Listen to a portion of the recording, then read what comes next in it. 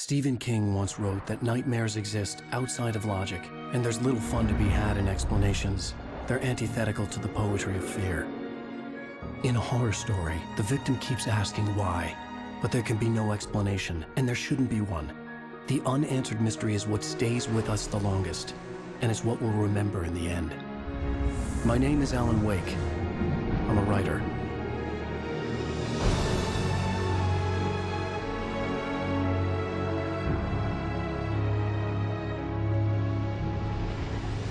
I've always had a vivid imagination, but this dream unsettled me. It was wild and dark and weird, even by my standards. So yes, it began with a dream.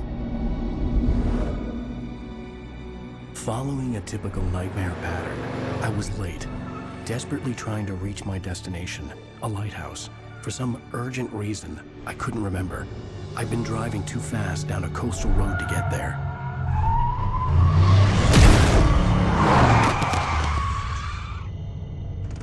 I'd seen the hitchhiker too late.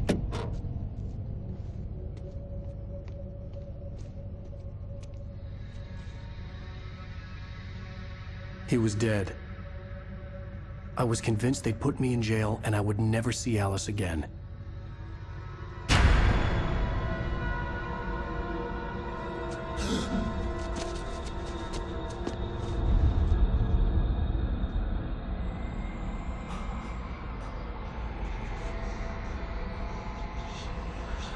Suddenly, his body was gone. I was in shock from the crash. I could hardly stay on my feet.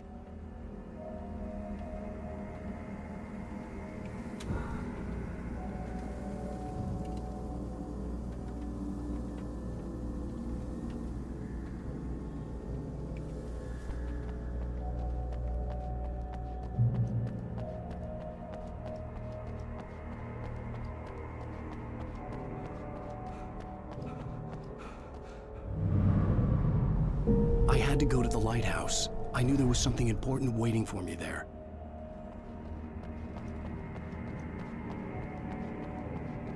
The bridge had collapsed. I'd have to find another way to the lighthouse.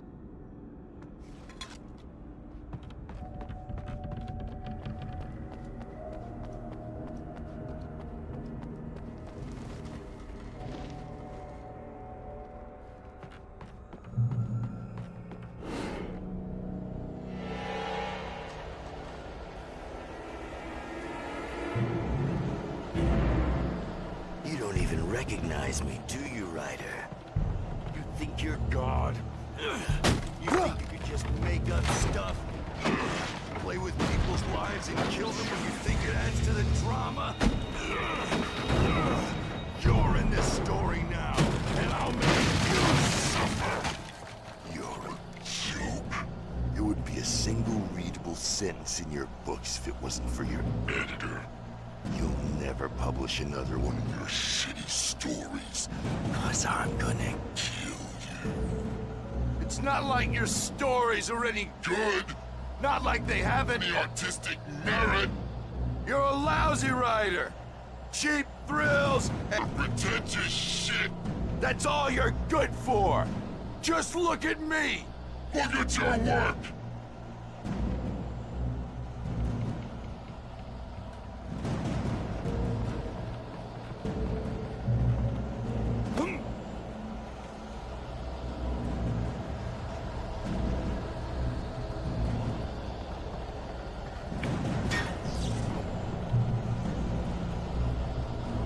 You missed your deadline!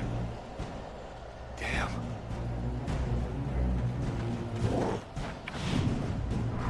You can't stop me!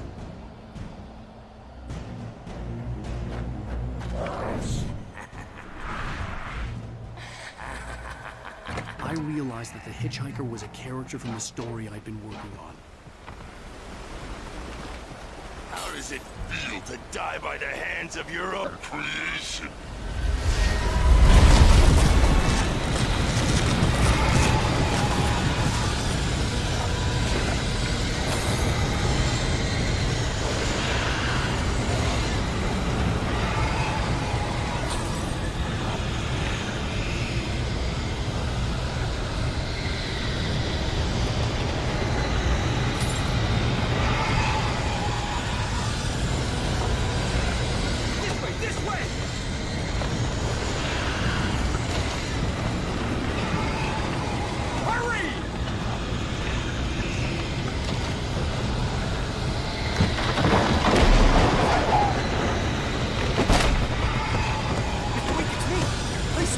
camera?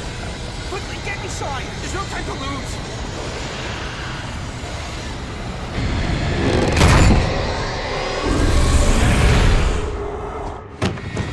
Oh no! Stop! No! Damn it, die!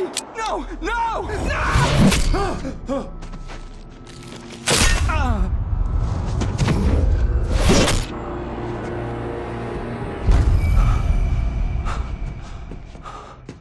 I was trapped. There was no way out.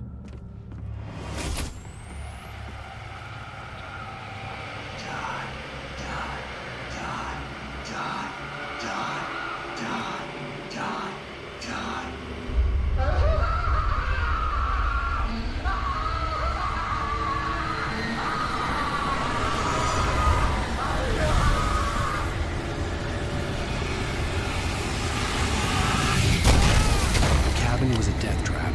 I had to get out.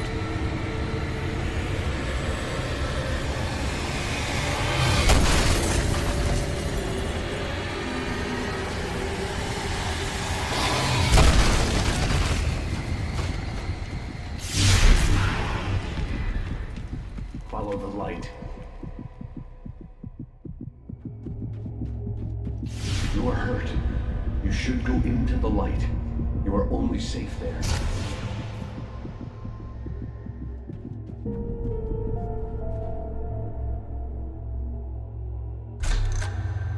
Well done.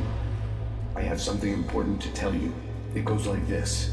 For he did not know that beyond the lake he called home lies a deeper, darker ocean green, where waves are both wilder and more serene. To its ports I've been. To its ports I've been. Do you understand? No. Follow my light.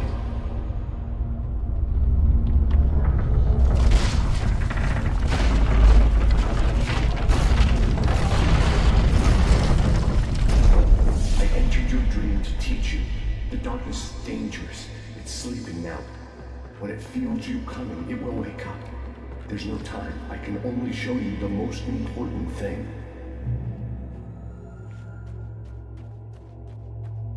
The hitchhiker has been taken over by the dark presence. You can't hurt him now. The darkness protects him from all harm. Only light can drive the darkness away and make him vulnerable again. Here, take the light.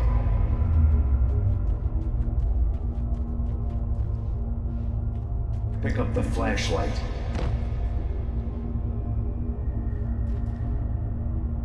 Turn your flashlight toward him and burn the darkness away.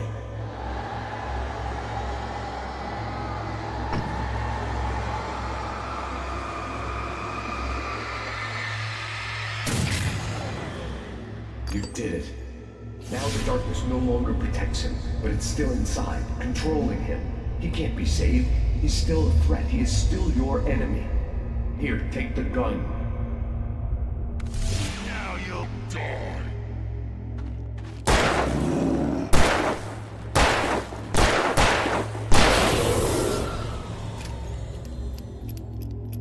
Good. You've done well. Remember what I've taught you. That is all. I will give you back your dream now. In the nightmare, a terrible darkness was taking over the world. The lighthouse was the last safe place on Earth.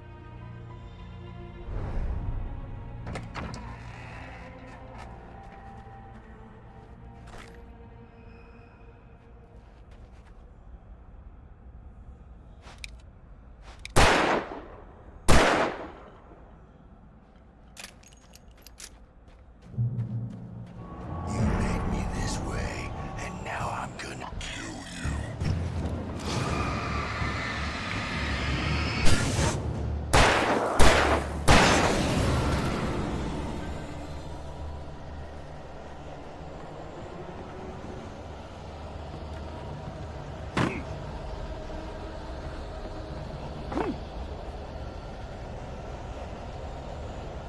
This is it, Wake.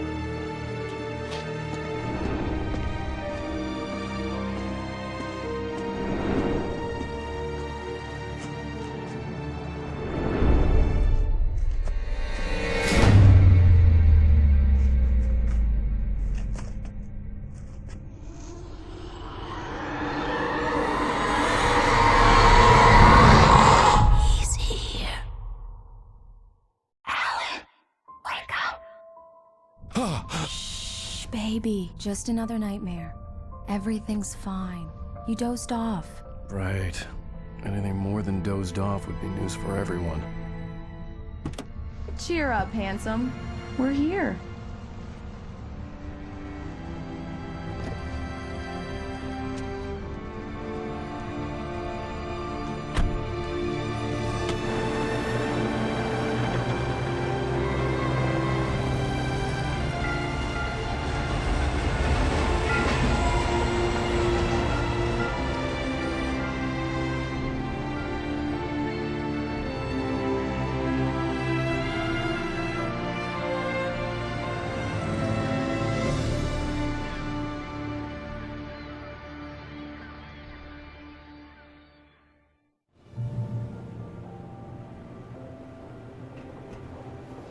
Let's act like we're on vacation.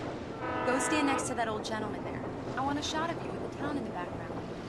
Sure. I'll even give you a title for the shot. A city boy, moments before he got eaten by a bear. Hi. Hello there.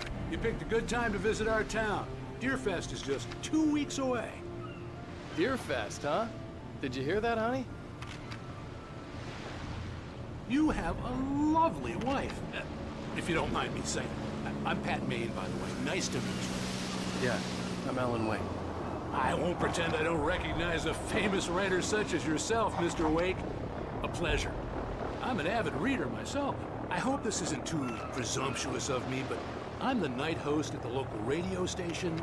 Any chance I can get an interview? Look, Mr. Maine, I'm on vacation. In fact, I'd appreciate it if we could keep my being here just between the two of us. I'm sure you understand. Fair enough. You can trust me to be discreet. Not a hard man to track down if you change your mind, though. I hope you two have a lovely holiday. Very nice. I got a couple of really good ones. And I see you made a friend. That's cute. Right. Yeah? Hey, bestseller. How's my favorite writer? Are you there yet? Barry. Yeah. We just got here. Are the locals giving you trouble? Just say the word and I'll hop on a plane and come make sure that you're left alone, Al. No, Barry, we're fine. Great, great. Just want to make sure you can relax and recharge. So, how is the place? Has it gotten your creative juices flowing? Barry, we're just settling in. Okay, Al. I'll call back later to make sure you're doing okay. And you call me if there's a problem, okay? Okay.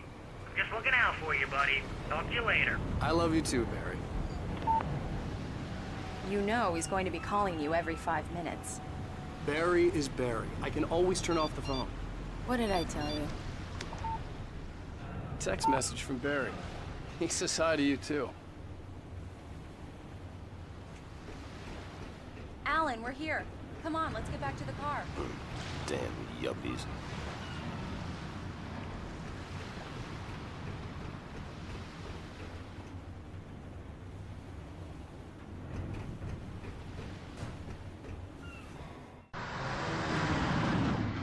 We need to stop at the local diner to get the cabin key from the landlord, a Mr. Carl Stuckey. He's waiting for us. I'll go fill her up while you get the key. I'll pick you up here in, say, 15 minutes? Sure. Alan, thank you for coming here with me. I love you too. Go on. I'll promise to behave.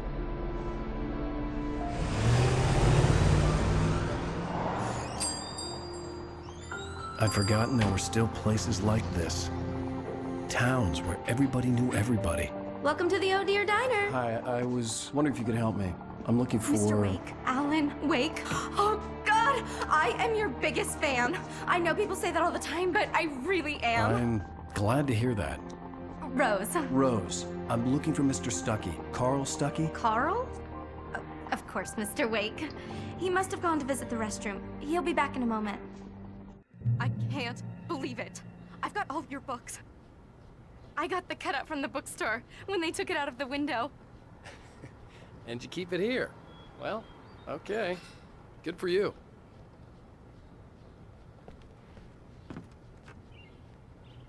Try the coffee. Just don't blame me when you fall in love, 'cause it'll break your heart when you have to leave. Rusty here is no longer human. Nothing but black coffee under a thin layer of skin. Yeah, that makes two of us.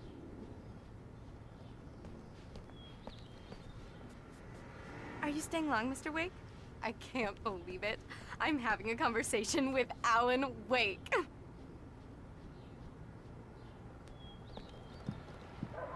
Are you on your own, or is your wife with you? Right. I can show So you the much town if for you want. quiet vacation. I get off work at 6.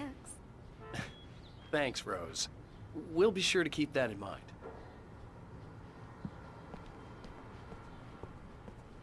Do me a favor, Sonny.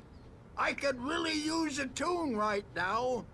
Coconut, number 6 in the jukebox. I'd do it myself, but both of my legs have gone to sleep. Bad circulation. Yeah. Are you serious? Coconut again? You disgust me. Call yourself a rocker. Unbelievable. Ha!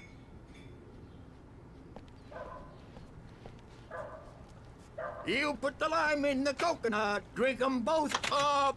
Just because we're brothers, don't think I won't murder you in your sleep. It does that. Get stuck. Yeah, you need to give it a good solid whack.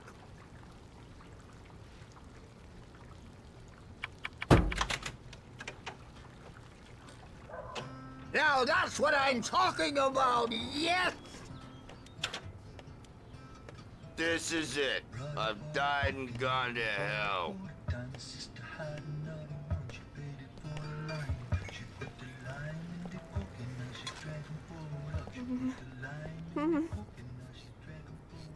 Don't go in there, young man. You can hurt yourself in the dark. I think I can handle it, ma'am. I didn't want to wait. I wanted to find You don't Stucky, wanna die, to get the do key you? and get out as soon as Worse. possible. The waitress was giving me a headache. But he Overeager didn't fans listen. always did.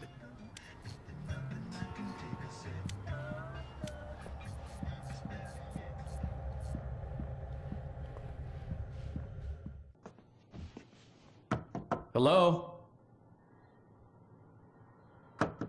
Mr. Stucky? Carl couldn't make it. Unfortunately, he was taken ill. But I have the key for you and instructions on how to get to the lake. Okay. I wish you a good stay in my cabin. I'll come by later to check how you've settled in.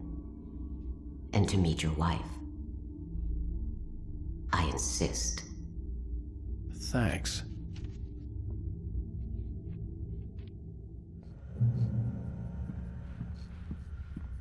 Cauldron Lake is a special place.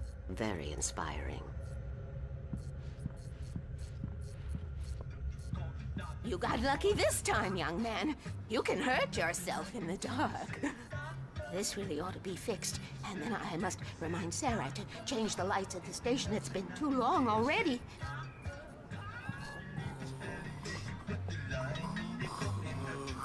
Even that sounds better than your singing. Are you all right? Splendid, splendid! Damn hernia. It swells up like a balloon if I lift anything heavier than a spoon. Yeah, splendid, splendid. It's been a long time, Tom. Good to see you. Hey, you wouldn't happen to have a bottle out, would you, Tom? I wish.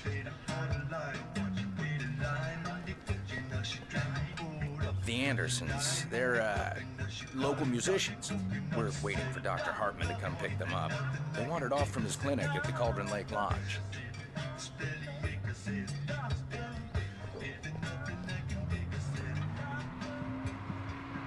Bye, Mr. Wake.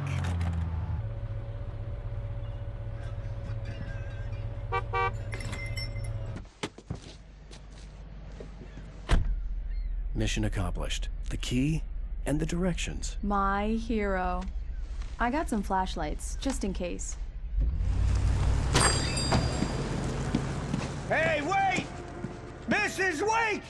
Your keys!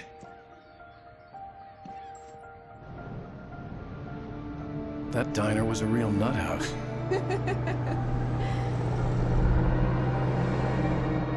Can you believe this place? This would make a wonderful setting for a book. We're supposed to be on vacation, Alice. I'll figure it out when we get back home, okay? Okay. We can talk about this later. Batman here on KBFF. I didn't want to talk about it. I wanted to bury my head in sand. Here's another one of my favorites to go with it. Once upon a time, I was a successful writer, but that was a long time ago. I hadn't been able to write a word in 2 years, not since my last book. And now the weather. It's gonna be a clear night, so you folks in the big city might want to look up every once in a while, see those stars winking down at you. It gets pretty dark out here, but they'll light your way.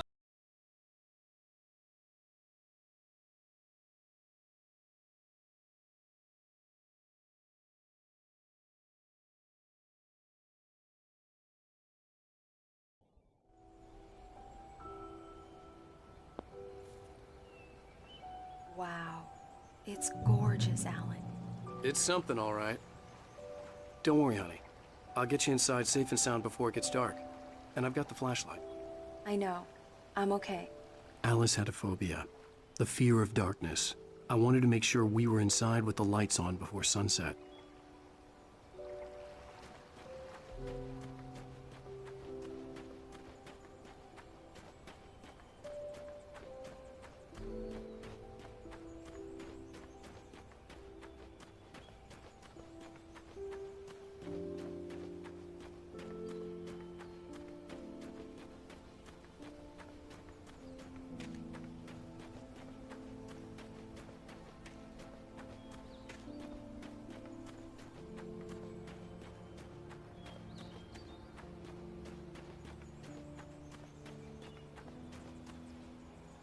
The cabin obviously got its name from the shape of the island.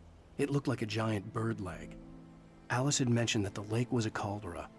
There was a dormant volcano under it.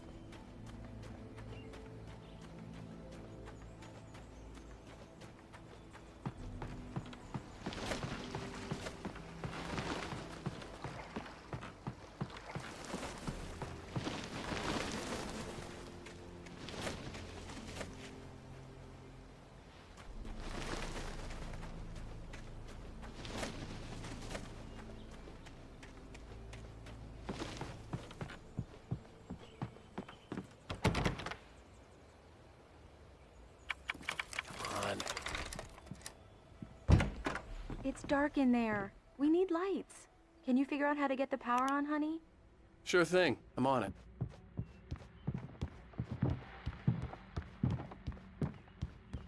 Hello? Anyone here? For a moment, the oppressive feel of the nightmare I had seen on the ferry returned. Damn.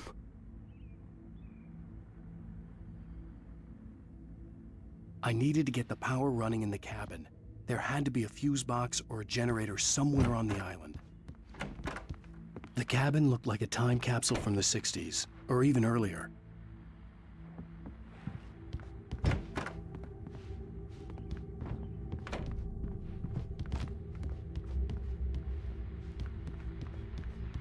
The power cable goes to that shed over there.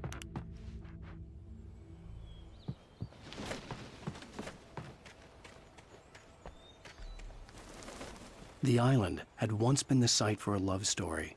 Maybe it would be that again.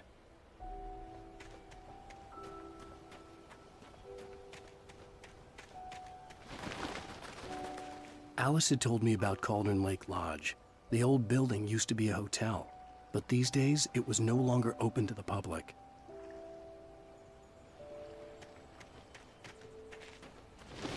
An old generator had been connected to the power cable.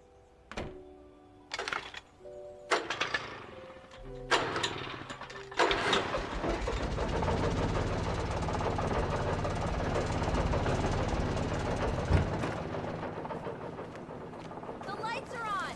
Good work, honey. I'll freshen up a bit and start settling in. Okay, I'll look around a bit. Sure thing! Have fun!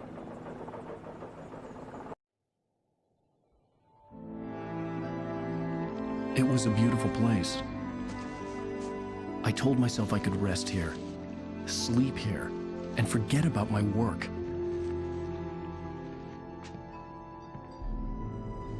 I thought we could be happy here.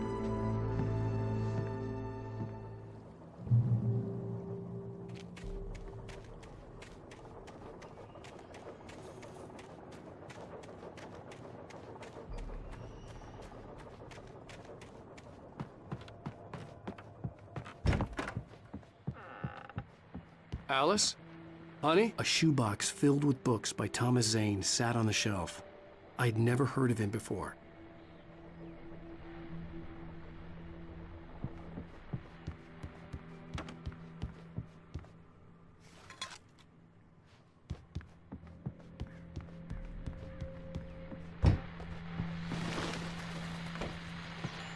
The Deerfest guests have already started to arrive. Just ran into one on the ferry. A famous artist, no less, but we'll see if we can rope him into an interview later on. Now, let's go to the phones. Caller, you're on KBF-FM. Hi, Pat. It's Rose. Why, hello, Rose. What's on your mind? I know who that famous artist was. It was Alan Wake, wasn't it? He's my favorite writer. Well, Rose, I just saw him at the diner. Oh, I am so excited he's here. I'm sure he's glad to be here, too. Well, folks, I guess the secret's out. This is Pat Maine on KBF-FM, and now some music. Great. So much for keeping a low profile. The old door had played a trick on me. Alice wouldn't have come out in the dark.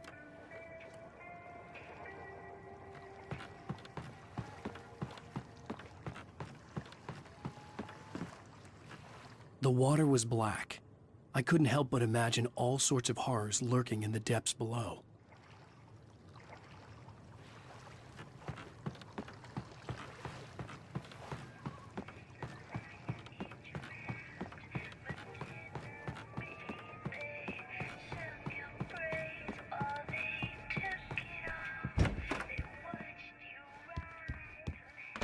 Alan, I'm upstairs. I have a surprise for you. Well, hello there. I'm not the surprise. It's in the study. Go take a look. Okay.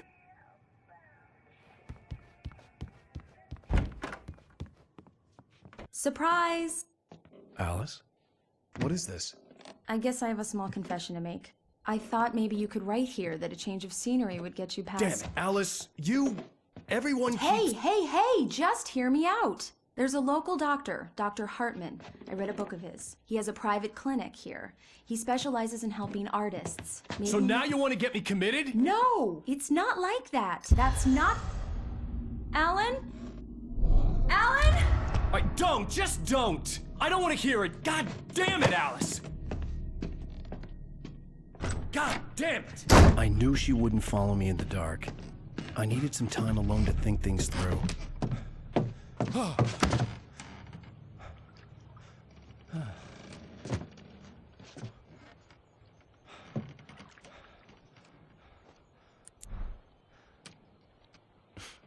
Damn it.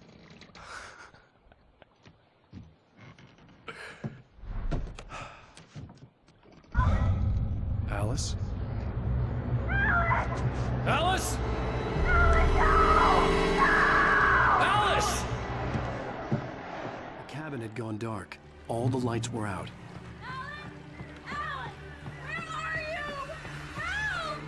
Alice, I'm coming! It's all right, I'm coming! What the hell?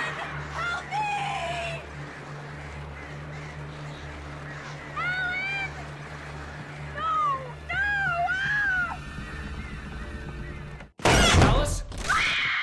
Alice?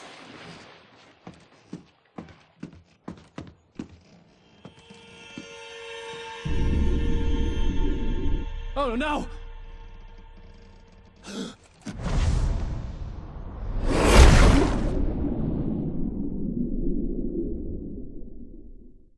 Keep going. Wake up. Alice?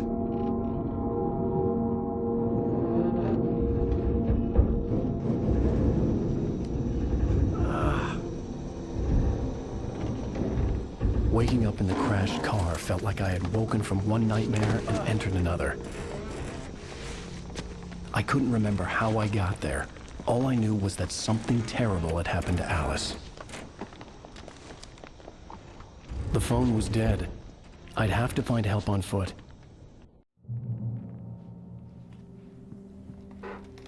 Among Alice's things was a book, The Creator's Dilemma, by a Dr. Emil Hartman. Seeing the book brought back my fight with Alice. I didn't like it, and I didn't like the guy's smug face on the cover either.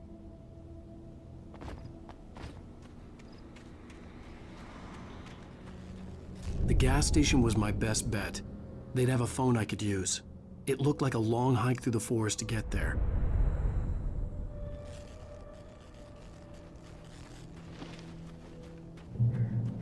Damn.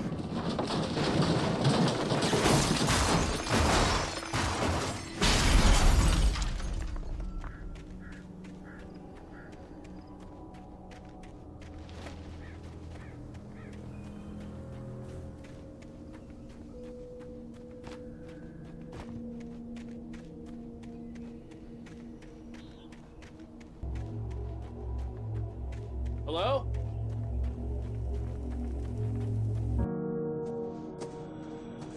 Hello?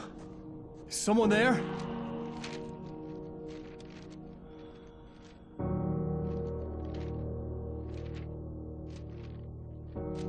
The loose sheets of paper were pages from a manuscript entitled Departure. That was the name I planned to use for the next novel I had never gotten started. I was named the author. I hadn't written it. I couldn't remember writing it. In the scene on the page, the hero was attacked by an axe murderer in the woods at night.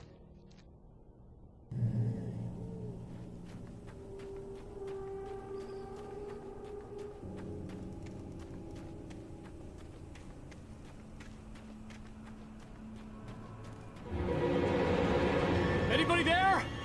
Please, I've been in an accident.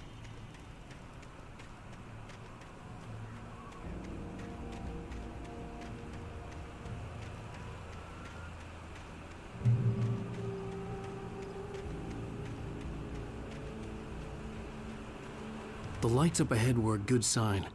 Maybe I wouldn't have to hike all the way down to the gas station to find a phone.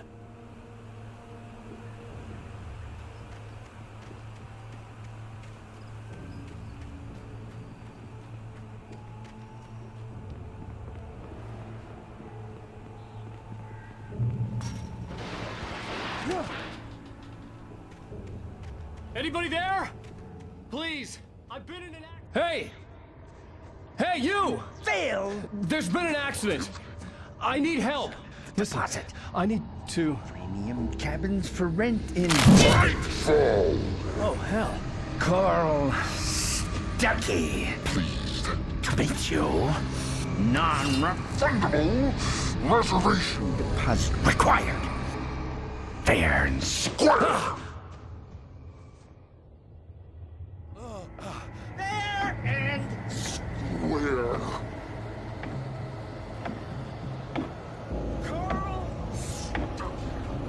Please. Premium.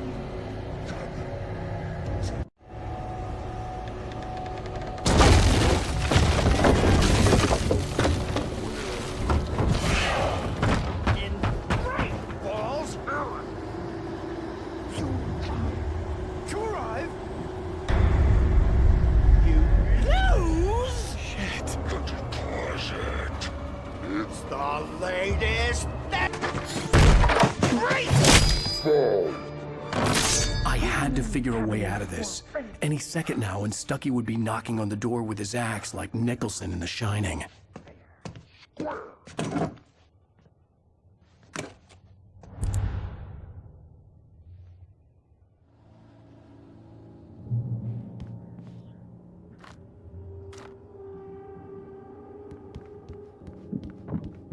bring your recommend. Trying it's the latest thing. Incontestably proven health benefits. Let you kill 2 birds with 1 stone. You can see the sights and keep those cholesterol levels down at the same time. Yes. Bright Falls Sheriff's Station. How may I... Hello? Hello?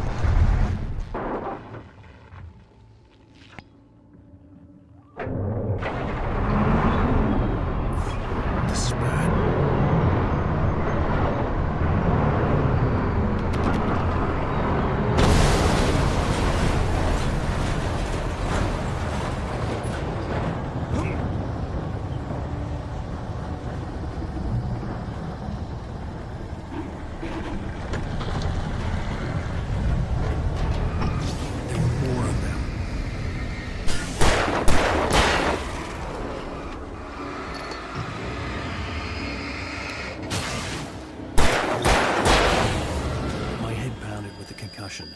I'd never fired a gun outside a shooting range, and now I just killed someone.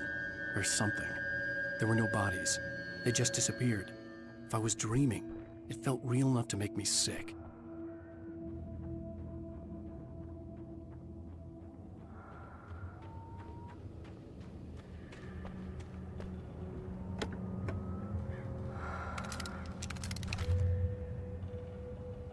Eerie hand-painted graffiti was revealed by my flashlight. Someone had hidden a chest of supplies near it.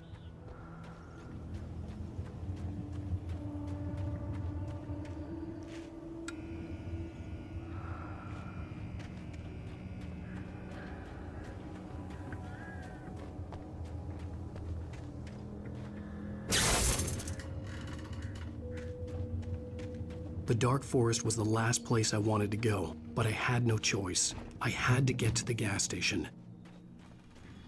It's rabbit season.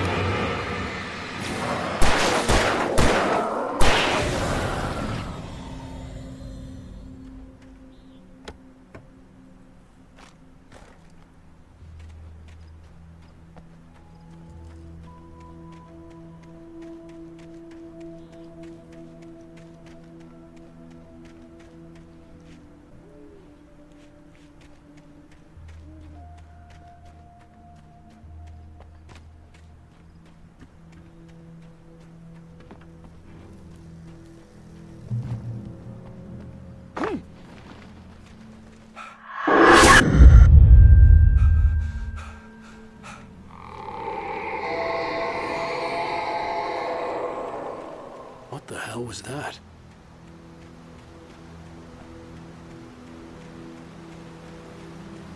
When I saw the river below, something uncoiled itself inside my head. I realized that I'd have to find a way across. I didn't even want to look at the water.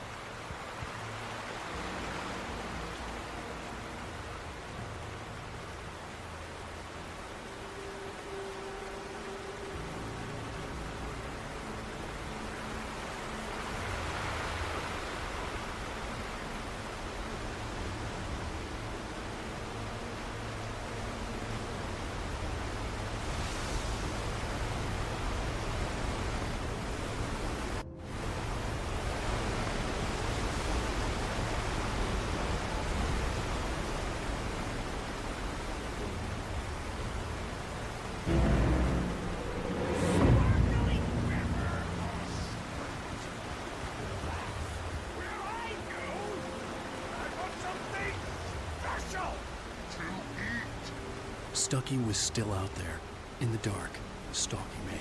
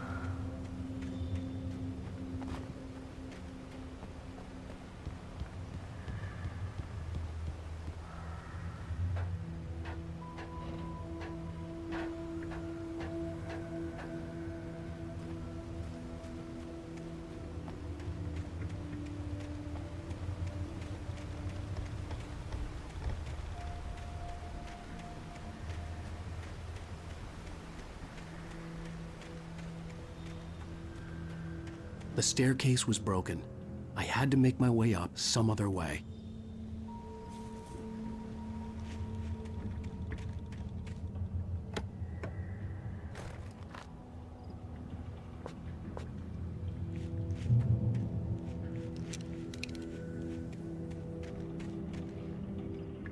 There was no power. There was bound to be a generator somewhere at the logging site.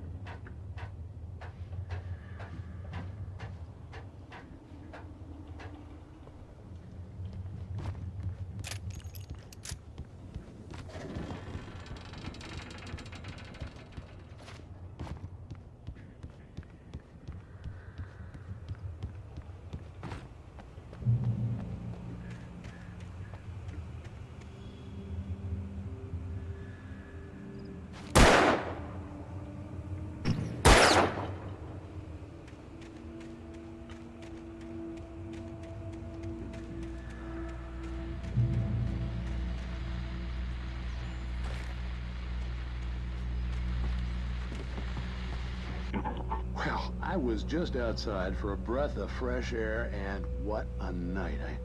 I know most of you are probably in your beds by now, but if you're still up and around, take a moment. Step outside for a spell and breathe in deep. The weather is absolutely still. The sky is crystal clear. It's like the forest is quietly breathing along with you. As you listeners know, I'm a night owl, and it's on nights like this I wish I wasn't cooped up in the studio. Makes an old man like me wish I could just roam wild. But here I am, and who'd keep you company all night long if I weren't? It looks like I'm not the only one staying up late. Caller, you're on the air. Hey, Pat, it's Maurice Horton. Hello, Maurice. What are you up to? Well, I was just taking Toby on his walkies. Oh, isn't it beautiful out there? Sure, but Pat, the reason I called is that Toby heard something rustling in the undergrowth and took off after it, and I couldn't find it. Probably a rabbit. Sure. Toby loves rabbits. Well, sure. Anyway, I figured that, if anyone runs into Toby, they could grab him. My number's on his collar. And Toby's a friendly dog? Toby loves people. Usually he comes back, but we were pretty far from home, and it sounds like he went pretty wild there. Great dog, but he was just too dumb for his own good. Well, Maurice, it's out there now. Hope Toby comes home soon. Yeah, thanks. You have a good night now.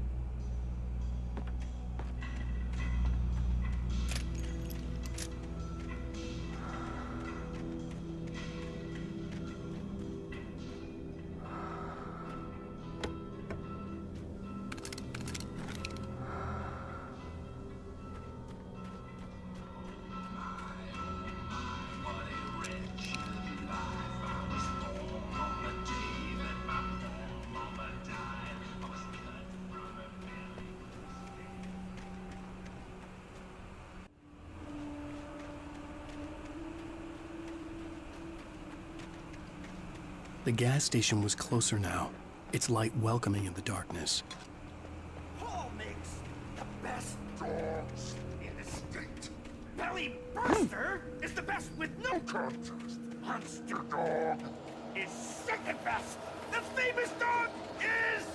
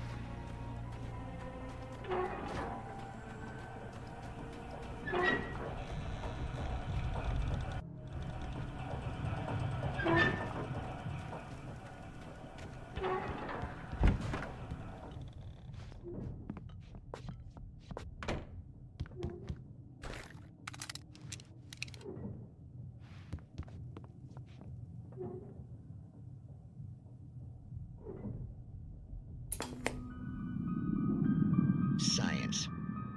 It bestows immortality on those who advance it to elevate all of mankind. Newton, Einstein, Sagan, princes among men. But the price for such a legacy is steep indeed. In Night Springs. Tonight's episode, a quantum suicide. If our lives are already written, it would take a courageous man to change the script. Having called a press conference, Dr. Barclay Colvin is about to demonstrate that very courage. Ladies and gentlemen of the press, I am Dr. Barclay Colvin, and I'm glad so many of you could join me here at the Moorcock Institute. Tonight, I'm going to give a practical demonstration of the many worlds interpretation. As you can see, this is a loaded 9mm pistol. It shall be part of a thought experiment. And now, a real experiment, known as a quantum suicide. Did he say suicide? Is that a real gun? He's kidding, right? Please, stay calm. There is no risk. Observe what occurs when I place the weapon against my own forehead. Now, you might think this round is merely a dud. Not so. Observe the flower pot. And yet, I myself cannot be harmed with this gun. With each pull of the trigger, two new realities branch off. One in which the weapon didn't fire, and one where it did. With my machine here, I have ensured that this reality is always the former. I have bestowed upon myself quantum immortality. Under no circumstances can this gun kill me. So wait. What you're saying is that every time you pull the trigger, in another reality, you die? Yes, of course, but that's completely trivial. There's an infinite number of things that could happen at any moment, and they always do happen somewhere. The point is, this one thing did not happen here. You're insane, Colvin. Insane? Insane? Hey, was this thing supposed to be plugged in? I stumbled on it. You fools! Gaze upon quantum immortality.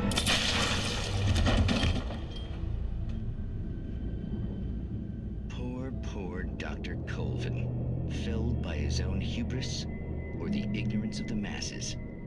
Perhaps he should have left the crate unopened, the decaying atom unobserved. Curiosity often kills the cat in Night Springs.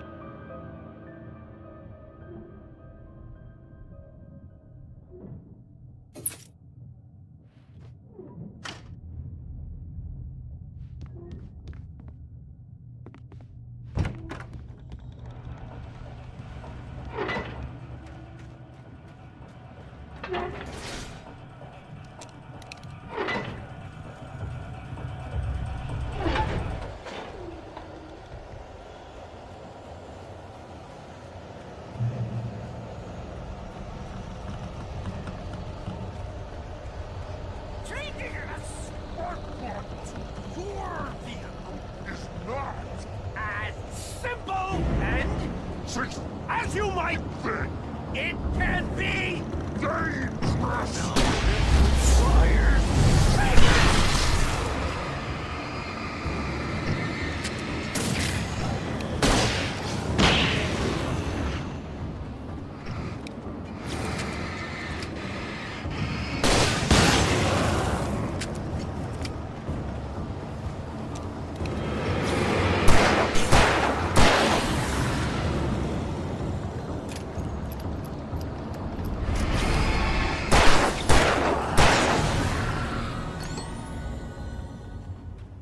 Stucky's body vanished, leaving behind only a lifetime of nightmares to come, assuming I'd reached the lights of the gas station alive.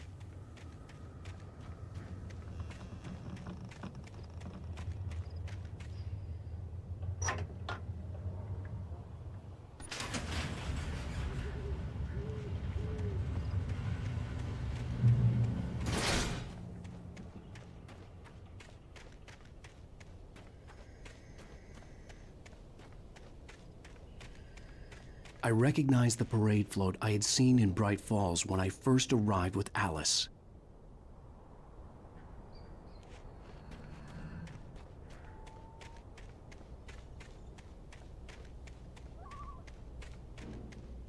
After the insanity I had just experienced in the darkness, the lights of the gas station felt comforting.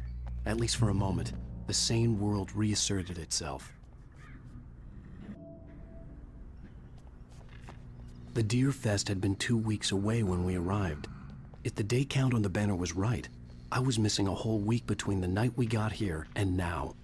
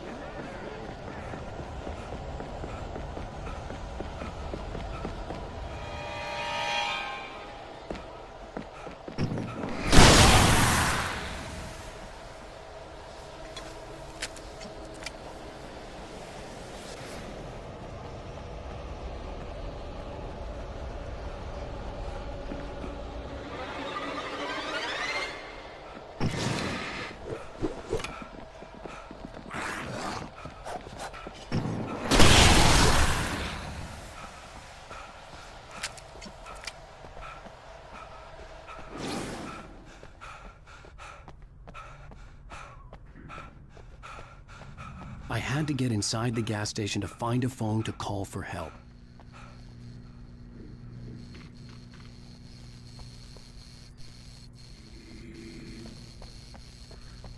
The garage was a mess. It looked like someone had trashed the place, or that there'd been some kind of fight. All right. I'll keep writing. Outside, there's only darkness. Outside the cabin, outside the story, there's only darkness. I can feel her presence in the dark. Just now, I could smell her perfume in the room. I'll reach her. I'll fix it up. I'll bring her back. The story will come true. If I stop, she's lost. I don't believe this. It'd been me on the TV, talking crazy. Was I losing my mind?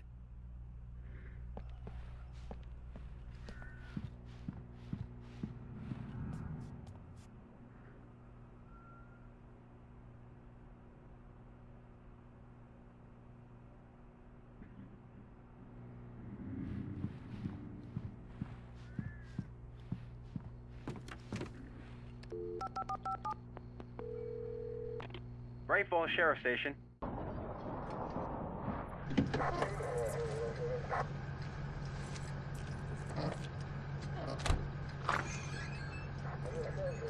Oh, thank God, Sheriff. Sheriff Sarah Breaker, you are... I'm Alan Wake, but listen.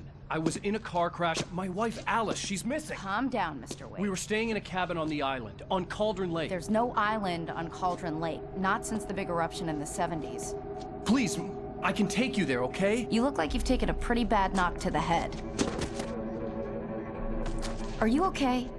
Listen. We'll figure this out. Please get in the car. We'll swing by the lake and then we'll go to the station, okay? Mr. Wake, have you seen Stucky, the guy who owns this place? I realized I couldn't tell her what had happened in the forest. She wouldn't have believed me. And then she wouldn't have helped me with Alice.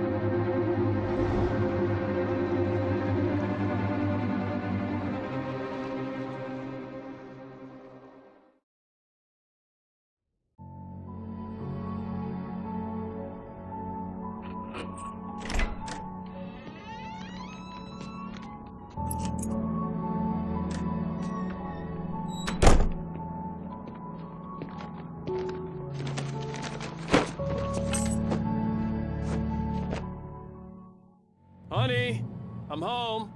Back here, sweetie. How was it? Worst weather I've ever seen. You should put some coffee on. It'll warm you up.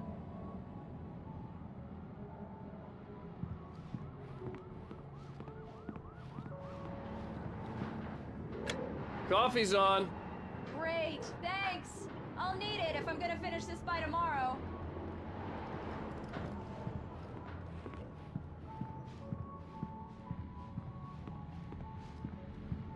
Oh, hey, I just finished those cover mock-ups. They're on your desk. Tell me what you think. No kidding. I didn't think you'd get them done this quickly. On occasion, I can perform all sorts of miracles, my dear. Oh, really? Well, you seemed to think so last night.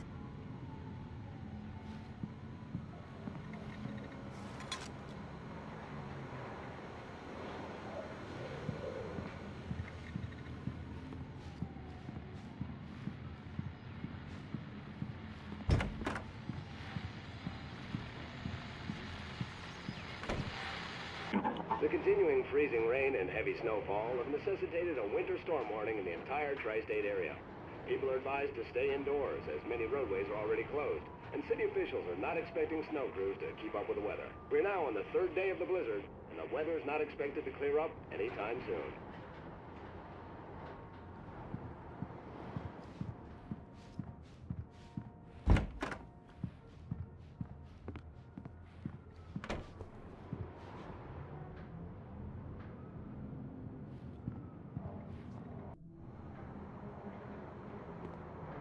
These look really good. Oh, sure, until Barry gets his hands on them. Which, by the way, will happen over my dead body. The last time was the last time. Oh, and speaking of Barry, he called. Alan? Alan, please check the fuse box. I'm right here. I'm on it, honey. Please hurry. I'm right here, baby. I'm fine. Just get the lights back on, now, please.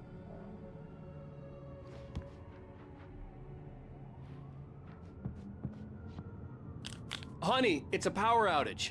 I've got the flashlight. Okay. Hi. You okay? I'm sorry. It just really spooked me. Don't worry. We'll just break out the candles. I know it's stupid, but it's just... especially when I'm not prepared for it, you know? It gets to me. I love you. Tell me a story, writer. Okay. I used to have these nightmares when I was a kid. The dark really spooked me, too. When it got really bad, my mom gave me this old light switch. She called it the clicker. The clicker, huh? Yeah.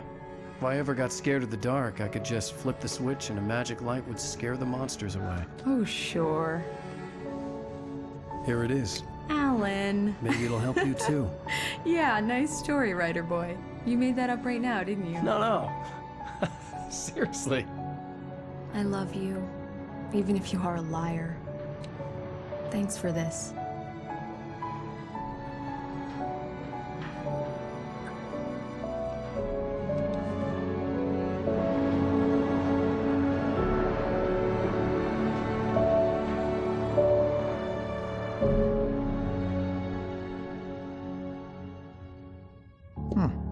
How do you feel, Mr. Wake? Any nausea, disorientation, anything like that? Mr. Wake, how are you feeling? I'm okay. My head's fine. I had to lie about my headache and memory loss. He'd send me to a hospital for tests. I couldn't leave without Alice. Very well. I don't think you have a concussion, but you've obviously been through quite a shock. You should take it easy for a couple of days. Thanks. Well then, Mr. Wake, we're done here. If the pain gets any worse or you experience any other symptoms, you should come see me. I'll let you get on with it then. Sarah, Sheriff Breaker, is waiting for you. She's very good at her job. I'm sure she can locate your wife in no time. Doc Nelson was the image of a small-town doctor. Sheriff Breaker had called him to the station to take a look at the cut in my head. I'm sorry you had to cut your morning fishing short for this, Doc. Oh, she's a beauty, ain't she? Not the biggest I ever caught, if you can believe that coming from an old fisherman like me, but she's right up there. Now, she's a largemouth bass, which is what you're after if you prefer a lure. Now, if you want either trout or salmon, on the other hand, then it's fly fishing for you. You a fishing man, Mr. Wake? Oh, doesn't really matter, I suppose. But it can be very relaxing out there. You can't get me off the water this time of year. Closest thing to heaven. I'll take your word for it, Doc.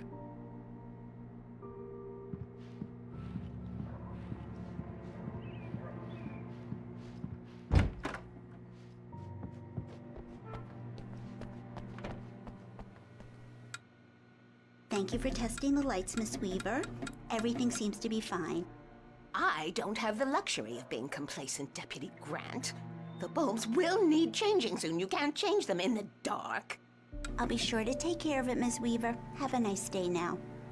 Very good. I'll come back later on to remind you, just in case. Mr. Wake, the sheriff is waiting for you in her office down the corridor. That was Cynthia Weaver. I guess you can call her the town eccentric. She used to be the editor of the local newspaper, but she's focused on, other things these days. She'd fit right in where I come from. As you can see, she's a little obsessed with maintaining the light bulbs of the whole town, refuses to step on shadows, things like that. Back in her day, she wrote about all sorts of weird things in the paper. Bright Falls has a colorful history. Of course, what small town hasn't?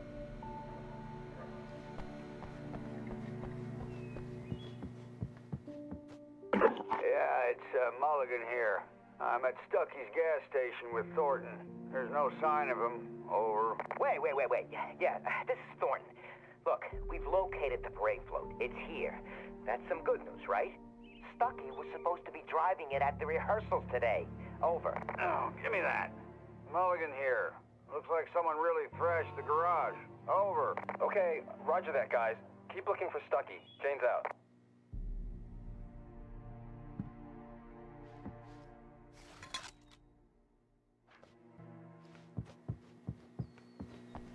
The sheriff wants to see you in her office, Mr. Wake.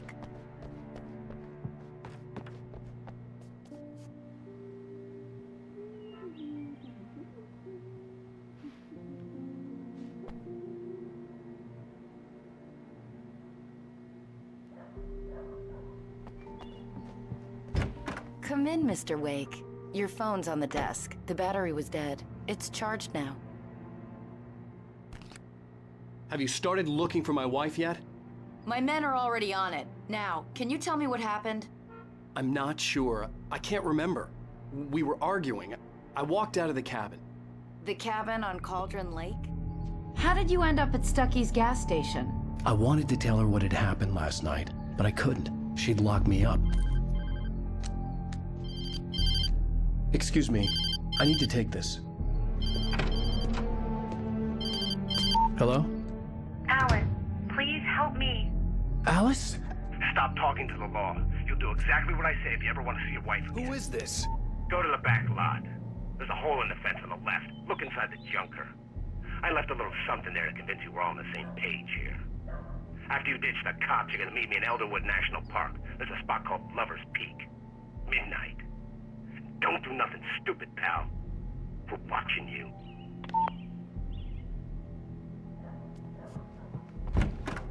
I need some fresh air. Can I go out? In the back, maybe? Of course, Mr. Wake. I understand. You can get there through the cells. Deputy Grant can show you the way. I'm sorry. All of this, it's just a lot to take in. Take your time, Mr. Wake. I understand. Can I ask you what the call was about, Mr. Wake? It's personal. Well, we are looking for your wife, and I'm going to need your cooperation if I'm going to help you. I need a moment, after I get some fresh air. Okay. You can find me here. We'll talk when you feel up to it.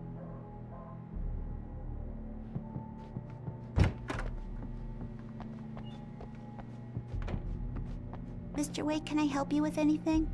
I need to get some air. The sheriff said I could go out back. Of course, Mr. Wake. You can get there through the cell corridor. Just don't mind Walter in there. He's one of our regulars. I thought he quit drinking for good. Oh, no such luck. He went on a bender and beat Danny pretty badly. He started shouting like that the moment he woke up.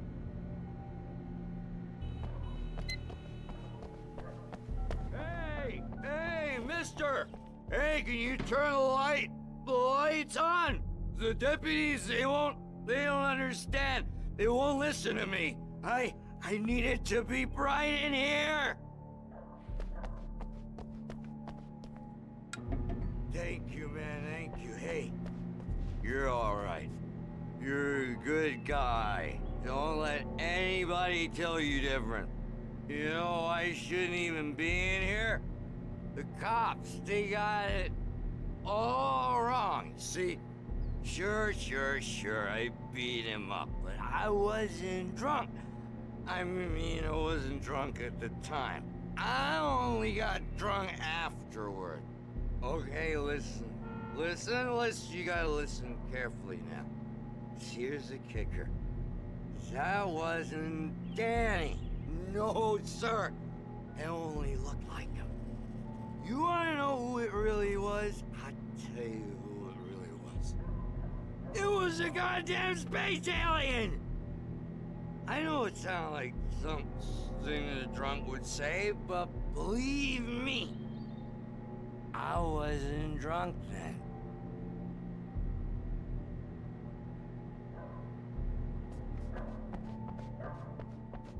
I told him, oh yeah, well, I don't hear.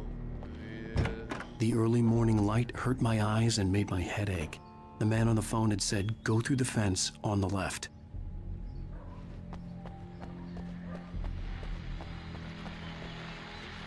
Well, folks, it's been another long night, and it's about time for me to sign off for a while. God knows I need my beauty sleep. Just one more item before I go. It's been a busy night for the Sheriff's Department. We've had a few broken windows, even a report of shots fired on Main Street. Deputies Mulligan and Thornton had to deal with two intoxicated young men who were celebrating the completion of their Deer Fest float. Now, folks, we get this every year. I know it's exciting, the big day's almost here, but let's save it for the party and leave the gunplay for the shooting competition, huh? There's no point in getting all worked up yet.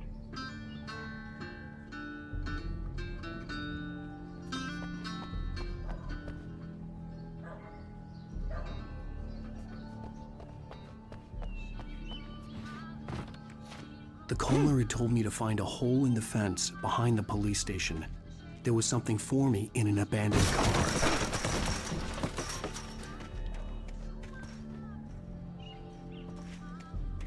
Alice's driver's license had been placed on the front seat. The caller meant business. Barry? Ow! Ow! Thank God! Where the hell have you been? I've been trying to reach you for a week, you and Alice. I've been worried sick. I flew out yesterday. I'm here in Bright Falls. Barry, listen to me. I'm at the sheriff's station. Come and get me. I can't talk now. Al, what the hell is going on? I had to get the sheriff to let me go. I needed to get to Elderwood National Park to meet Alice's kidnappers.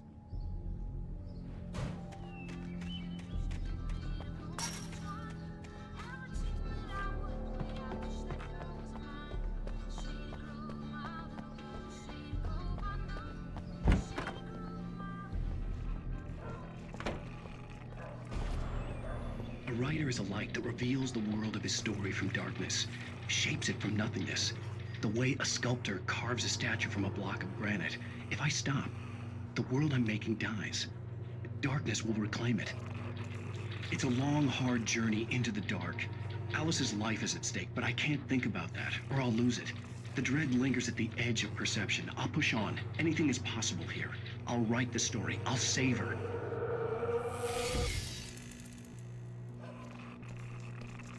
Marvelous, Sarah. I just wanted to settle all the damage the Anderson brothers might have inadvertently caused on their recent and regrettable little outing. They are not accountable for their actions, of course. I can assure you that my staff has been reprimanded. Tor and Odin never caused any trouble to anyone when they were still living at their farm. Indeed. All we can do is to slow down the progress of their dementia. Are you feeling any better, Mr. Wake? I'd like to leave. Am I free to go? Well, we still need to talk about... Am I under arrest? No, of course not. But I need to know where you'll be staying so I can get in touch with you. I'd avoid the motel. The Majestic is known for its roaches. The cabins at Elderwood are pretty nice, though. That sounds perfect. I'm Dr. Emil Hartman. I'd like to invite you to stay at Cauldron Lake Lodge. Did you talk to my wife? I had the pleasure of discussing your situation with her on several occasions. Did you set something up with her? I invited her here. My clinic is a place where... Oh! Hey! Oh my! Take it easy. Hey, nobody move! Get your hands off of my client! Who are you? I'm Barry Wheeler, his agent. If you have business with Mr. Wake, you talk to me. You yokels won't know what hit you once I sick my lawyers on your asses. No harm done, Sarah. I'm all right. I don't want to press charges. Mr. Wake, my offer still stands. Get me out of here. What the hell was that about, Al? We don't need a replay of that thing with the paparazzi. I thought they were gonna lock you up. I had to talk to someone. I told Barry everything. He thought I was certifiable, but when he heard about the manuscript, I had him. The fact that I'd written something, even if I couldn't remember it, was enough for him. He smelled money. And he believed that Alice had been kidnapped. Anything beyond that was another story. I had a midnight appointment with the kidnapper in a place called Lover's Peak, somewhere in Elderwood National Park. The plan was to rent a cabin. I don't like it, Al. I don't like any of it. It's not good. In fact, it's the absolute opposite of good. Mr. Wake! Barry, you found him. Hi, Rose. Oh, wow. I was just thinking about you, too. Great. I was just bringing Rusty some coffee. He's on the balcony, looking after Max. Poor thing. I really need to go. Great to see you again, Mr. Wake. Later! Who's Max?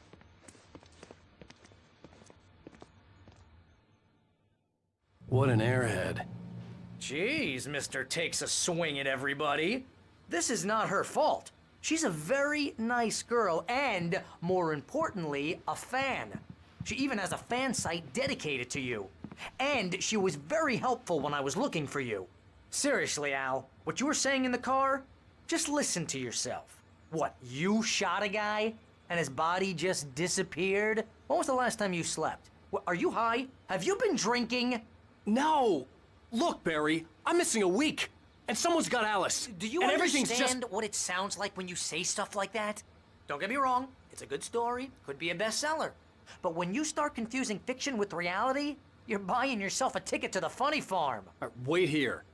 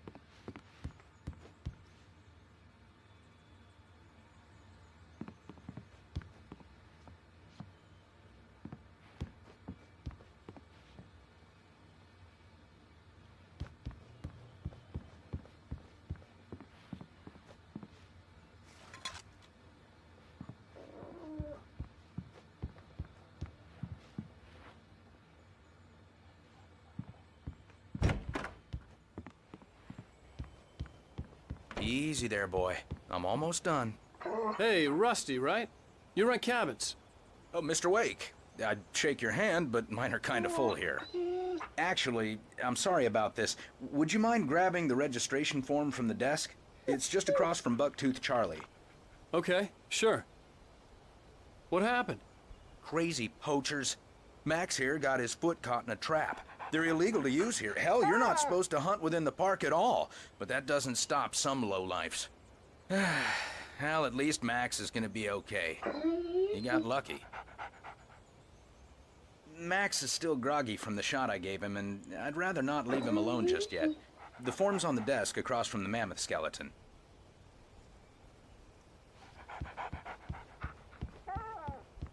Okay, boy. We're almost done here. Seriously, Al, you can't just go and meet a kidnapper. Those situations always end up in disaster. You gotta talk to the cops. She's my wife, and it's my call. Can we talk about this later? No. This whole thing... Listen, you hit your head. I mean, geez, Al, come on. You gotta understand how crazy all this sounds. If you're trying to pull a joke on me, freak me out, it's working. Ha ha! Let's have a laugh on Barry.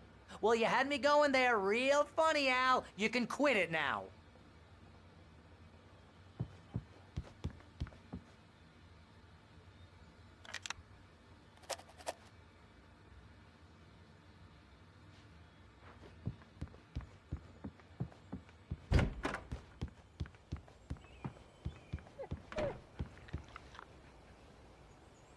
I think this is the form you wanted.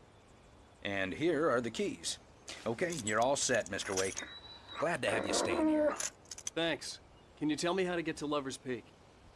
Oh, sure. It's at the end of the nature trail. Just follow the paths, you'll get to it eventually. It's an easy walk. Nice spot, too. If you have any trouble finding it, just keep your eyes on the radio mast. It's right below that. Oh, and hey, if you take a walk in the woods, watch your steps so you don't end up like Max. I guess I'm a little worried. We got a bunch of campers out there we haven't heard from. It's not like these people are on a schedule, but with the traps, well, you know. I just don't want any trouble. Right, thanks.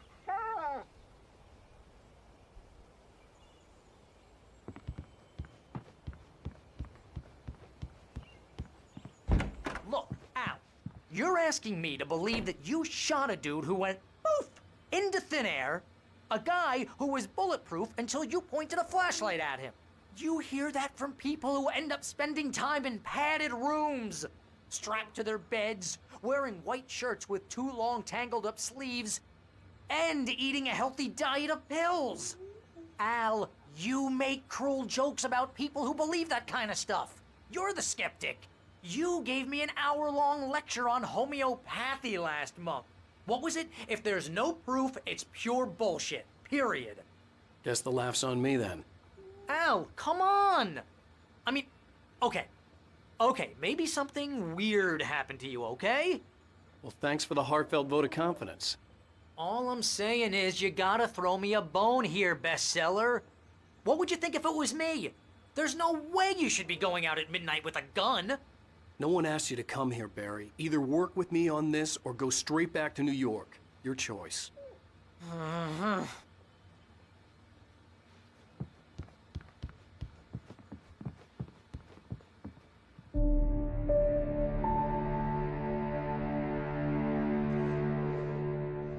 That's just crazy talk, Al. Al? Al? We should go to the sheriff or call the FBI. Damn it, Barry, they'll kill her! This is not a goddamn debate, Barry. I'm going to Lover's Peak. He said to come alone. Okay then. I understand. But you're my best friend and I'm worried that you're not right in the head. Tell me what to do to help and I'll do it. You stay here, and if I'm not back by morning, call the cavalry.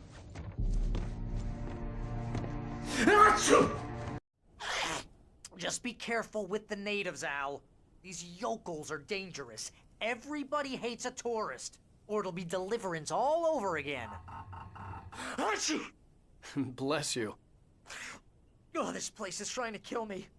I'll bet there's mold in here, spores, poison ivy, God knows what. This is so not worth a 15% commission. You want to know where you can shove that flashlight? Lock the door when I leave. Yeah, you go ahead and do what you have to do. I'll be fine. Alone, but fine. In a cabin straight from a horror movie.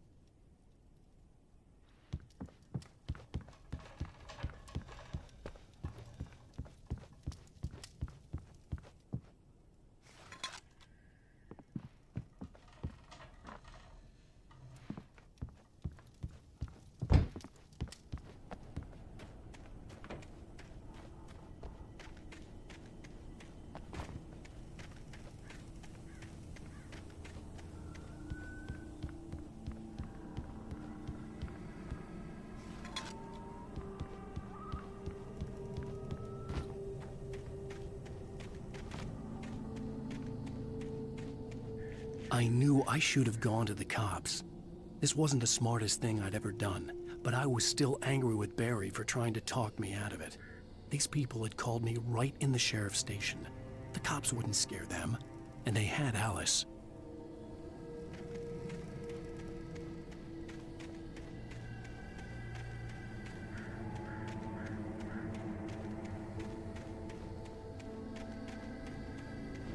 I'll wait here, Al. I'll hold down the fort. I'll be with you in spirit every step of the way, Al. Locking the door now.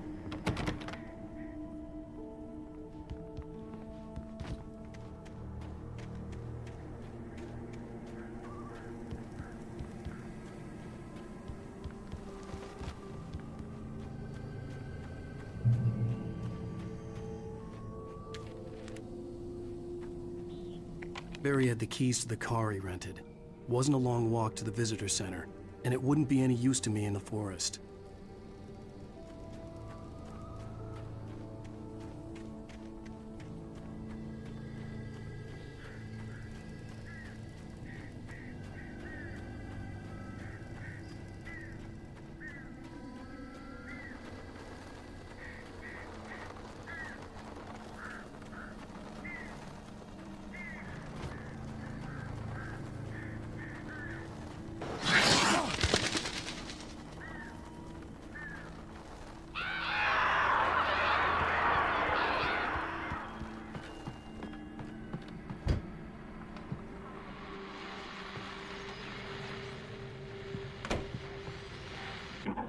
Welcome back to the show, folks. As promised, our very own Dr. Nelson has just parked his rear end in the studio. Doc, what's your Deerfest plan like? My plan? You make it sound a lot more organized than I ever seem to manage. Oh. No plan, really. Just taking the atmosphere. I'm getting a little too rickety to do much more than that, you know. Oh, tell me about it. No sack race for us older gentlemen, huh? Yes, exactly, Pat. But I'm going to check out the parade, of course. And I'll be one of the pie contest judges, too. Well, that takes a different kind of constitution. Oh, yeah. It's my kind of exercise. Now, Doc, seriously, you're in pretty good shape, though. You're the outdoors type. I know for a fact you're an avid fisherman. That's right. Matter of fact, just caught a heck of a largemouth bass early this morning. But you're not taking part in the fishing contest? No, not this year. See, Pat, I'm just not that competitive anymore. Now I just like to take my time and enjoy the peace of it. It's no fun if I need to worry about what I'm catching, you know?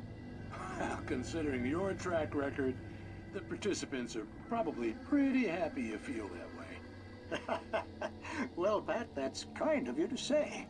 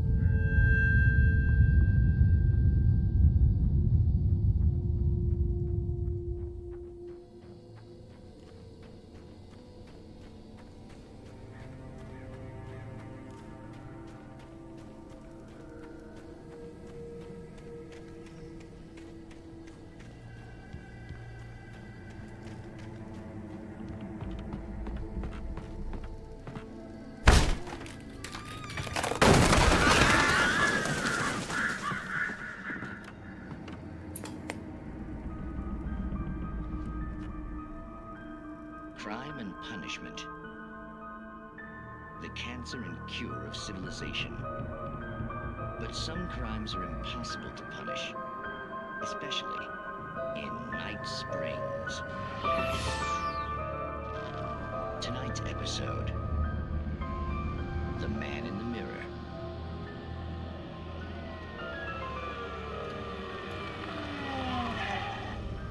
He's inside, Agent. He's a weird one.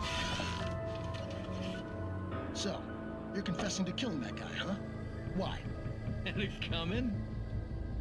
Yeah, but why would you do that? I mean, you're a nice guy. Normal. Took your kid to a soccer game. So how come at the game, you pick a guy and, quoting from the arresting officer's report here, assault the victim's head area repeatedly with the weapon of choice being a pair of bare fists? Wow, that sentence really flows, huh? Maybe you're not the literary type. Okay, so you mess him up. But why? Who was that guy? We couldn't ID him. Why would a guy like you do him like that? I didn't like his face? Well, you must have hated it, because you really went to town there. I mean, there's no way to tell what he looked like. No ID on him either. That must be difficult. But then we ran the fingerprints. Got a match. Your prints. Identical. Huh, how about that? Your son said you were wearing a white shirt when you took him to the game. The white shirt is on the dead guy. It's plenty red now. You won't get away with this. Do you really think that's in any way relevant to me? I had plenty of time to talk to my boy before the cops arrived, you know? He won't stop screaming, am I right? You think he's ever gonna be okay? I left my mark. Believe me. You bastard. What? You gonna shoot me? What's the point? I'm going to prison. You got me. I don't understand any of this. And you never will. Don't worry. Maybe you'll see me again, Agent. Maybe in the mirror.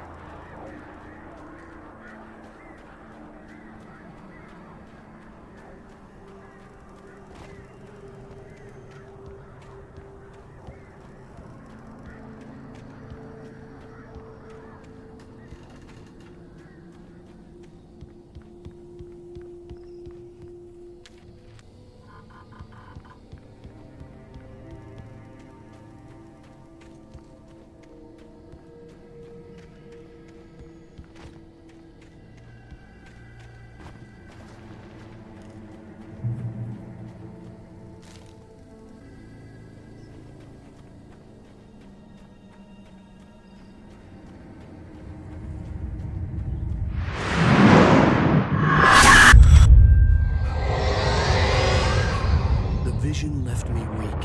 This was no head injury.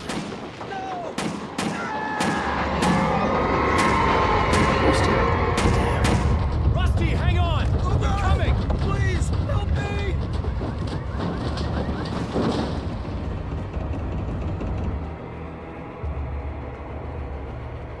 Anybody? Help me! Help me! Can you hear me? Anyone? Please,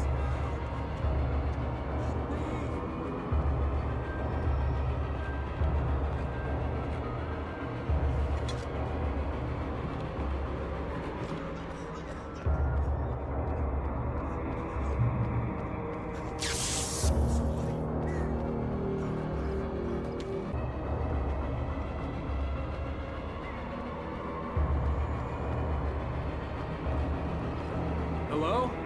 Back here! I'm back here! Mr. Wake? Oh, hell.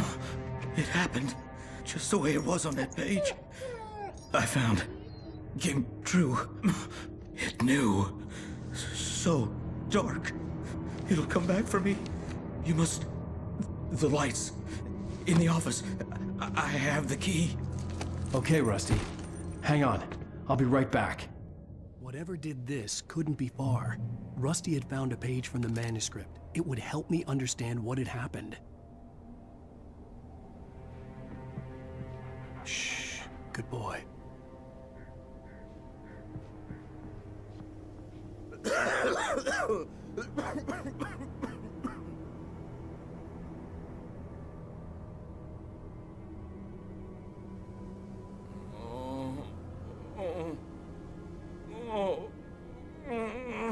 A presence so dark.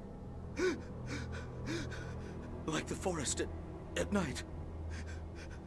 Woke up.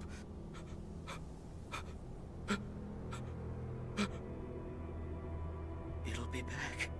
I know it will. It hasn't finished with me yet.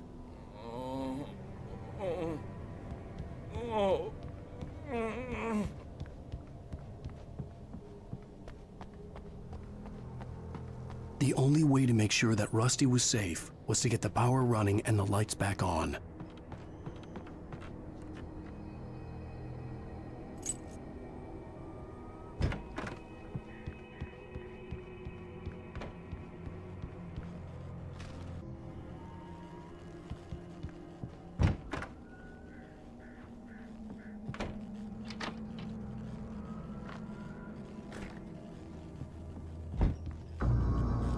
I was too late. Someone had destroyed the circuit breaker. There was no way to get the lights back on.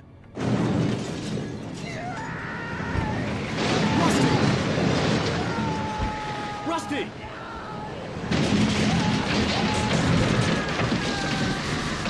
The ground was covered with oily patches that looked like liquid darkness.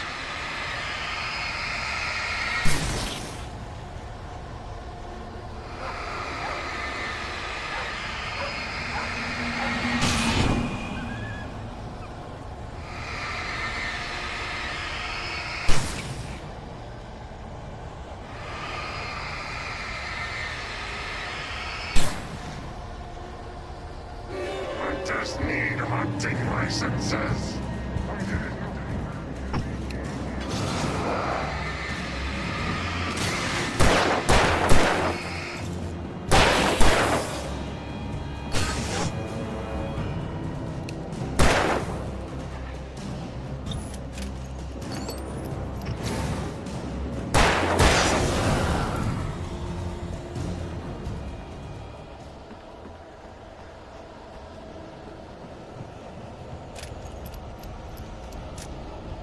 Something had torn a mammoth-sized hole in the wall. Please don't feed the animals.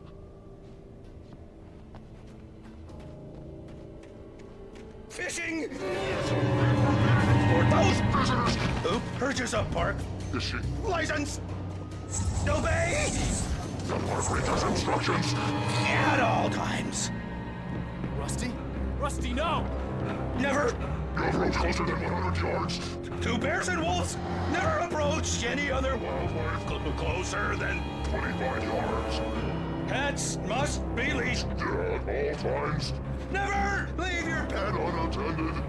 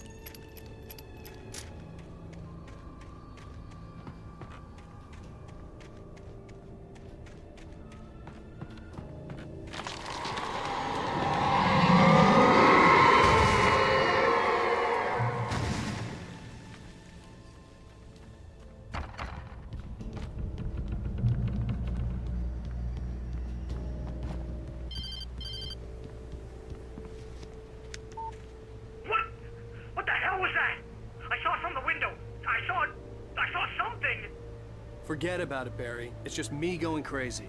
Oh, jeez. Oh, jeez. You're not crazy. I wish you were crazy, but you're not crazy. Ow, be careful. Stay in the cabin. Don't open the door for anyone. I mean it.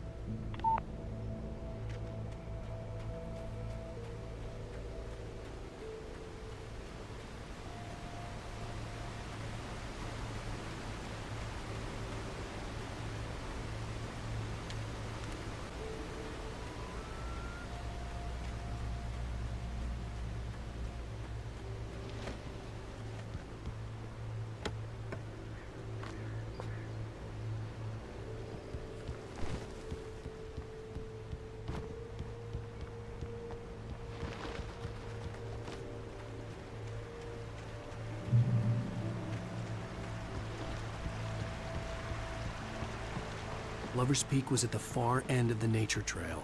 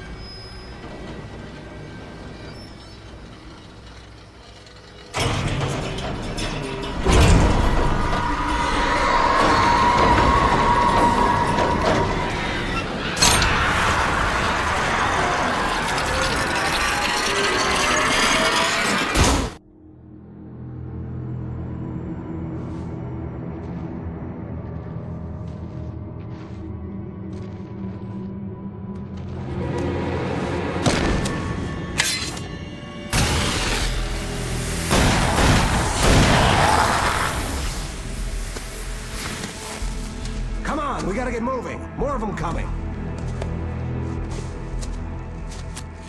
That flashlight's kid stuff. The flares will keep the bastards away.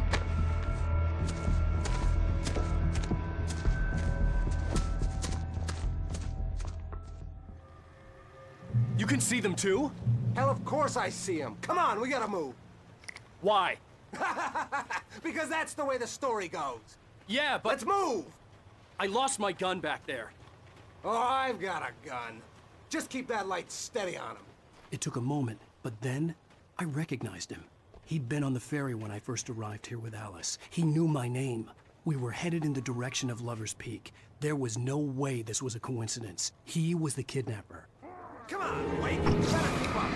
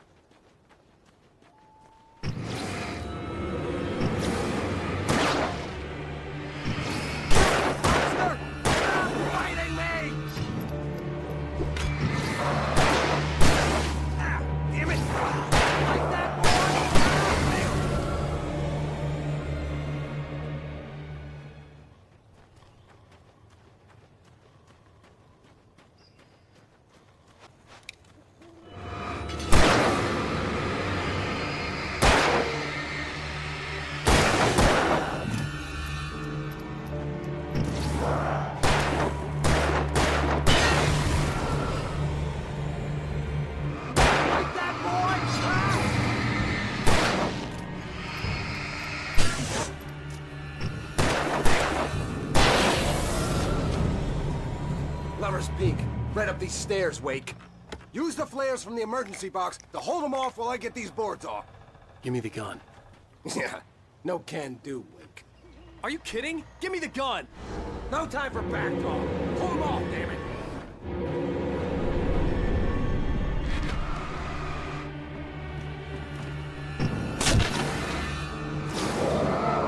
Just a little longer. Scare them off.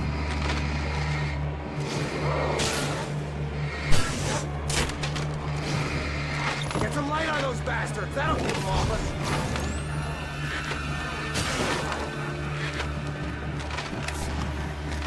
Just a little longer. I almost got it. Okay, it's open. Move it or lose it. Bring it!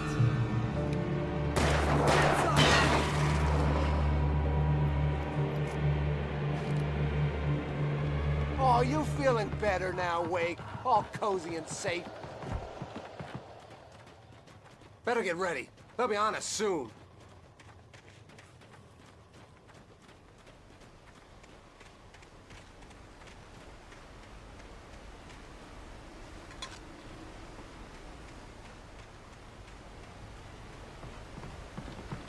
This is it, Wake.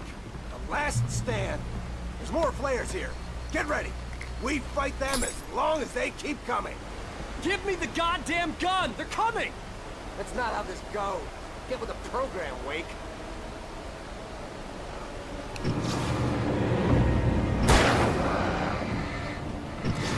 Ow! Bullseye! That's right!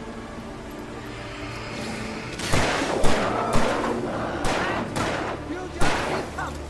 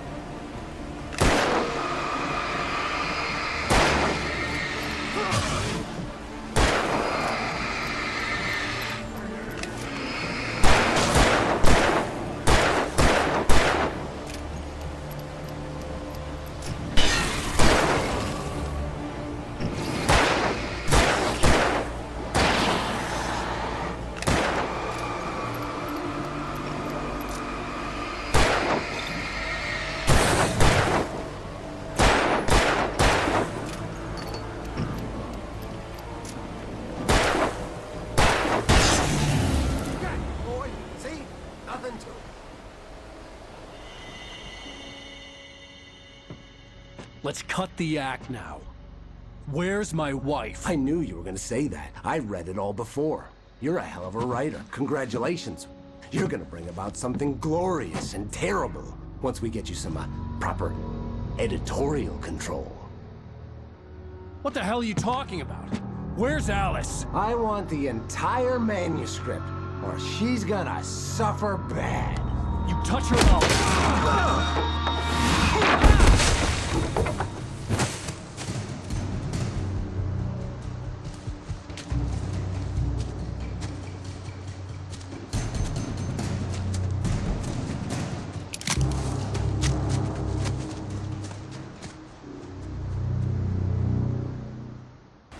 You're gonna give me the manuscript or you'll be sorry.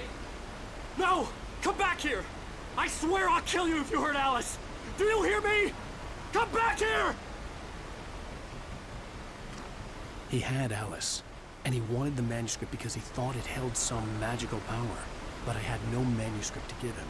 I had to get back to Barry and figure out my next move.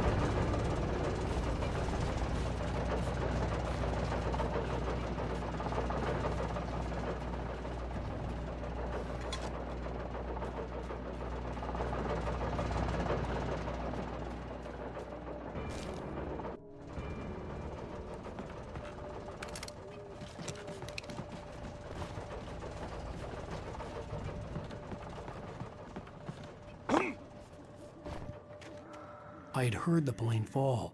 It made no sense. It was clear that it had just fallen here, but it was very old and obviously hadn't flown in decades. Looking at it sent a shiver down my spine.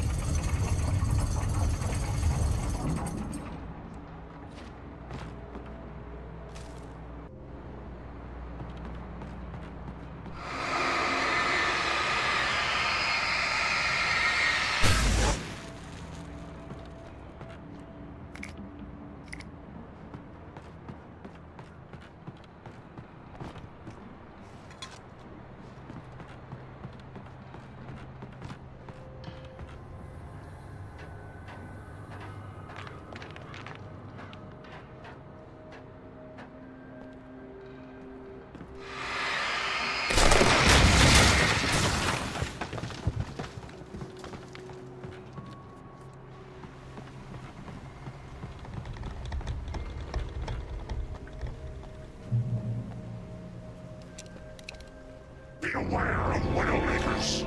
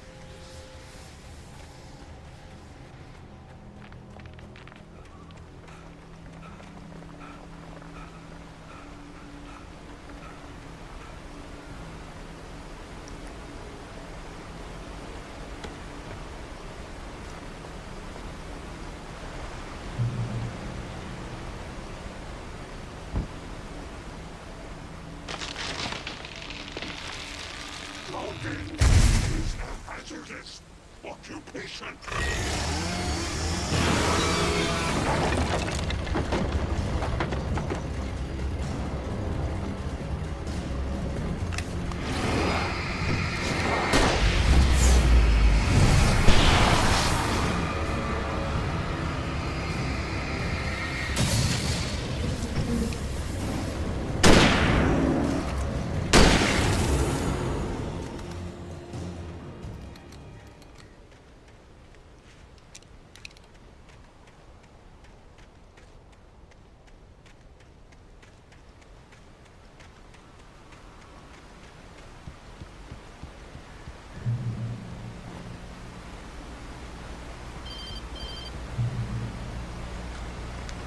Barry?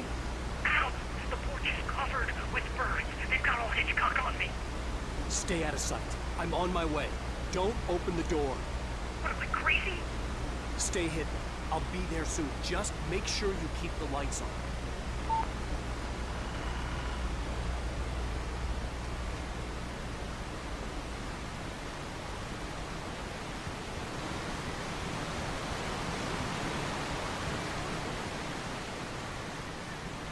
I still had to reach Barry at the cabin, but at least I was out of the woods.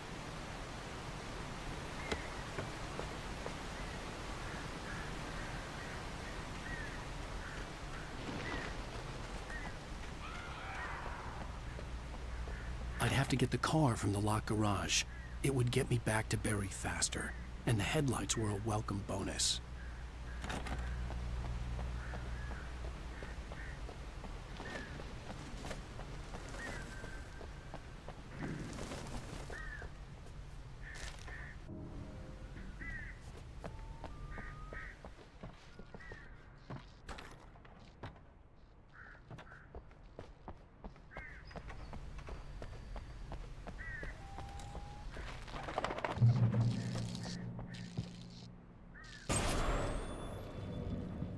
A story is not a machine that does what you tell it.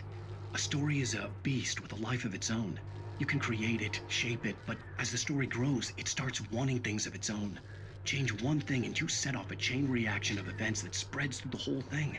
The characters have to be true to themselves. The events need to follow a logic that fits the story. A single flaw and the magic is gone. The story dies. Alice dies.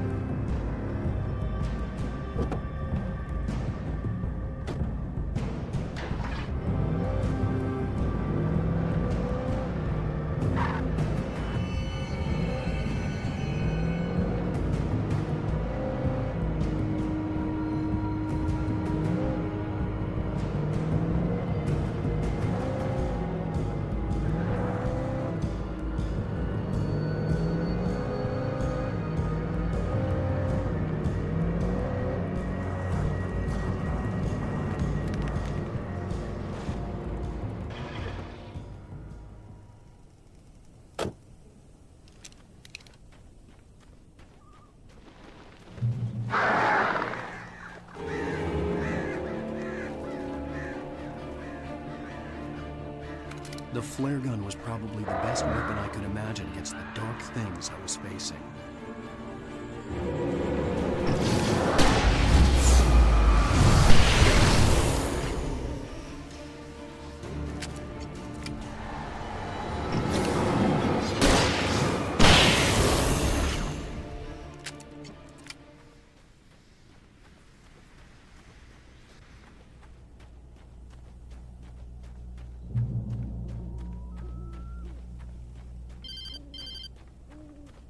It was the kidnapper.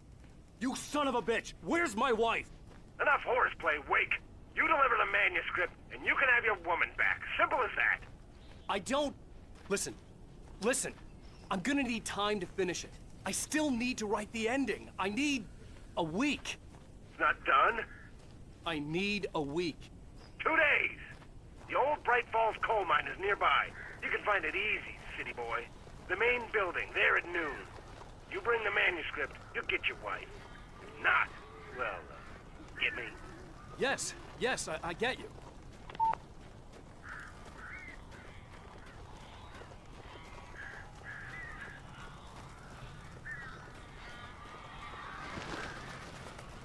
Barry had talked about birds over the phone.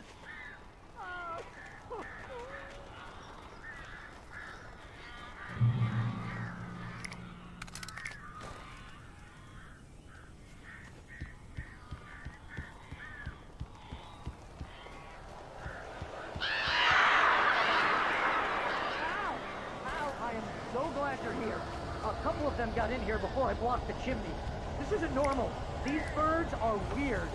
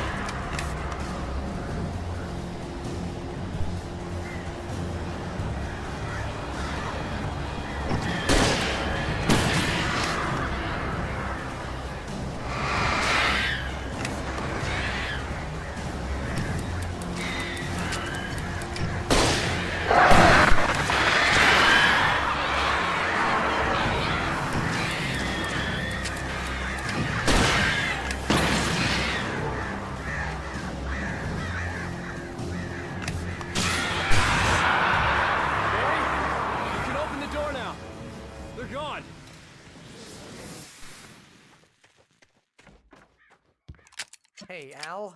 I'm sorry for thinking you were having a psychotic episode, man. I sent Barry to the town to ask around about a man fitting the kidnapper's description. He'd go through the archives of the local paper. Perhaps he could learn something. Anything about the island and the cabin that had disappeared. The man wanted a manuscript. I had to try to write him one to get Alice back.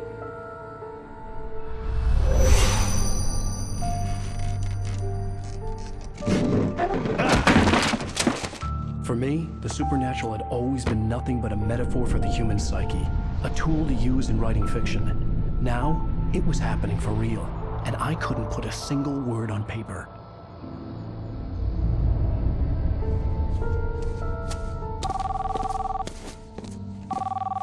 Barry Wheeler speaking. This is Rose. Rose? I found Mr. Wake's pages. Oh, you sweet, brilliant girl. Could you and Mr. Wake come get them? I live in the trailer park outside the town. We'll be there in less than an hour. Bye now. See you soon.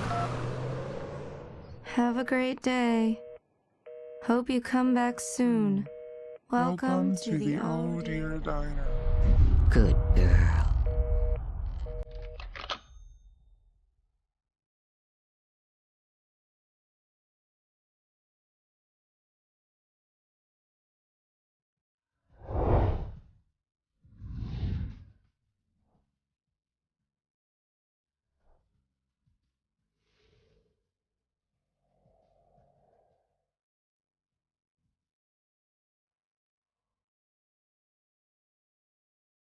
How the hell did she get her hands on the manuscript anyway? I don't know. She's resourceful. I told you were too hard on her. Listen, I found out all sorts of interesting stuff while I was digging around. Yeah. Mr. Wake, it's Sheriff Breaker. We have an FBI agent here, Agent Nightingale. FBI? He's anxious to see you. You'd better come to the station. Okay, I'll be right over, Sheriff. Let's make this quick, huh? Help you folks? Name's Randolph. I'm the manager. We're looking for Rose. Works as a waitress down at the diner. Rose, sure. Nice girl. Who wants to know? I'm Alan Wake. The writer, huh? I heard on the radio you were visiting. Well, I'll show you her trailer. That Rose, she's a nice girl. Always pays her rent on time. As I was saying, Al, I found all sorts of weird stuff from the local newspaper's archives. This place is crazy. Disappearances, mysterious deaths, urban legends come true, and get this, most of this stuff takes place around Cauldron Lake. Well, you ain't wrong, mister. The Indians thought the lake was a doorway to the underworld. I'm the God-fearing type myself. I don't hold with that sort of thing. Yeah, okay. Anyway, there was an island there owned by a guy called Thomas Zane. Now, some of the articles I found about him make him out to be a famous writer, but I ran a bunch of searches, couldn't find a single thing he wrote. Zane was heavily into diving, so much so that the place came to be called Diver's Isle. But the volcano under the lake erupted in 1970, and Zane went down with the island.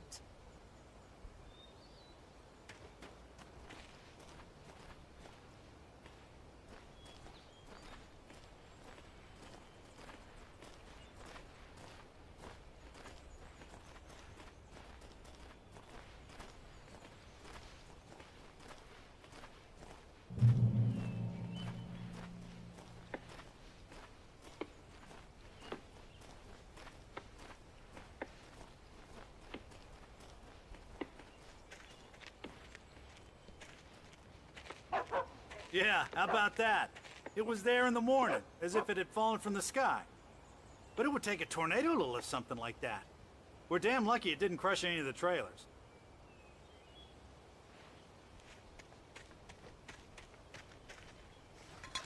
Come on, mister. I'll take you to Rose's trailer.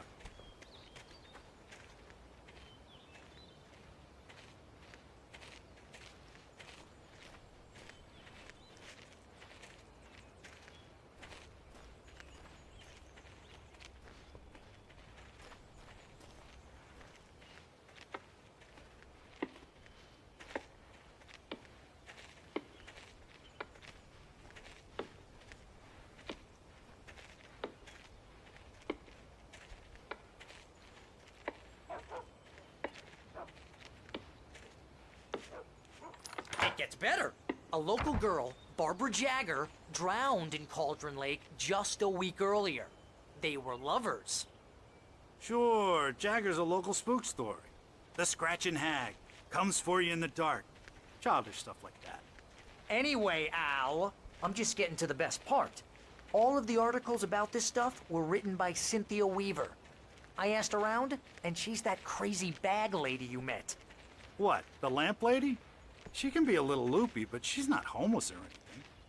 Yeah, anyway, she knew both Jagger and Zane before they both died, and she had some kind of a breakdown.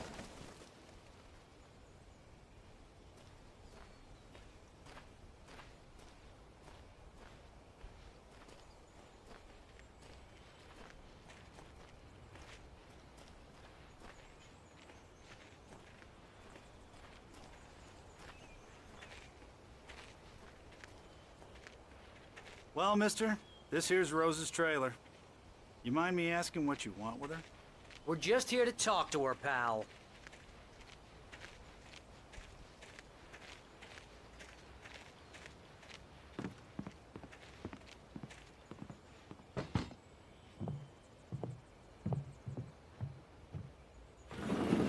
Welcome to...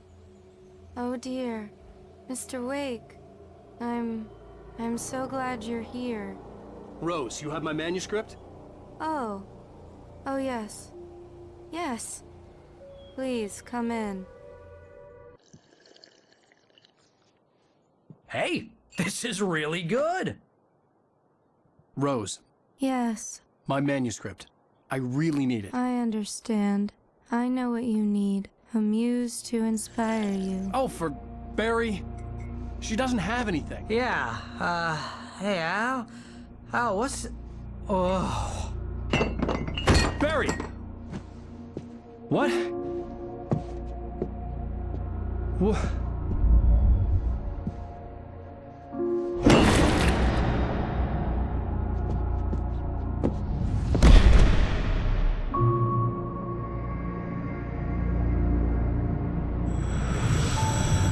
It's coming for you, hiding in my barber's skin.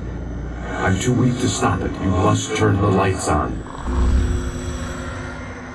I promised I'd come visit you and your lovely wife. You must finish what you started. I insist. You must turn the lights on. Turn the light on. Back to work, boy.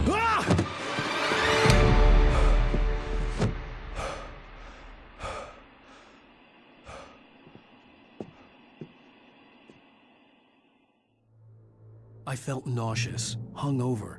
Only anger kept me going. I can't tell reality from dream anymore, but it seems I have an imaginary editor to help me. She's an old woman in a funeral dress. I call her Barbara Jacker. She's very strict. I'm writing faster and faster. My manuscript is being heavily revised. The edits are getting very aggressive, and each day there's less of me and more of her. I hate it, but I know she's right. She promises me I can save Alice this way. She knows more of this than I do. About the complex incantation I'm attempting. About this place. She's worked with another writer under similar circumstances, Thomas Zane.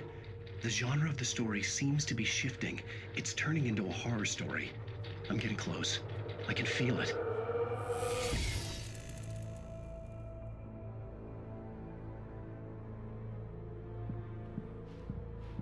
Rose took a day from me. I had less than 12 hours left to meet the kidnapper. All I could do was get Barry into the car, work something out once I got on the road.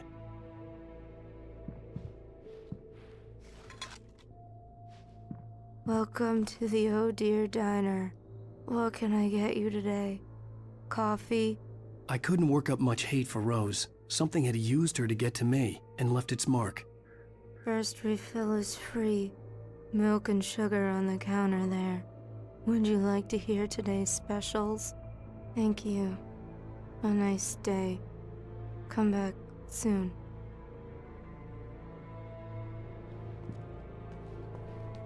Barry was out of it. He was way too heavy to carry. You're right.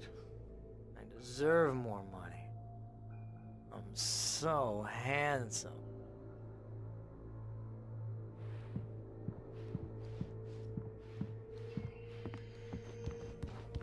My gun and flashlight were gone. I'd have to find a way to get Barry into the car as quickly as possible. There was no time to waste.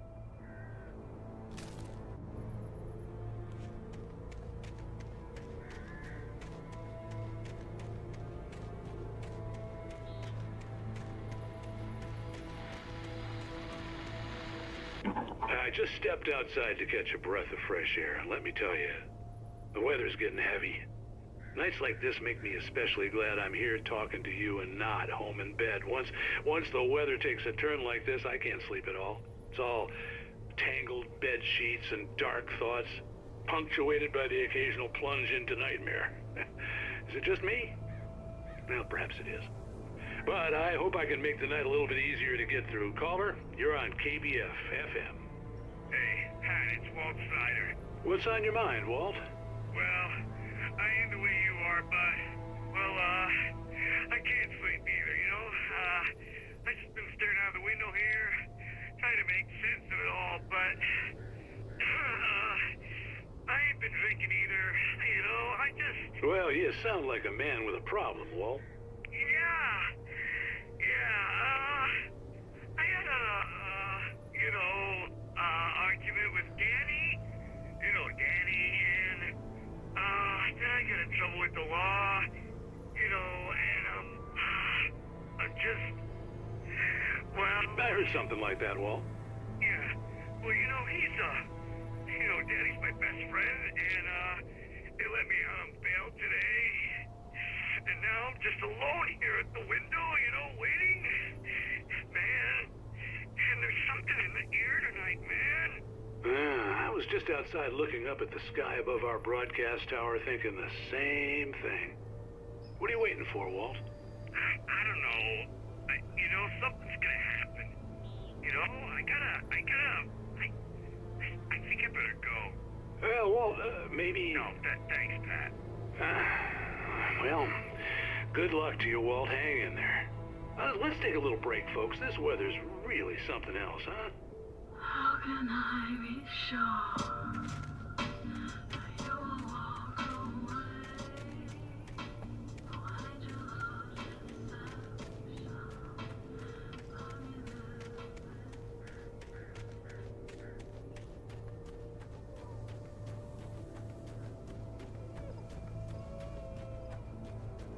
Oh, you're gonna get it now.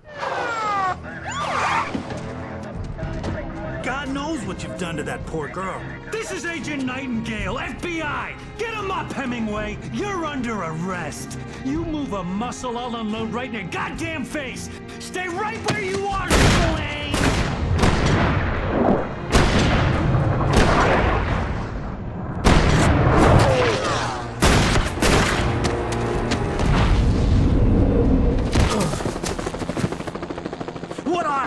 I'm standing right here, you goddamn maniac!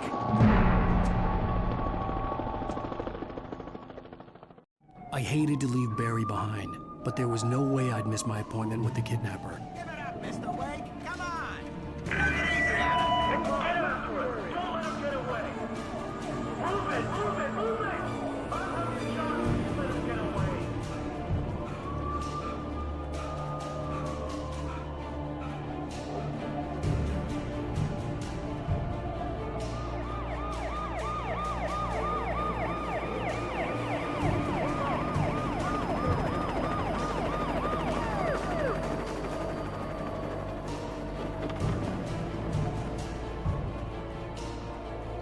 Stop running! Freeze!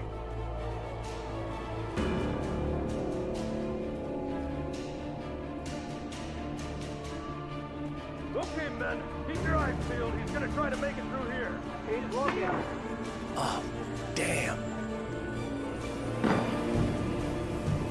Wait! I see Wade! Don't move! Wade! Wade!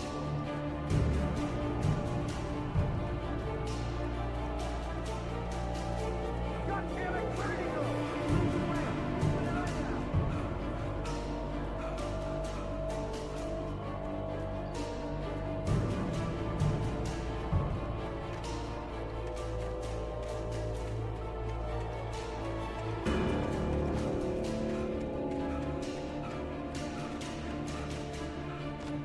He's gone! Come on, guys! We need to head him off!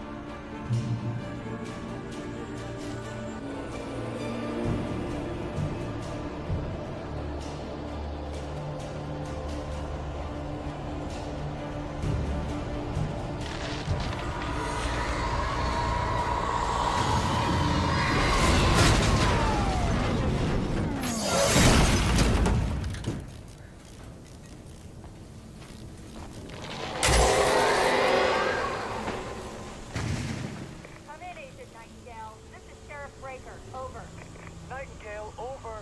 What on earth is going on? My deputies tell me you fired at Wake and he didn't have a gun. You almost hit a civilian instead. Over. Sheriff, Wake's running. I'm giving chase. I don't have time for this. Well, make the time. You can't just go shooting at people in my town. Over. I'm a federal agent pursuing a fugitive. You want to discuss my methods, Sheriff? Make an appointment. Over. You stay right where you are, Agent Nightingale. I'm on my way. Out. The suspect was last sighted running along the gorge that leads westward from the trailer park. All units are advised that the suspect may be armed. Approach with caution. James out.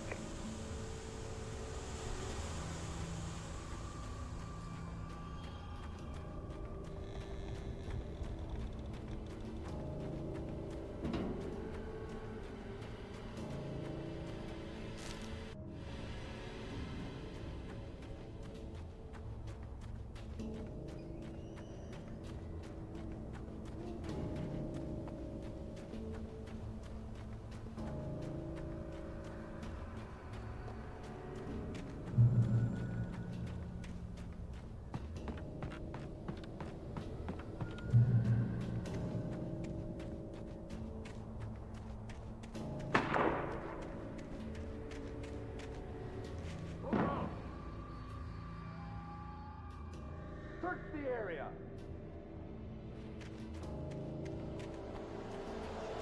Stay sharp. This way. Over here.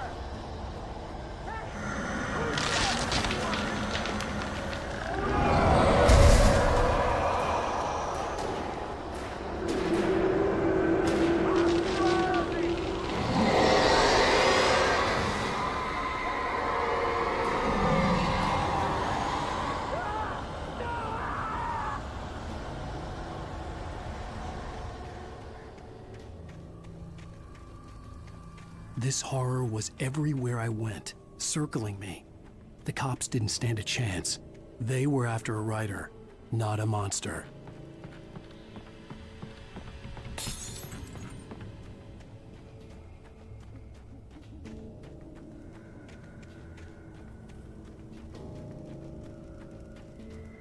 Sheriff Breakers, this is Agent Nightingale. I've lost contact with most of the men you assigned to me. It's Wake's doing. Wait, are you seriously telling me that geek writer just took out my deputies? Are you kidding? I mean, have you seen this guy? He wears a tweed jacket. Over. He's the guy we're chasing. If it's not him, who then? Bigfoot? Over. I don't know yet, but I'm not in the habit of jumping to conclusions. That tends to come back and bite you in the ass. Out.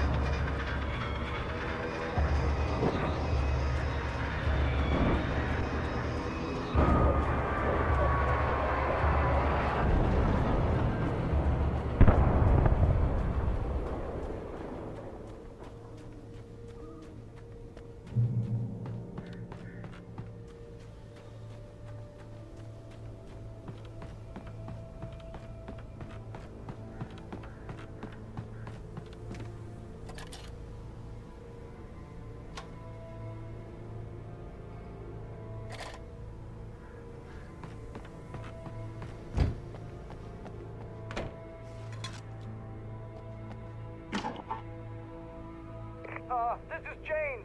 Mulligan, Thornton, come in. Over. Thornton here. James, we got both Wheeler and Rose in custody. They didn't put up a fight or anything. Why, they were... Hey, what are you doing? Come on! Sit down and give me that. Jane, Mulligan here. Over. Go ahead, Mulligan. Over. We got Wheeler and Rose here.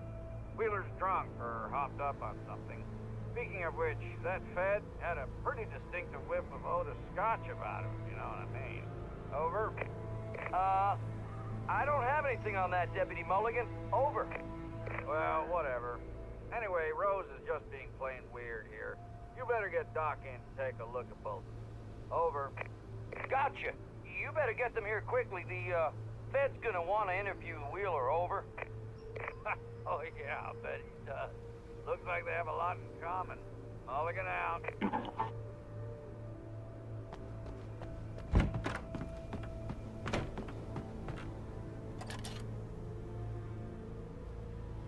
I could see the lights of the radio station in the distance.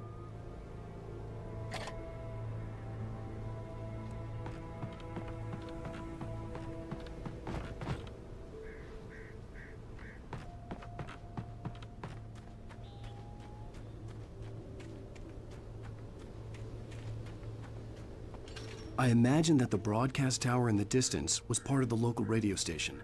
Maine seemed like a decent guy. Perhaps he could give me directions to the coal mine.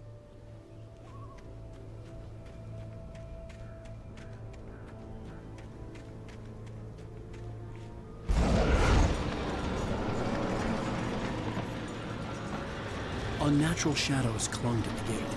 The darkness that was after me was trying to stop me. I wouldn't get through without a light.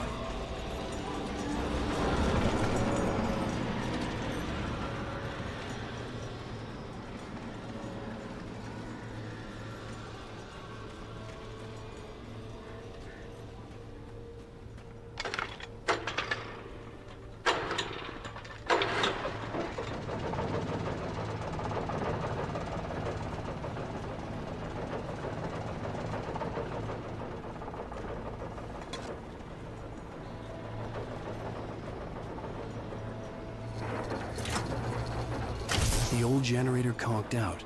I'd have to see if I could fix it and try again.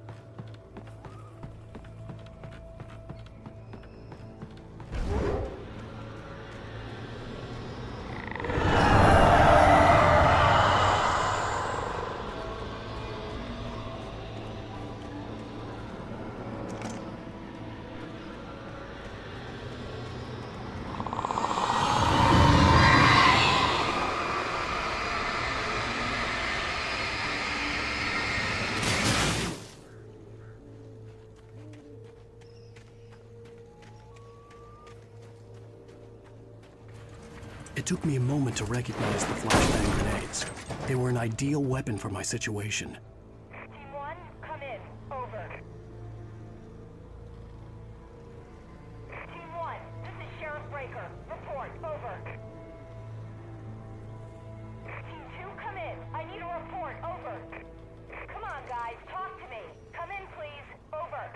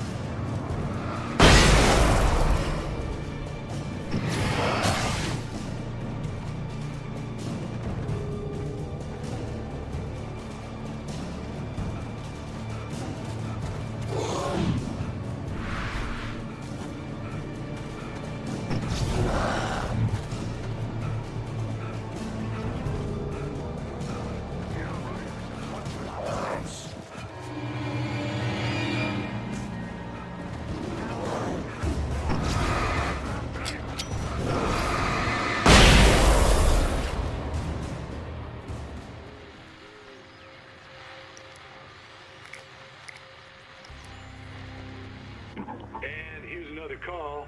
You're on KBF-FM with Pat Maine. It's Milt Peabody, Pat. What's on your mind, Milt? Well, I live near the trailer park, Pat, and there's a big ruckus going on over there. Well, that's just up the road from me, too. What's going on, do you know? I don't know, but there's a bunch of police cars there, lots of sirens, a helicopter buzzing around, and I think I heard some gunshots. Gunshots? Yes, sir, like from a pistol. So can you find out what's going on? Because it's just next door and they're popping off guns there. They're still shooting? No, it was maybe 10, 15 minutes ago. It sounds serious, Pat. I'm telling you, it don't sound like no party.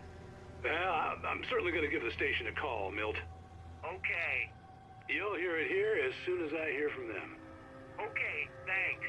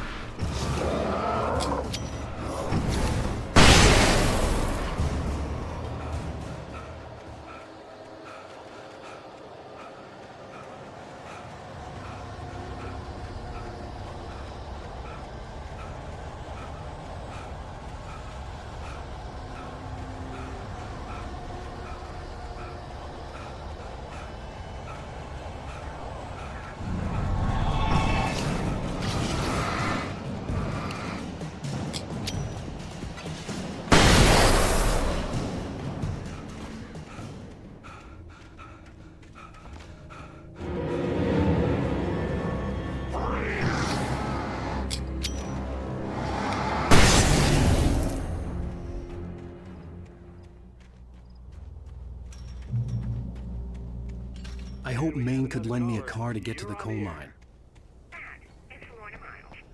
Oh, why, hello, Lorna. What do you have for us?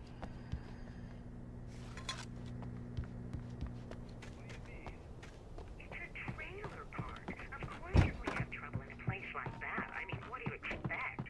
The sheriff should be helping us normal citizens instead of wasting resources on those people. Well... They'll have to try to sort themselves out. I'm sorry, but my granddaddy settled in Bright Falls in 1911. Well, thank you very much for that compassionate viewpoint, Lorna. Oh, here's a little surprise. The famous writer Alan Wake just walked in. Folks, I'm going to see if I can talk him into an interview. Come on in, Mr. Wake. Oh, I'm so glad you could find the time to do this, Mr. Wake. Nowhere to run now, Dan Brown. You back away from me. Don't hurt. Whoa. Everyone calm down. Put the gun down. We're all friends here, right? Cool your jets, Nightingale. We got him. What the hell's the matter with you? There's a civilian in there.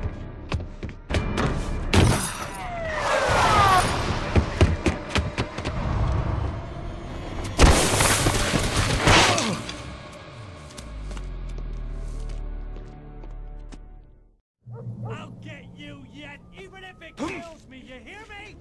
You hear me, H.P. Lovecraft? I had fallen off so many cliffs it was ridiculous. That's what you get for naming a book The Sudden Stop. It was probably good I hadn't had the chance to tell Maine where I was going. I'd have to lose the cops and find my own way to the mine.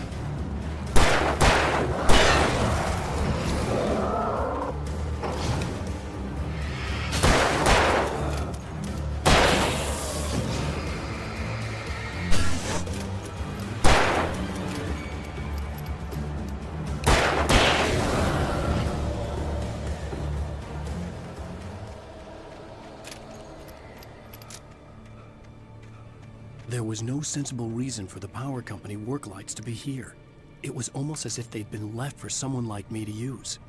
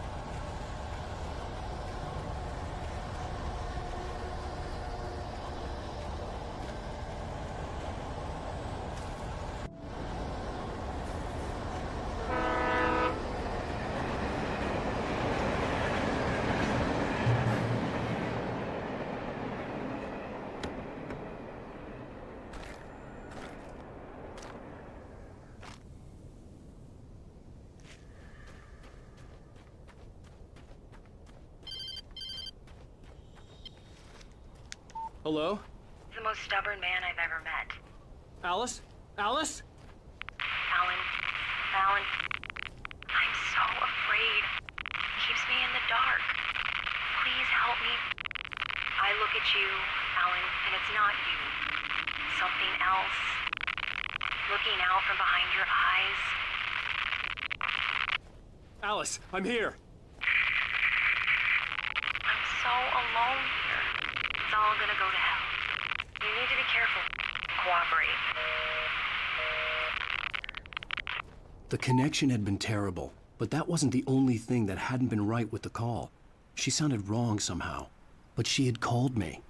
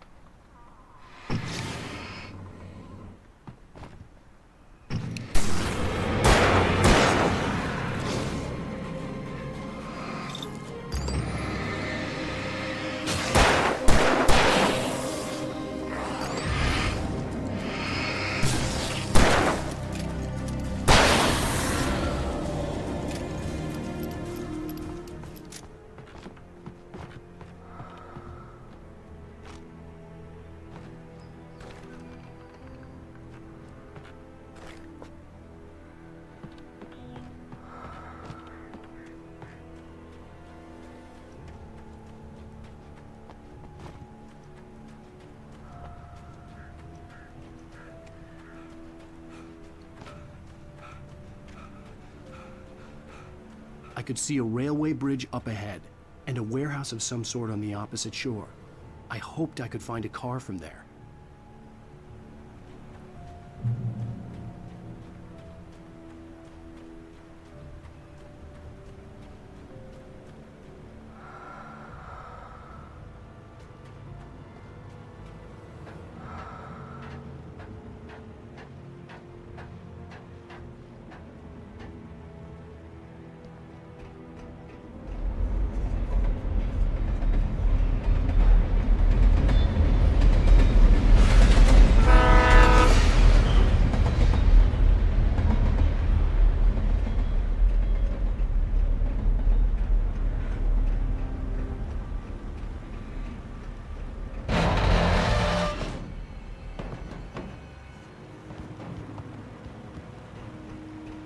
The darkness that was pursuing me was growing stronger, and it was taking over everything in its path.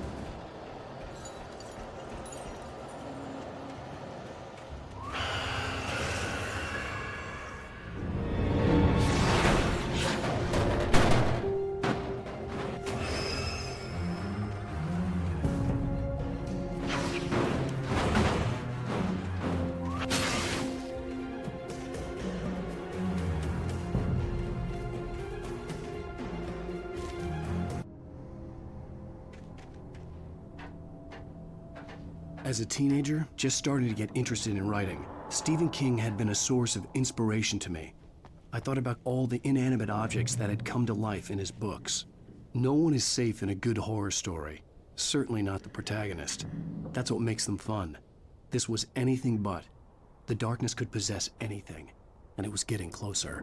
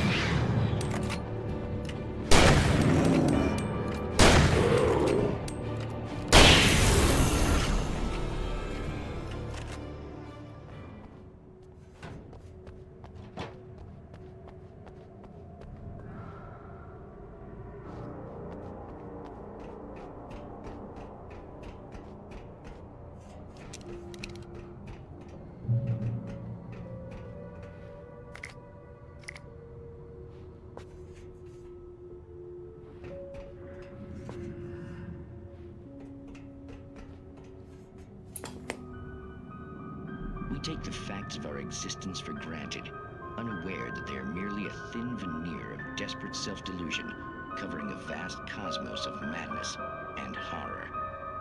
All too often, the stars are right. In Night Springs. Tonight's episode, a family occasion. Journalist Alvin Derleth's trip to study the local customs of an insular community in Night Springs has been less than successful. Until tonight. Well, I'm glad you changed your minds about this. Ancient customs, local mythology. My editor loves this kind of stuff. Well, Mr. Derleth, we don't want to feel like we're on exhibition. But you have demonstrated the seriousness of your intent.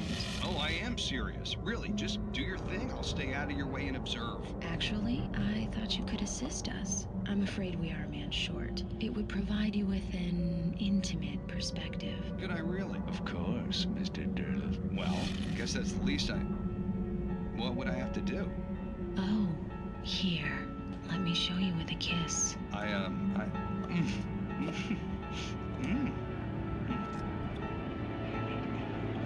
What did you...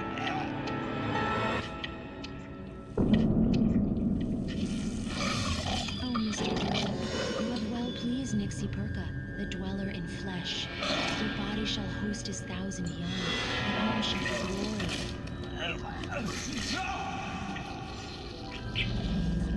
Shh, darling, be calm. Shh. Alvin Derleth learned a harsh lesson. If you go looking for mythology, it may come looking for you. And such quests always bear fruit. In Night Springs.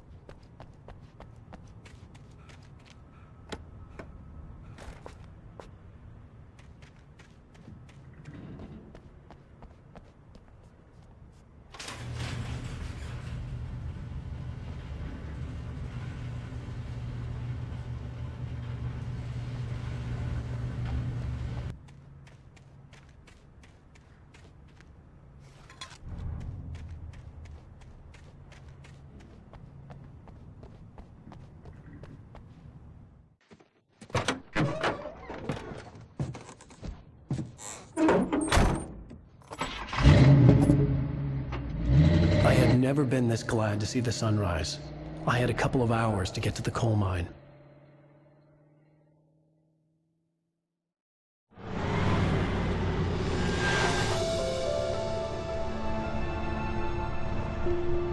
The coal mine wasn't far now.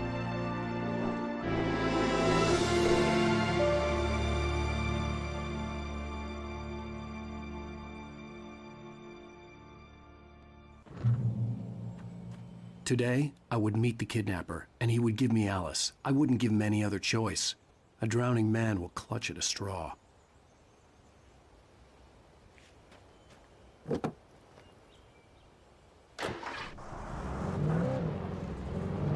Little by little, without realizing it, I'd come to believe that the story in the manuscript was coming true. The current of its narrative had taken me deeper and deeper into dark waters. Alice had been taken from me. Barry was probably in jail. I was a fugitive from the FBI. The whole world taken over by the dark presence was trying to destroy me. It all felt real, but it matched a textbook case of insanity.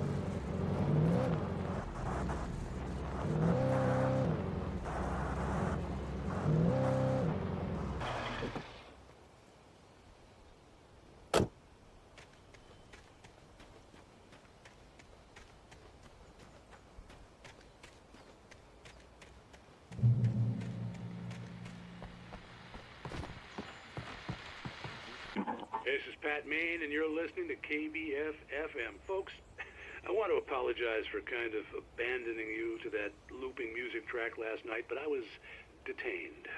You see, I encountered a big-shot G-man with an itchy trigger finger who could use a lesson in manners and a boot in the ass, not necessarily in that order either. Now, folks, I know I'm not being very informative here, and I apologize for that. I really should just keep quiet, but I'm just so peeved right now, because some people just shouldn't be carrying badges. I'm just glad that our Sheriff Breaker was there to straighten things out. And if someone I met last night is listening, let me just say, I'm sorry if my mouth got you in trouble. I'm pretty sure you're not the bad guy here. Godspeed, son. I hope you know what you're doing. Now, on a lighter note, I'll be talking to Dr. Nelson all morning. But first, a little music.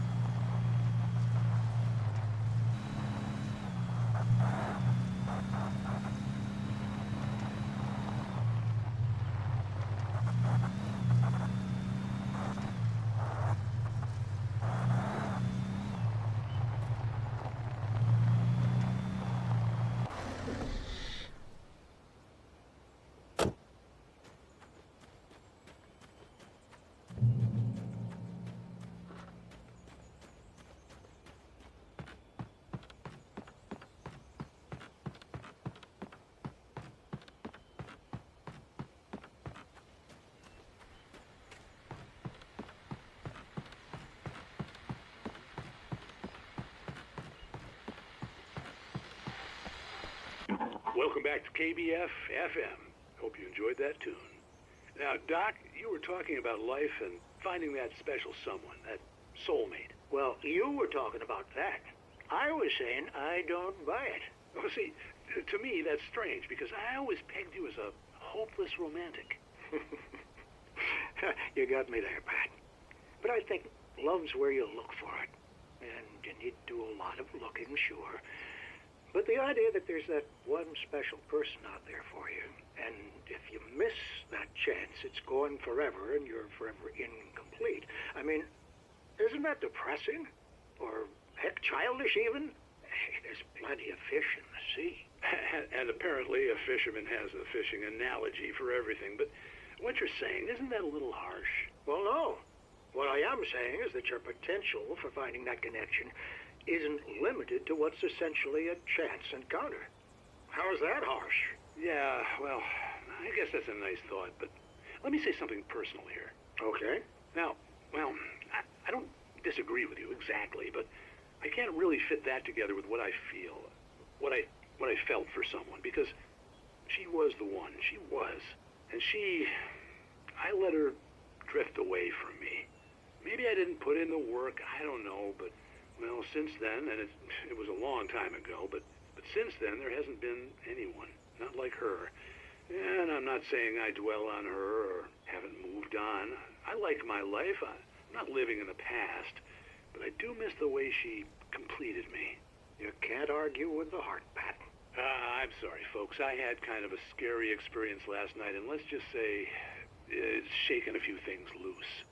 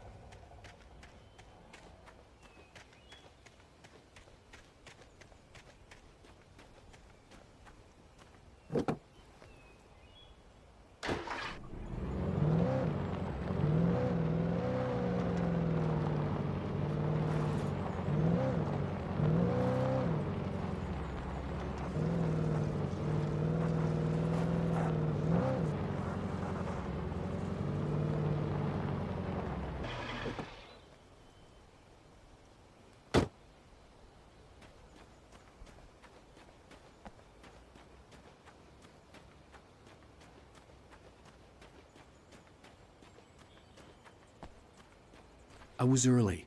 I was supposed to meet the kidnapper at noon in the main building. The coal mine was quiet. It was a museum now.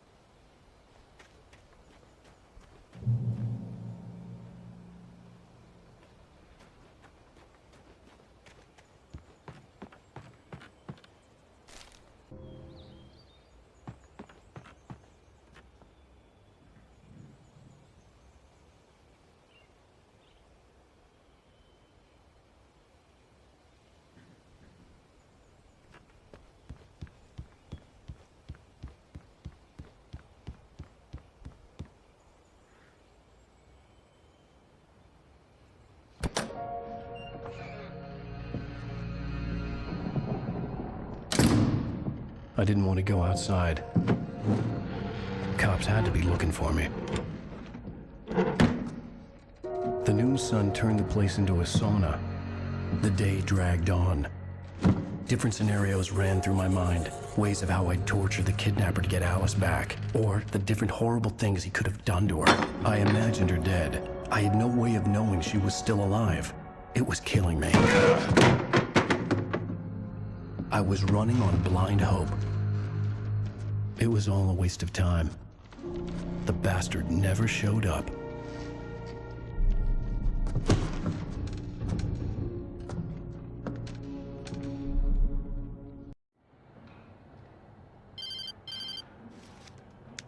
Wake! Where the hell are you? Change of plans. You know where Mirror Peak is? It's a big mountain north of where you are. You follow the path from the mine, you can't miss it. There's a lookout point there. I'll be waiting. I'm through being jerked around by you. You want to see your wife alive? Because if you do, you better watch what you say to me. Do we understand each other? I want to talk to Alice. Yeah, and I want the manuscript. Don't keep me waiting, Wake. Hello? Hello? Ah! I'm gonna kill him! I had to get to Mirror Peak.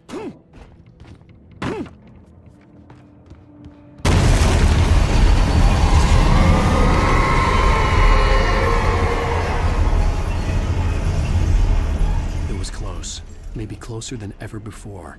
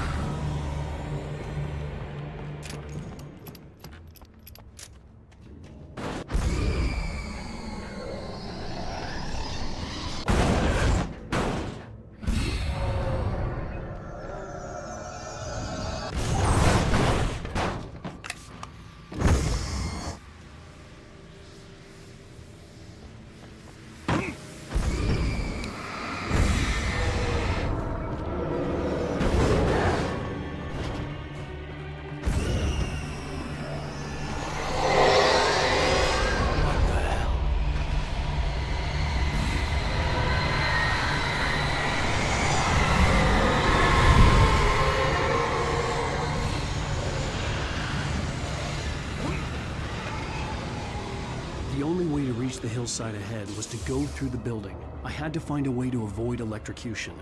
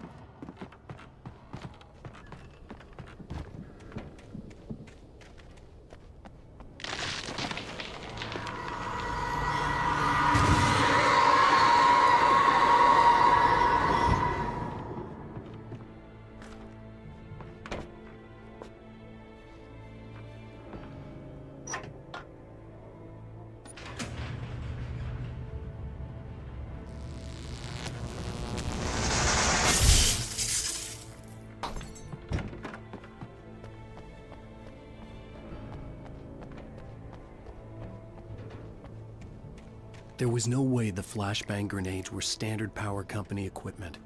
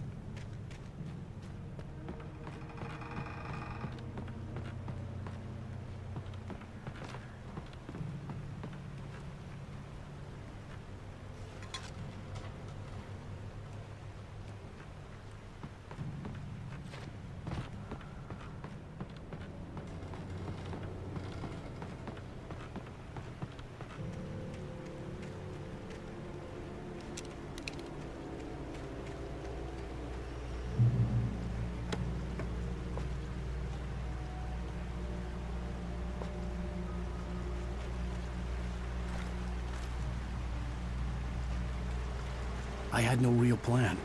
I was going to give the kidnapper all the manuscript pages I had for Alice. If that wasn't enough, I'd hold him at gunpoint and make him talk.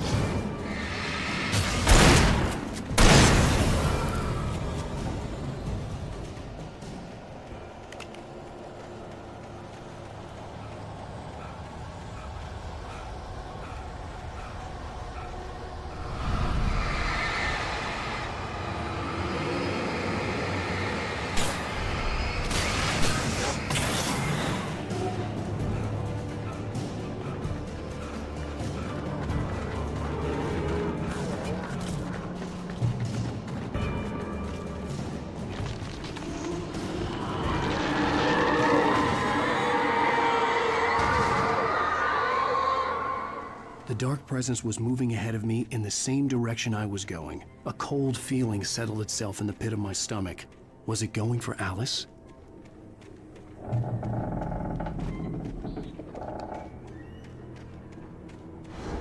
The graveyard shift may cause cancer.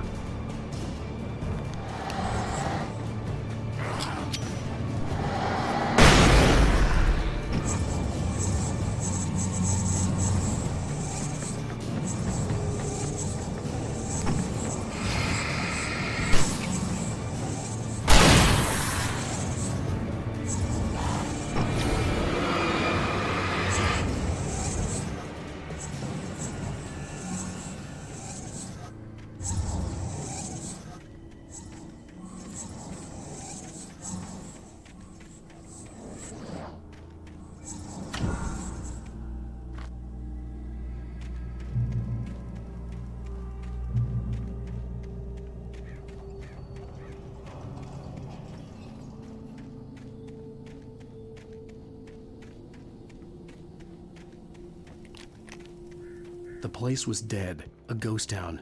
Had been for decades, maybe a century.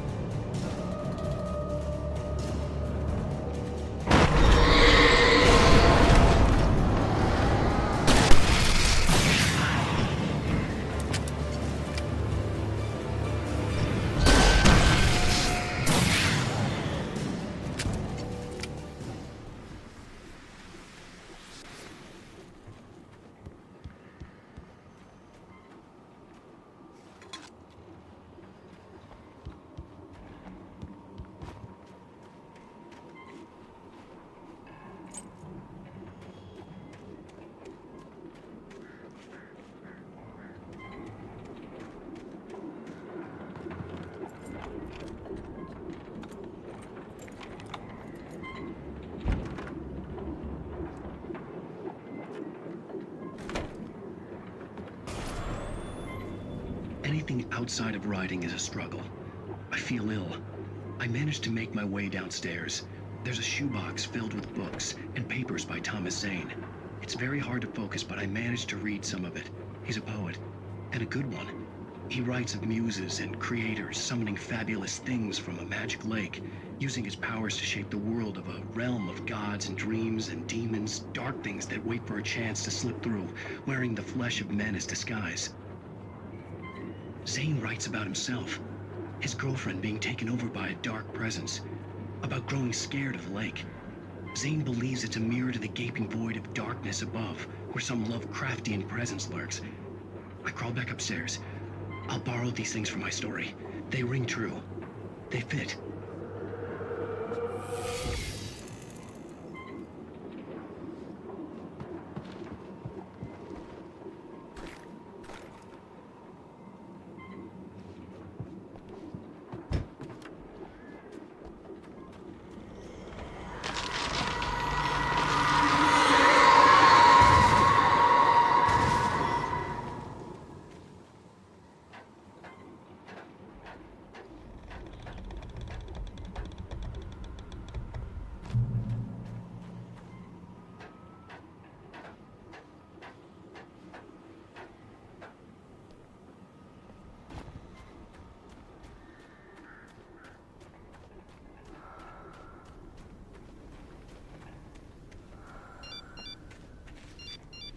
kidnapper had sent me a text. The message was full of spelling errors and insults. It was telling me to hurry up.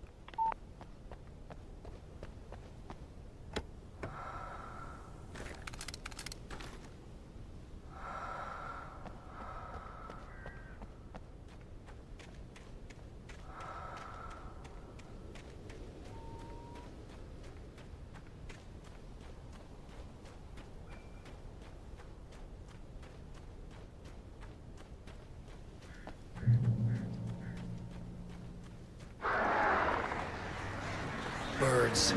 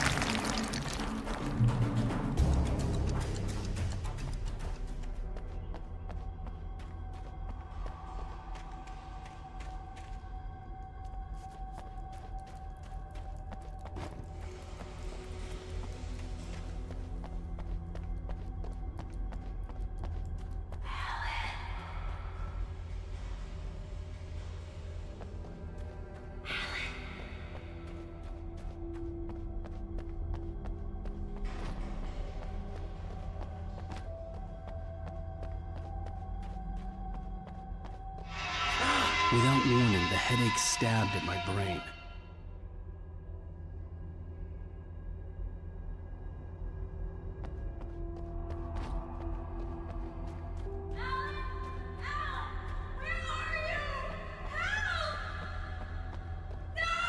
Alice?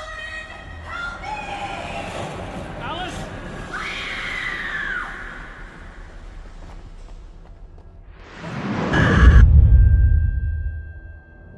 I'm losing it. I gotta get out of here.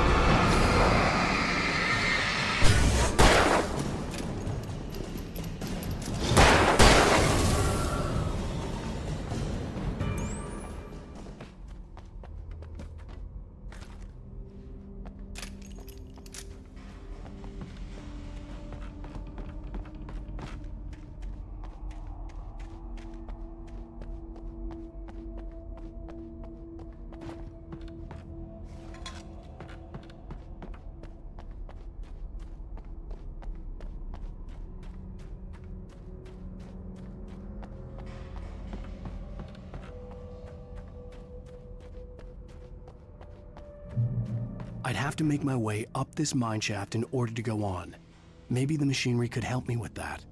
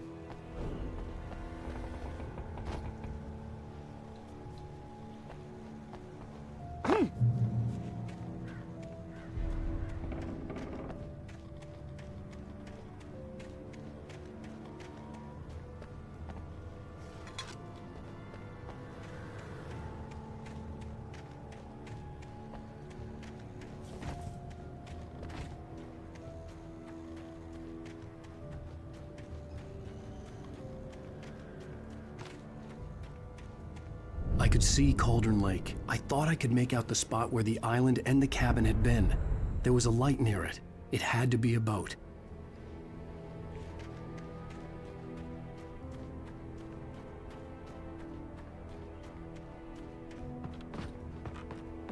I was close now. I had to get there fast. I dreaded what I would find.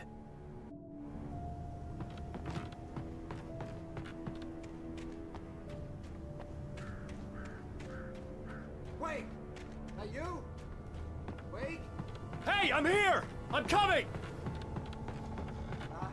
No! Get away! I'm sorry. Please, lady. The boss didn't know who he was messing with. I didn't know. I swear, I didn't know. We don't...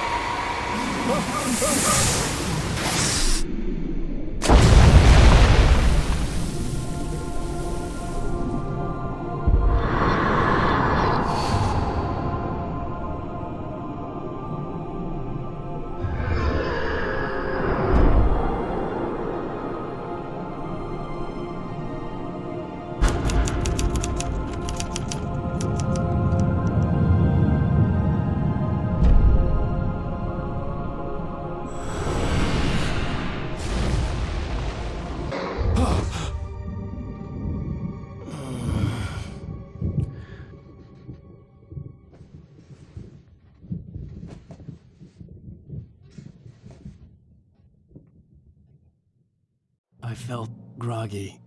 Whatever Hartman had bumped in me was making me numb. I felt like this was happening to someone else. Someone I was watching on television. I couldn't think. Couldn't focus. The door was locked. I was a prisoner here.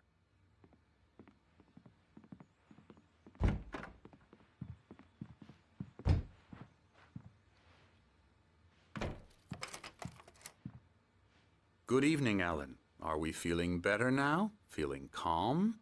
Yeah. I see you brought your pet gorilla with you. So sure, I'm calm. I get the message. Loud and clear. Quite right. That's the spirit. You're being very brave, Alan. I understand you're confused. I would be more concerned if you weren't suspicious of me. I don't blame you for it. Big of you. Now, why don't you come with me? We'll reacquaint you with my clinic and go over everything you might have forgotten. Little walk and some fresh air? Yes, it will do you good. This corridor is for patients. Most of them aren't here right now. Jack took them out for a fishing trip, except for the ones who are particularly vulnerable, of course. I encourage creativity as a part of the recovery process here at Cauldron Lake Lodge. I specialize in treating artists. I bet you do. Splendid, Alan. I honestly believe we can get this thing under control if we work together. This way, Alan.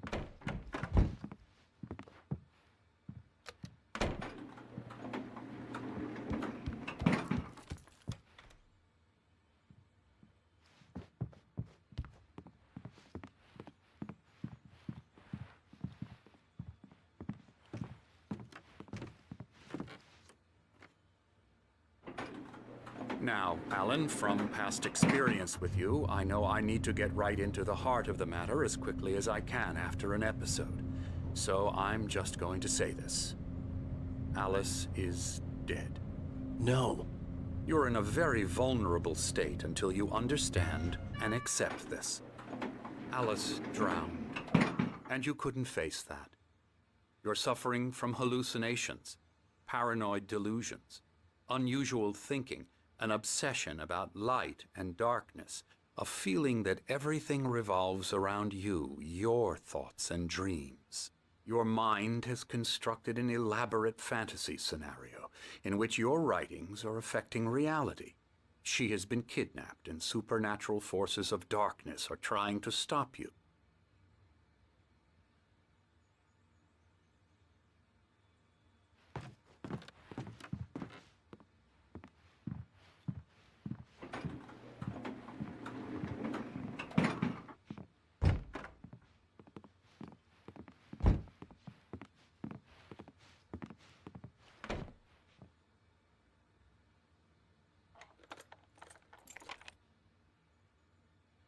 We go this way, Alan. I wasn't ready for another shot, so I went along with it. He had to be lying. But under the influence of the drug he had given me, I had to fight not to believe his words. It's all in your head. You've been making it up. Apart from the tragic accident with your wife, no one has been killed. Your delusions are just a manifestation of your subconscious mind trying to protect you from the too painful truth. Unless we fight the fantasy, it will return. I know the instinct is to resist me, but think about it. Doesn't this make far more sense than the insane supernatural conspiracy you have concocted in your mind? You're a skeptic by nature, Alan. We both know this. Everything can be explained logically.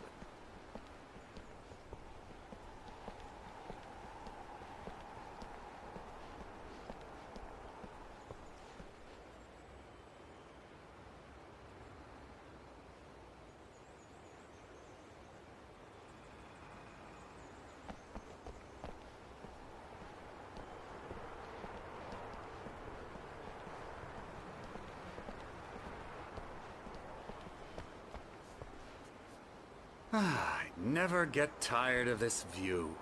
Very inspiring, isn't it? Cauldron Lake spread below us. I could see Mirror Peak on the other side of the lake. I thought I could make out the spot where Diver's Isle had been when I arrived with Alice. Now there was nothing but waves. It seems there's a storm coming.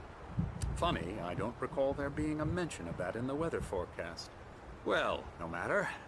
This way. Follow me. Alan, what I'm telling you is good news. Right now, we're in control. Every time you have a relapse, it gets more and more difficult to resurface from the dark depths of your imagination. Not surprising, considering your profession. Imagination is what you work with. After all your nightmares, this should come as an immense relief to you. If it doesn't, why is that? Because I'm lying? Or because you don't want to admit that you're not well? It's very natural for you to think of me as your enemy. It's part of the illness. I let him talk. Hartman obviously loved his own voice. His words echoed madly inside my head. I dug my nails into the palms of my hands to stay focused. You need to work with me.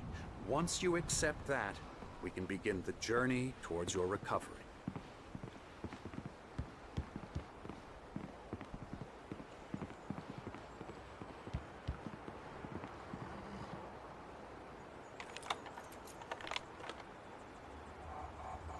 Come along. Let's go inside.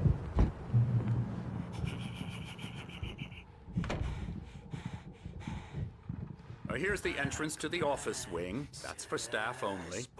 You were impressed by my trophies when you first arrived here. I do love to hunt. The great outdoors, man versus nature. It's wonderful stuff. Pretty damn wonderful, yeah. Scary, scary, scary.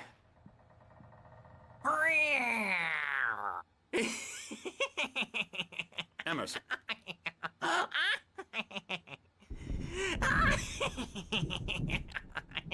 I'm a real bad dream, mister. You should be afraid of me. Don't want to run into me in the night, that's for sure. Please, Emerson. Mr. Wake is confused enough as it is. Yeah, you'd like me to go away so you won't be scared. But you can't just decide what kind of dream you have or when you have it. Emerson. Okay. Sorry. Boo. That's Emerson. We're actually making some progress with him, I'm happy to say. He works on Elbow video strike. games. Ooh, yeah. It's trash, of course, but it does I'll get involve him some to the head. small creative effort, which makes him receptive to my therapeutic methods. No kidding.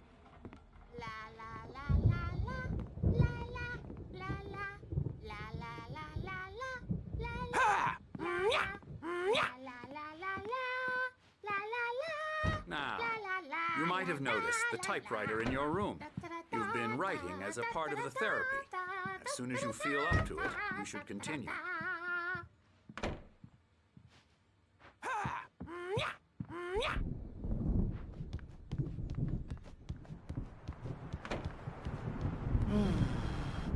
Oh, hello. I've painted you. Okay. I was just struck by inspiration a couple of days ago. Dr. Hartman wanted me to paint landscapes, and that's what I was doing. But now I've been doing these things, a lot of them. The images just keep coming. Dr. Hartman likes them. He has them in his office. Yeah? He's very proud of me. He says I'm getting much better. I think I'm getting better. Well, I guess I'd better start wrapping this up. The storm is almost here. Look at that. I'd hate to be out there tonight.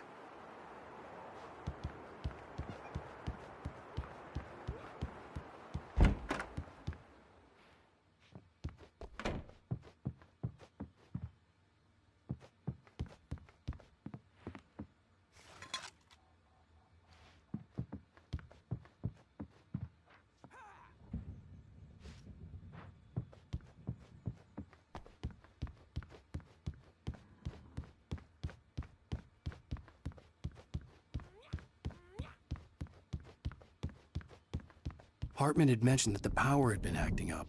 Maybe that was the reason for the generator and the work light on the balcony.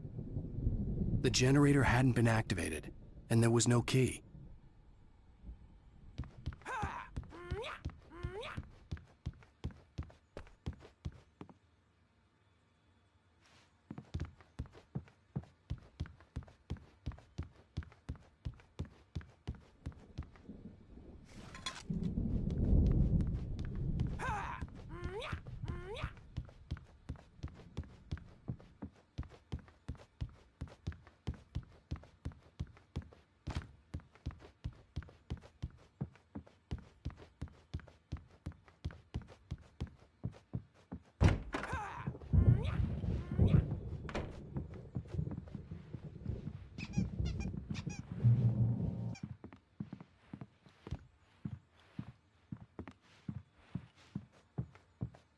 My rheumatism's killing me.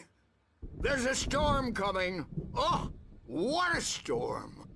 I hope it wipes this place off the face of the earth. And these two are the Anderson brothers, Odin and Thor. They had a, how should I put this, a heavy metal band in the 70s and 80s called Old Gods of Asgard. They even adopted new first names to complete the image of Viking gods. After the band broke up, they lived on a farm nearby. They are, well, in advanced stages of dementia. They're well cared for, TLC and all that. There's nothing more that can be done. I'm afraid that the rock and roll lifestyle has left its mark. Oh, that won't do. I'm so sorry to cut this short for now, Alan. The power has been acting up. I'd better go check on it. We'll continue this soon. Meanwhile, when you feel up to it, return to your room and try to write. It really is for the best. Don't you think? I'd like to bash his head in with a hammer. Oh, he'd love to fish out our secrets, but he has no clue. He's not crazy enough. Not crazy like us, Sonny. Yeah! Being crazy's a requirement, Sonny. Who else could understand the world when it's like this? It takes crazy to know crazy. That's the sanest thing I've heard in a while. Say! You're all right, Tom. Hey, we like him, don't we, bro? He's got to go to the farm. The Anderson farm. Valhalla! We wrote it all down, lest we to forget. A crash course. All you need to know to get your head right. You need to find the message. Here, Sonny, here's something for you. Gave me a rash, but I kept it safe from these bastards. My head was clearing up, or according to Hartman, I was sinking back into the fantasy. I was convinced he was lying to me about everything. Crazy or not, the Andersons made more sense. Tom, you got any booze on you? Yeah, no. We Sorry, have a guys. stash of the special stuff at the farm. Our own formula. Local ingredients. Medicine clears your head right up. Makes you remember like moonbeams on the brain. Oh, I just noticed. Leather patches on the elbows? That's not very rock and roll. Tom just lost is all. Baba Yaga got to him too, the damn witch. She used us all. Taken from all of us. Took my thunder, the witch. And my ravens. What were they? Memory and thought, the hag. She took something from you too, didn't she? That's what she does. We're better off. This place, the lake, it gives you power. If you're a creator, an artist, a god. Nightmare shifted in their sleep in the darkness of the lake. Yeah, that's the one. She makes sure it comes out twisted and wrong. Just ask the lamp lady. She knows what happened to that other rider. She's been using you, boy. And you let her. You went and opened the door for her, didn't you? Now, it was already open a crack. And whose fault is that? We're morally corrupt, disease-ridden, old and stupid. Doesn't mean he had to open it all the way, goddammit.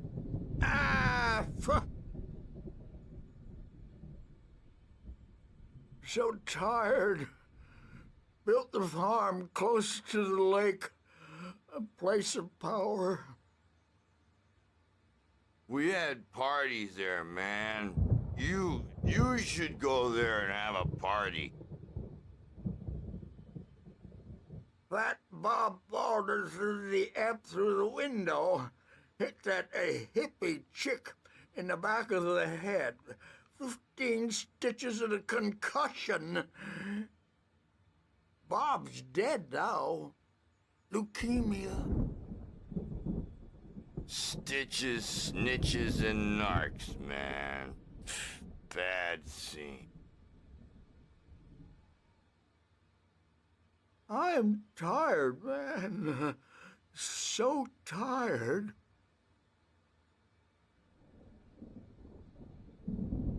I want to go home.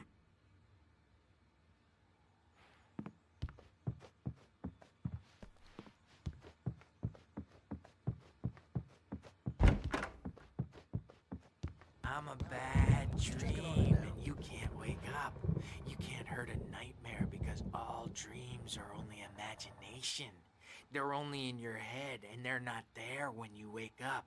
So you can't wake up because I'm in charge now, and I don't want to disappear. My nightmare is the publisher people who want to make a contribution so they can say they made a contribution.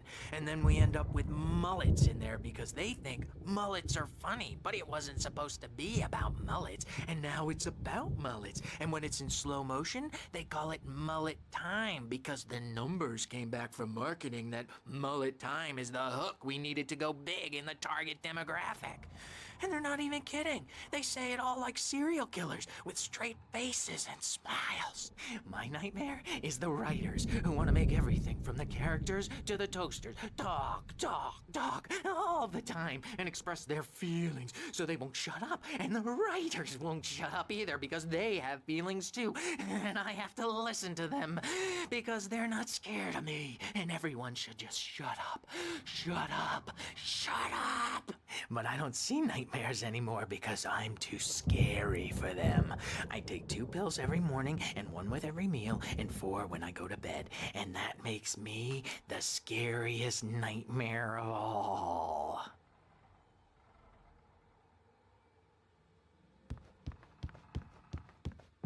Hey, Wake, why don't you humor Dr. Hartman and give the writing a shot, huh? The typewriter's in your room. You can get to your room by those stairs, Wake.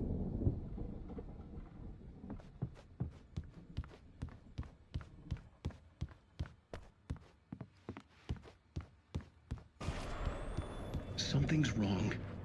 I'm not myself. It's hard to think that there's a shadow inside my head. I can only focus on writing. Everything else is a blur. I'm trapped in this cabin. Have been for days, but it's always dark outside. My editor is real. I saw her again. She's not human. It's not human. A dark presence is wearing the old woman's face. She was covered in clinging shadows. There's a hole in her chest where her heart should be. I think I've made a horrible mistake. I don't think I'm any closer to saving Alice. It's been lying to me, using me to get the story it wants, and the story will come true.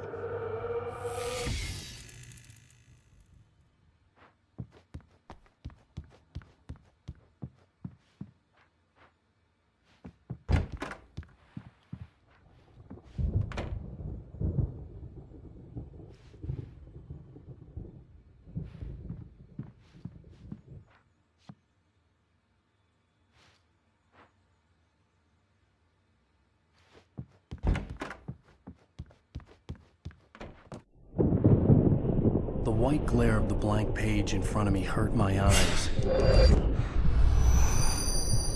My hands began to shake uncontrollably. Everybody, calm down. Put that down. Bert, I need help. Hey, Wake, you stay here. I'm gonna go see what's up. You just keep doing what you're doing. Be cool, okay?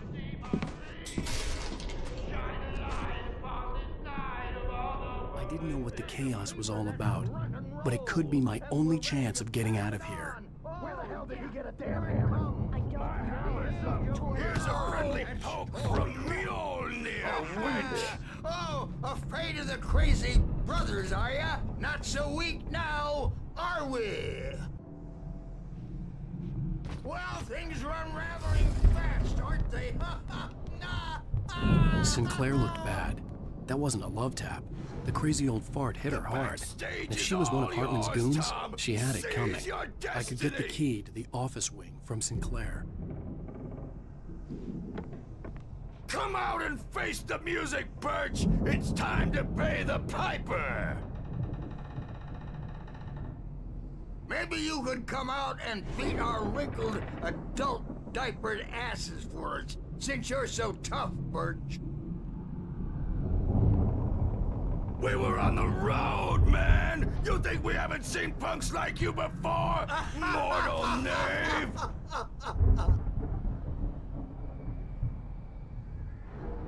Yeah, you better hide, Birch. My wrath will break you.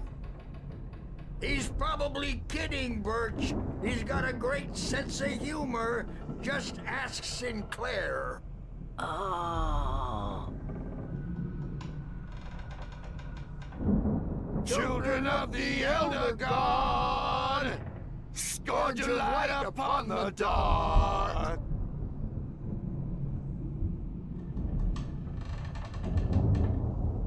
Wow, wow, wow! I wish I had my axe. Oh, memory and thought, get black and clawed.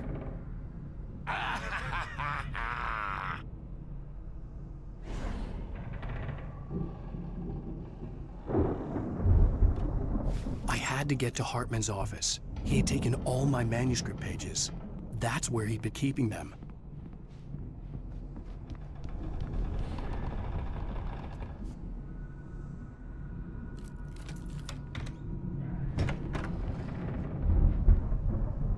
The photo on the wall caught my attention. In it, the clinic staff was standing outside the lodge. I knew the man next to Hartman. He was the kidnapper. Hartman had been playing me all along. I am famous. I represent a celebrity. They'll be looking for me. Oh, that's how you want to play it? Is that how you want to play it? Really? Okay, that's how we'll play it. It'll be hardball. All the way, jerk. Seriously, man, I'm willing to forget the whole thing if you let me out now. Just let me out! Hey, you think I can't hear you out there? I hear you just fine. What, is this how you get your kicks, Hartman? I knew you were weird. You got that weird guy look. If you're one of those nurses, I'll double what he's paying you, okay? Do you have any idea how much I make as an agent of a best-selling writer? A lot. Is a personal check good?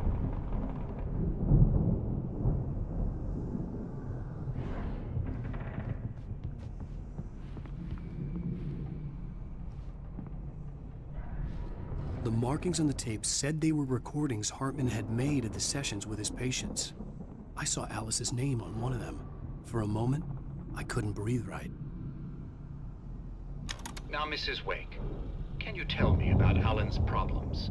He's more and more out of control all the time. The parties, he's so angry all the time. He's getting violent. Do you mean with you? No, not with me. No, never.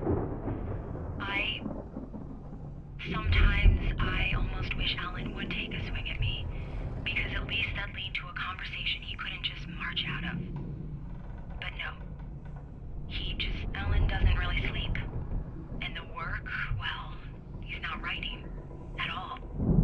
He sits there for hours and just gets more and more frustrated. And I can't talk to him. Yes. Tell me, Mrs. Wake, what would you say to him if he'd listen? I don't know. I want to say, I look at you, and it's not you. Just some stranger who resembles you. Looking out from behind your eyes, and I don't like that guy much. And now it's all gonna go to hell. But you don't ever say this. No. I've tried, but he's not listening. He's too deep in his own problems, always going on about something else. I'm so afraid I'm gonna lose him, and we're not even talking anymore. He doesn't let me in anymore. He just keeps me in the dark. I'm so alone here, even when he's home. Please help me, Doctor, because I'm at my wit's end. Well, if you can just get him here, I'll absolutely do my very best. Yeah, but Doctor, you need to be careful with him. He's not just going to listen to you and cooperate. He's the most stubborn man I've ever met. Well, I'll be sure to bear that in mind. Hearing her voice, what she was saying made me happy and sick and guilty all at once. Worst of all, I recognized the words. The phone call from her. It had been a cut-up of this. Just a recording. Rudolph Lane's case is interesting.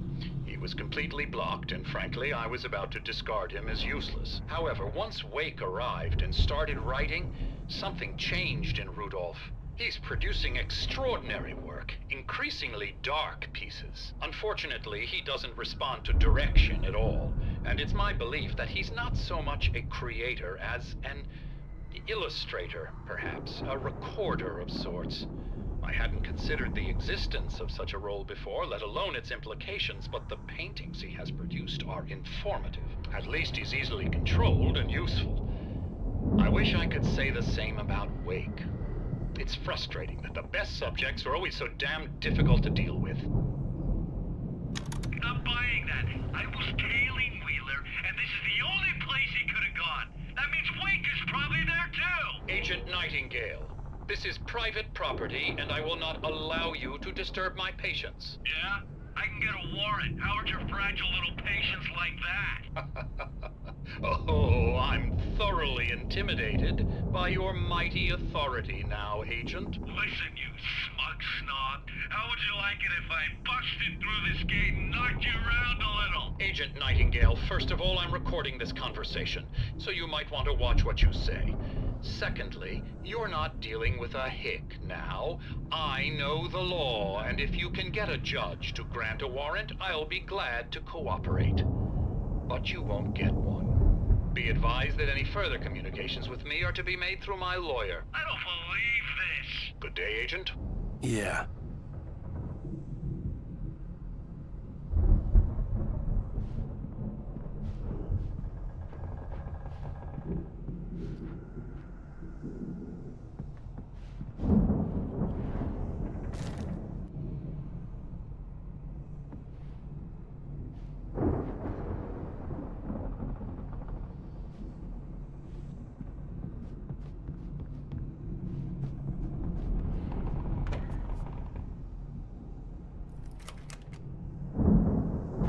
Barry? Ow! About time! Barry, man, am I glad to see you. We need to get to Hartman's office. It's right next door. You okay? Yeah. I mean, no! The cops found me at Rose's trailer, but they didn't hassle me too much. I'm obviously a victim in this, and I demanded to be treated as such. Or else I'd sue their asses. Speaking of asses, that Fed gave me a real hard time, but I had no clue where you were. That guy's crazy, Al.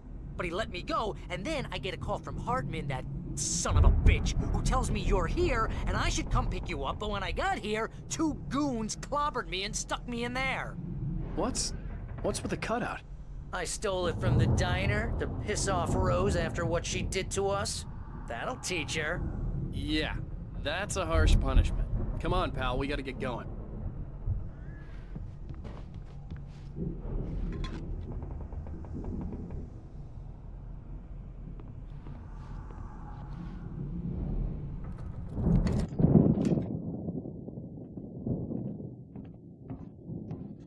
These were all the pages I had on me. And more.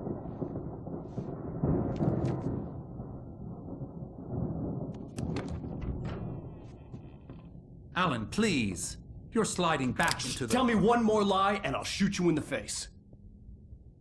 Ah, well, it was worth a shot. Really, Wake, come on. Let's work together on this. You have no idea... Hartman, shut up! Barry, get out of here. I'll catch up with you.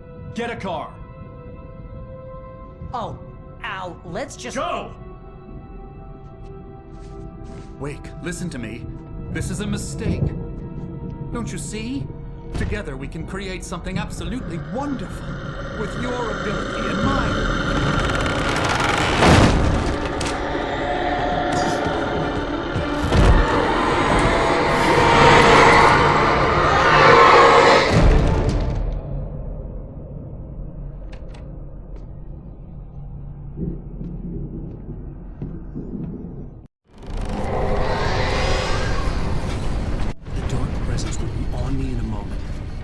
Find a way out.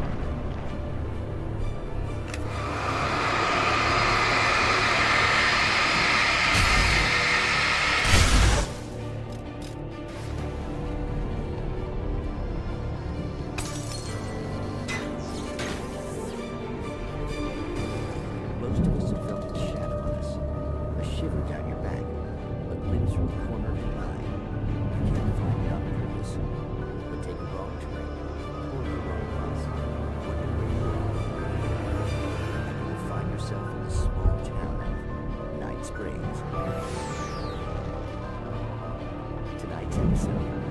Reduce. Sometimes, even the simplest things prove impossible. Consider, you get in a car and leave a life behind.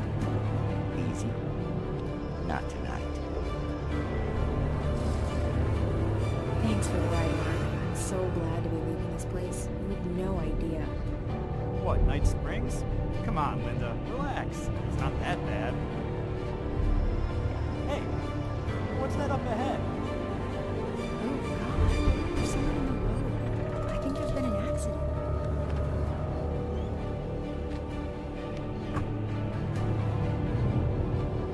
Are you alright? Oh no, Linda! Oh no! It was me on the road! Wait! Tell him to watch out for the truck! Watch out for the truck! My God, Mark?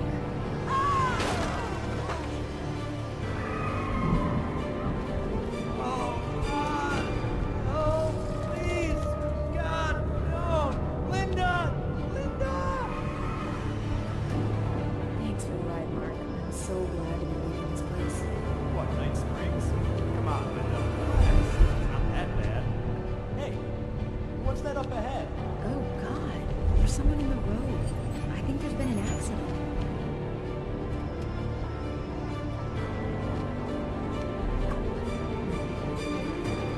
Are you alright? Oh no, Linda! Oh no! It was me on the road! Wait! Tell him to watch out for the truck! Watch out for the truck! My God, Mark? And there you have it. A vicious cycle, brutally punctuated by the blast of an air horn and screaming weather. Many roads are dangerous, but none more so than the one that leads away from Night Springs.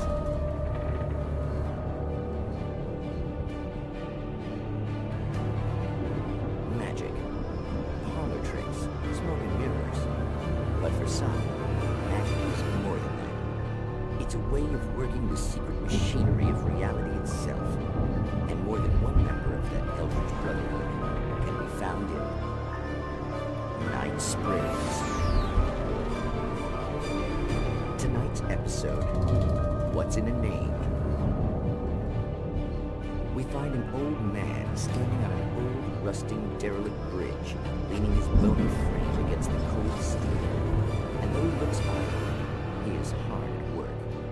His young apprentice attends to him, as good apprentices do. Yes, yes. Coming along nicely. Don't you think, boy? Yes, Magus. Sir, we've been getting some complaints. Are you defacing the bridge? Oh. No, I wouldn't do that. Sir, I can see the screwdriver in your hand and the scratches on the steel beams. You've been spotted doing this all over town. Yes. I have been very busy, but I'm no vandal, officer. Exactly what are you up to, sir? He's writing his name on the town. The youngster is correct. I'm writing my name, my whole name, the entire and complete description of my soul on the town. I'm almost done. Yeah? Well, all I see is an old man tagging public property. Oh, I should bow down to the wisdom of your years? Words have power, young man.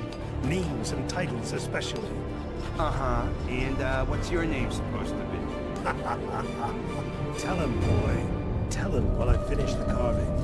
Officer, it's... Say my name, boy. Say it. It's Night Springs, officer. But isn't that... That's the name of the town, isn't it? Yes, it is from now on. Wait, where'd he go? Where is he? Oh, officer.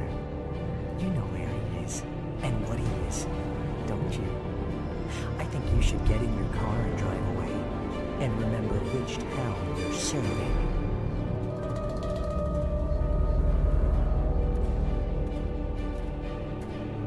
Your will be done, Magus. Ah, yes. There aren't too many new towns to count, all of them with some little magic of their own. But some towns have more personality than others, and none more so than Night Springs.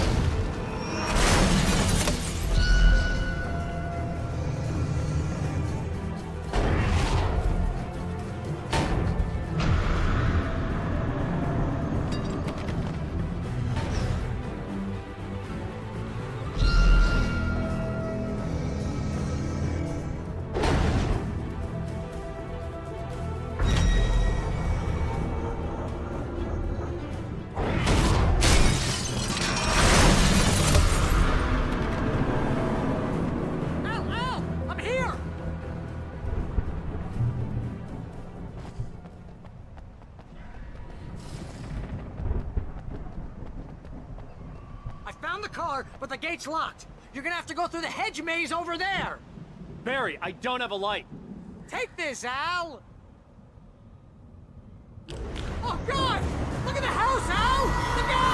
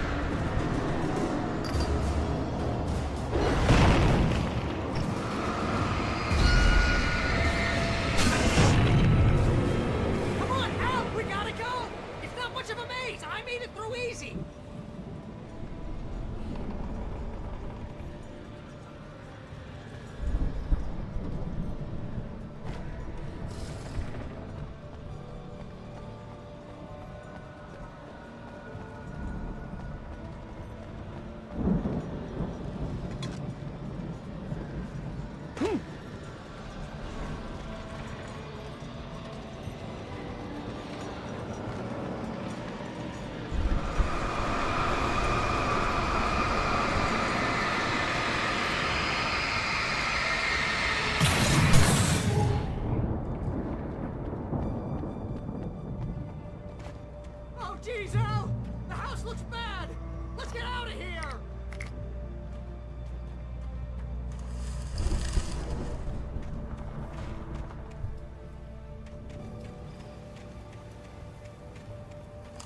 Al, hurry up!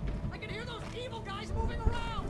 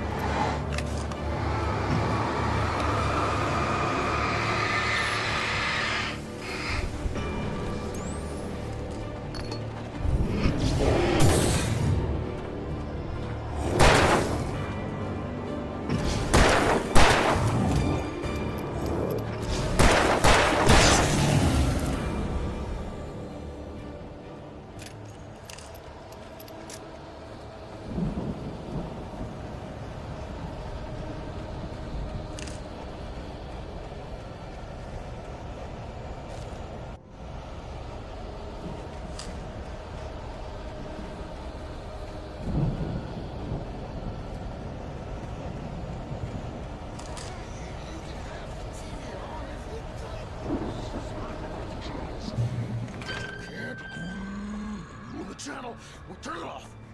We don't want any fighting. It makes me sad.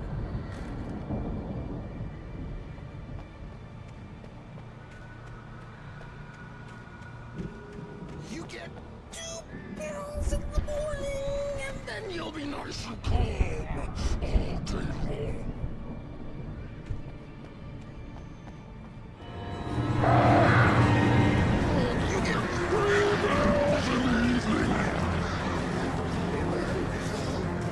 Sleep like a baby!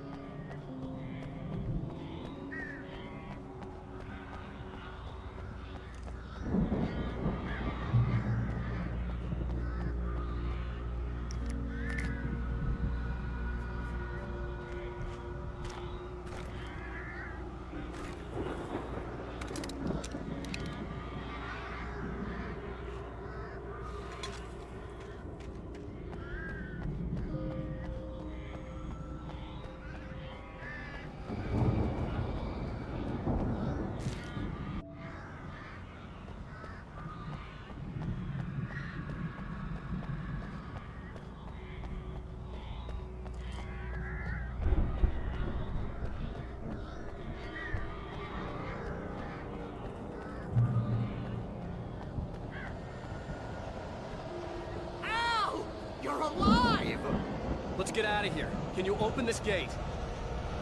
Maybe. Barry. Well, I slammed it shut when the nasty showed up, and the key fits kind of loose in the lock, so, Barry!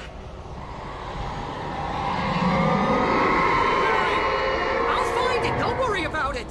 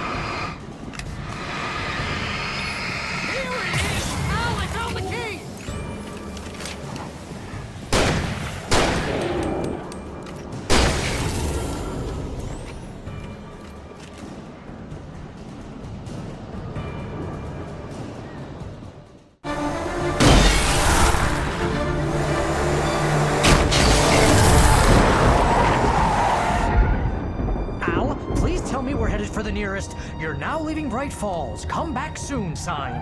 We're going to the Anderson farm. I knew you were gonna say something like that. You know what? You owe me big time for this. When this is through, if we make it, I don't care what anybody says, I'm done with darkness. You're gonna buy me a tanning bed as a gift.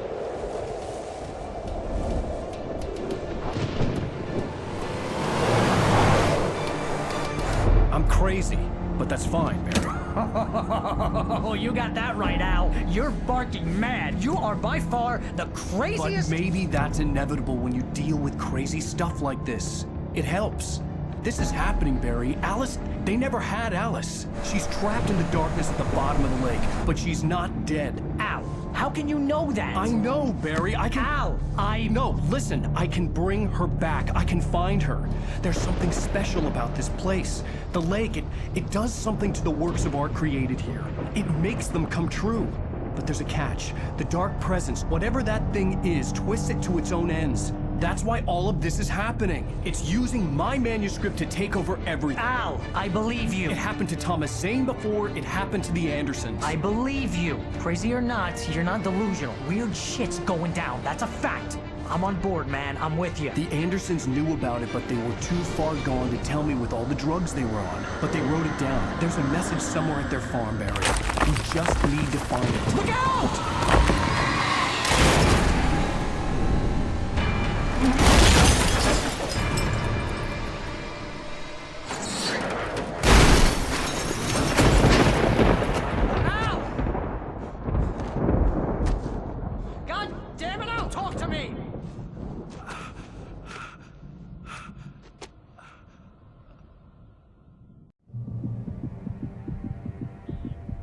I had lost my gun in the crash. Barry was nowhere to be seen. Barry! Barry! Oh, man, you're okay! Jeez, it's good to hear your voice! I was trying to get out of the car, but the ground gave way! Man, what a drop! Don't worry, your cutout is fine. Forget that! Are you okay? I hit some bushes, didn't get a scratch! There's no way you can climb down, though. It's like a sheer wall. Al! There's something moving down here! Barry, it's a take-it! Use a flare, Barry! Oh! Yeah! Barry, are you alright? I'm good, Al! I'm great! Guess you never messed with anyone from New York City before, huh?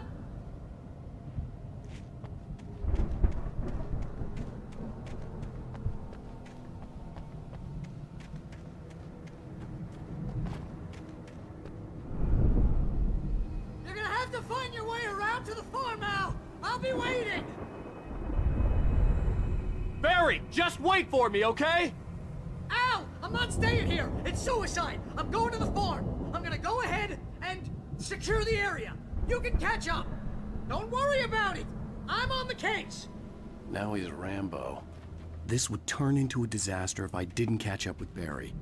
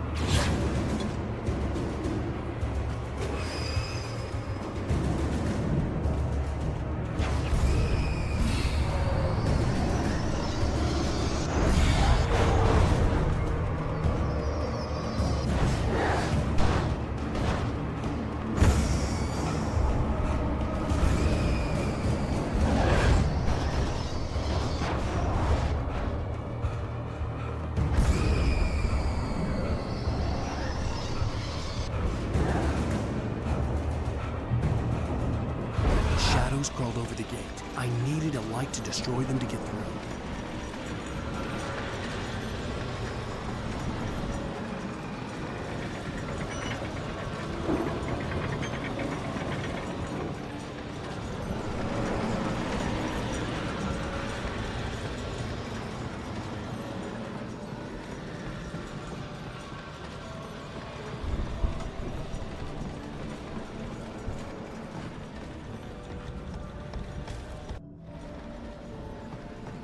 I hoped there'd still be a working generator somewhere around here to power up the old lights by the gate.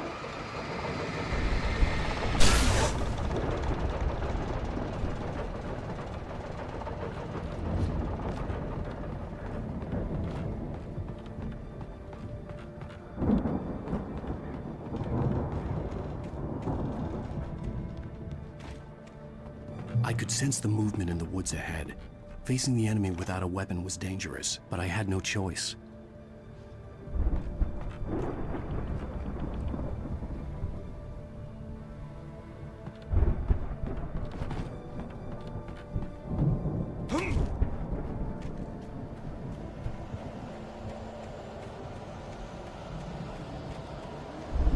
Only the three fatty acids are good for your heart.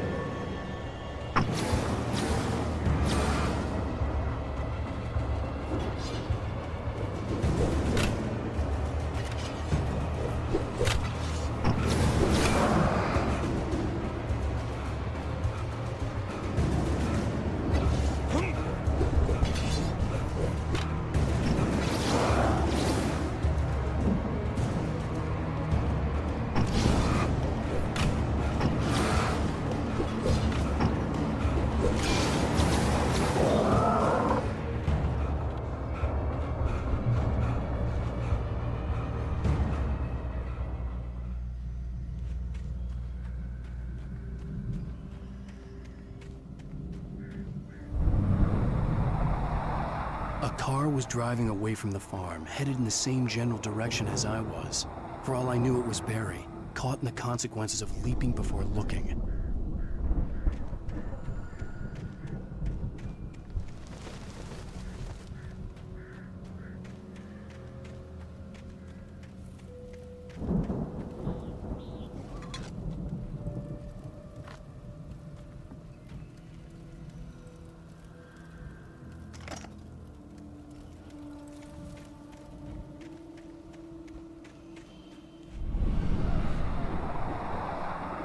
The car was heading for the cabin up ahead.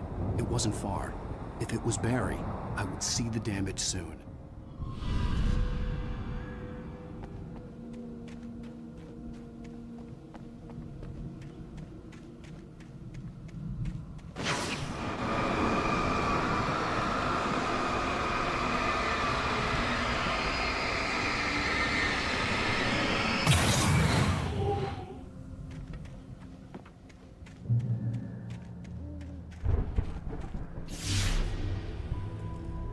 I'm trying to deliver each page to the right time and place. I'm trying to show you how the story goes.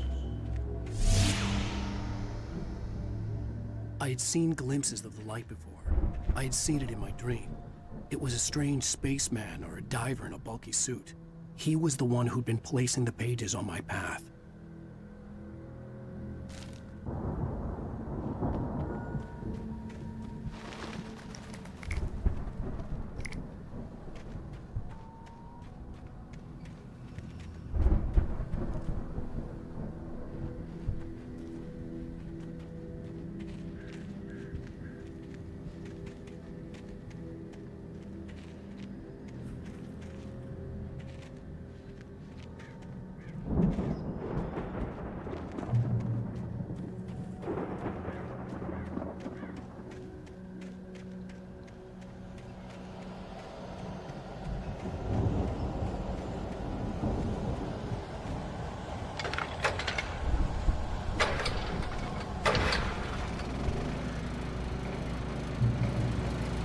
Someone had left a gun behind.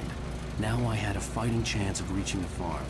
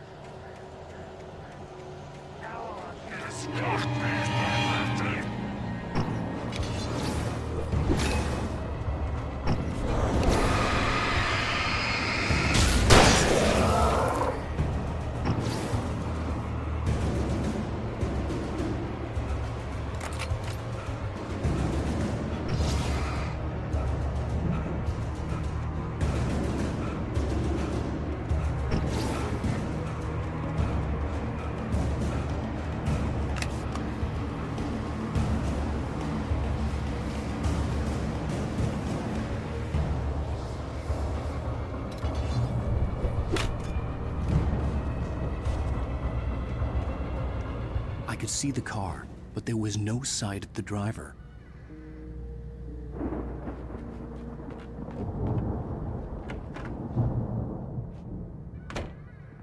Hello? Anybody here? Barry! No! Danny, you're not! Please! What are you? No! Don't! I'm sorry! The front door was locked.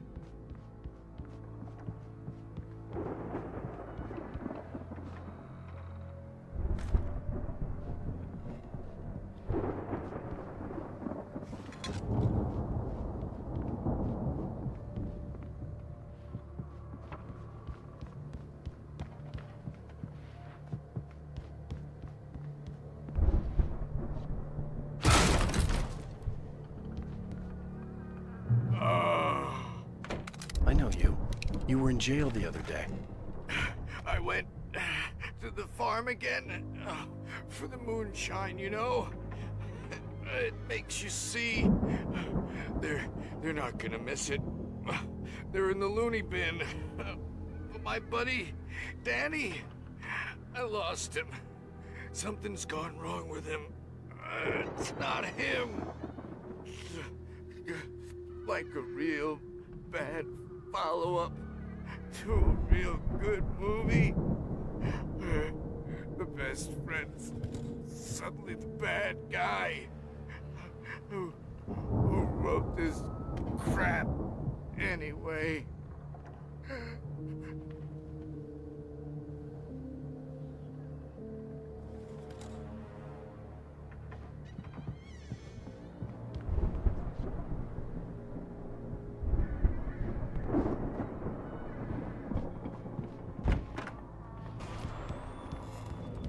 I've run through every possible course in my head. If I continue like the dark presence wants me to, the story I'm writing won't save Alice. It's a horror story, and it's going to kill her, and me, and everybody in this town. No one will survive. Darkness will consume everything. This is what it's wanted all along. It will be free, unstoppable.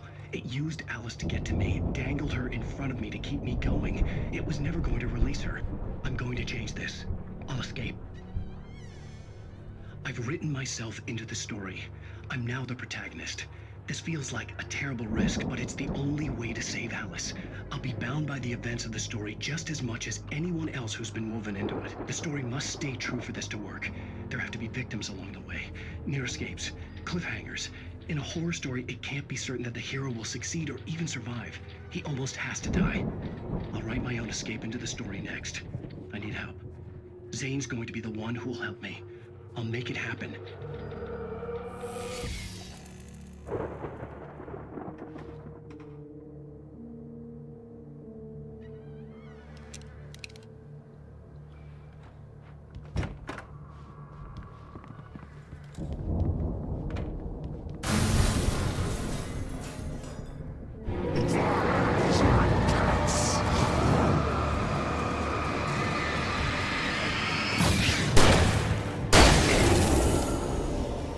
Let me guess.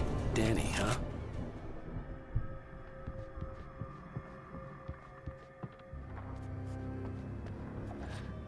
The farm was still a good distance away. I'd need a car to get there fast.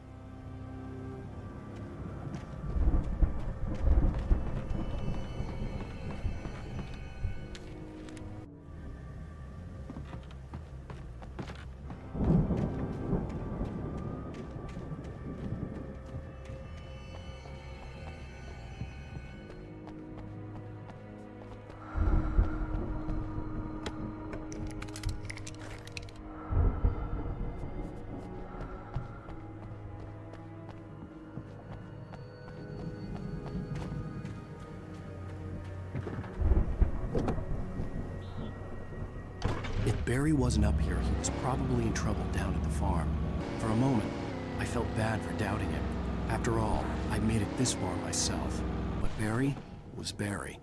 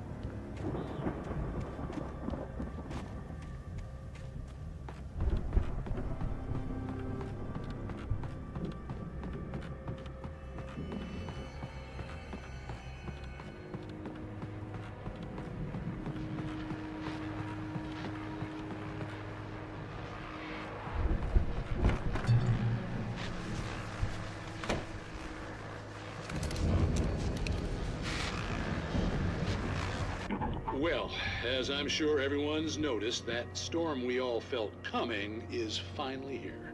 The boys at the Weather Service reckon it'll last until morning, at the very least.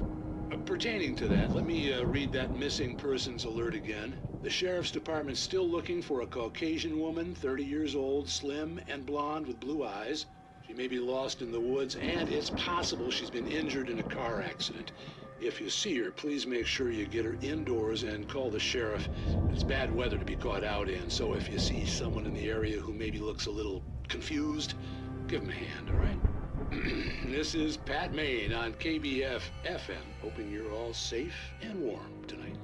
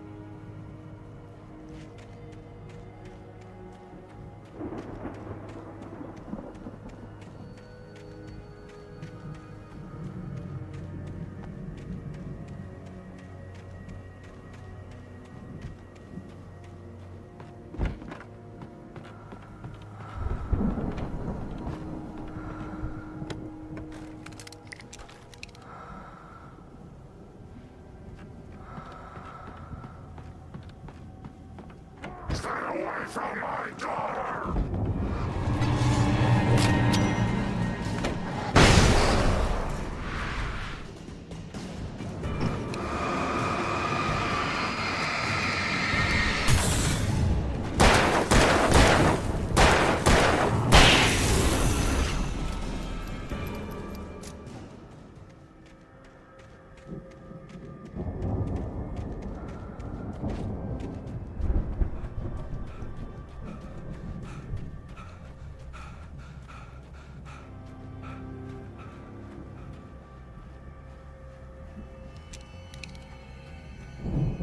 I'd known the brothers used to be some kind of rock stars, but it hadn't really sunk in until I saw the stage.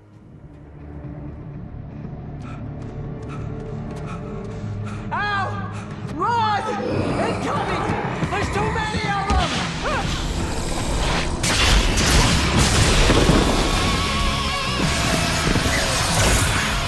God damn!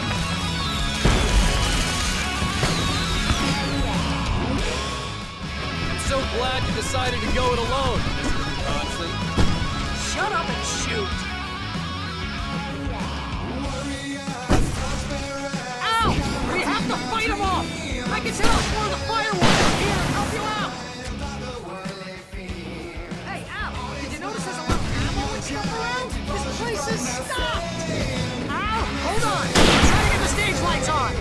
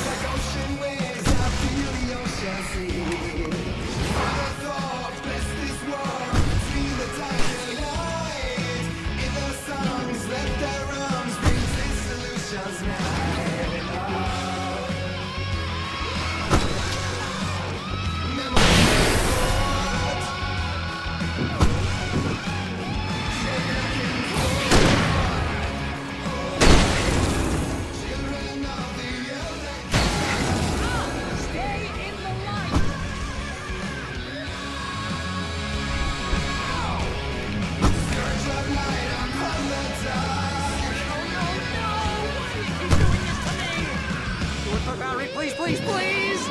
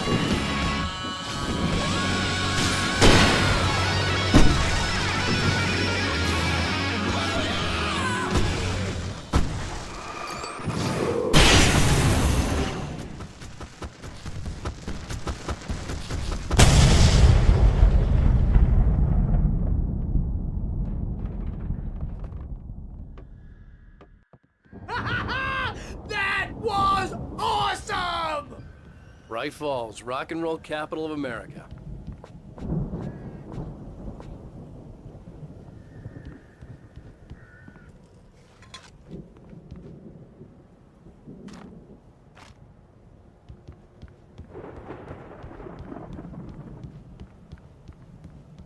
Hey, Al! This way to the farm!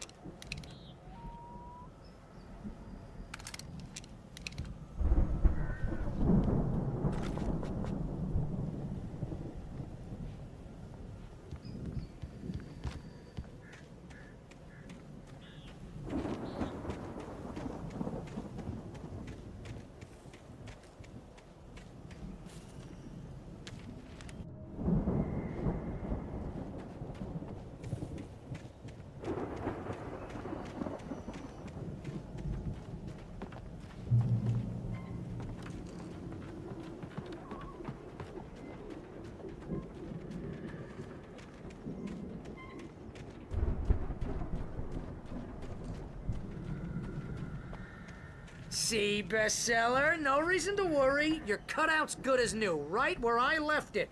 I'll come back for it once we have the place secured. Yeah, that's been my biggest worry all this time. We need to get this thing moved out of the way. This is as far as I got before they ambushed me.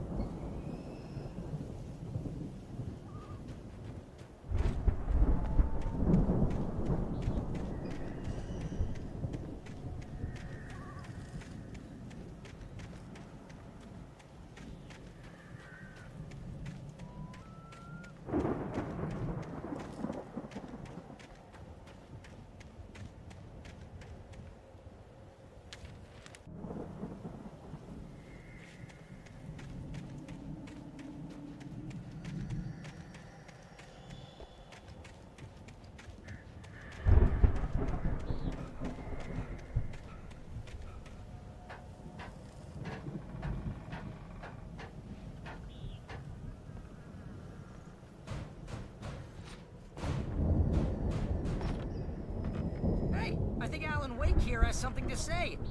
What's that, Al? Ooh, I'm Alan Wake. I'm always right about everything. And if I don't get my way, I'll sulk all day long. I'm always intense and moody. It makes me very attractive and mysterious.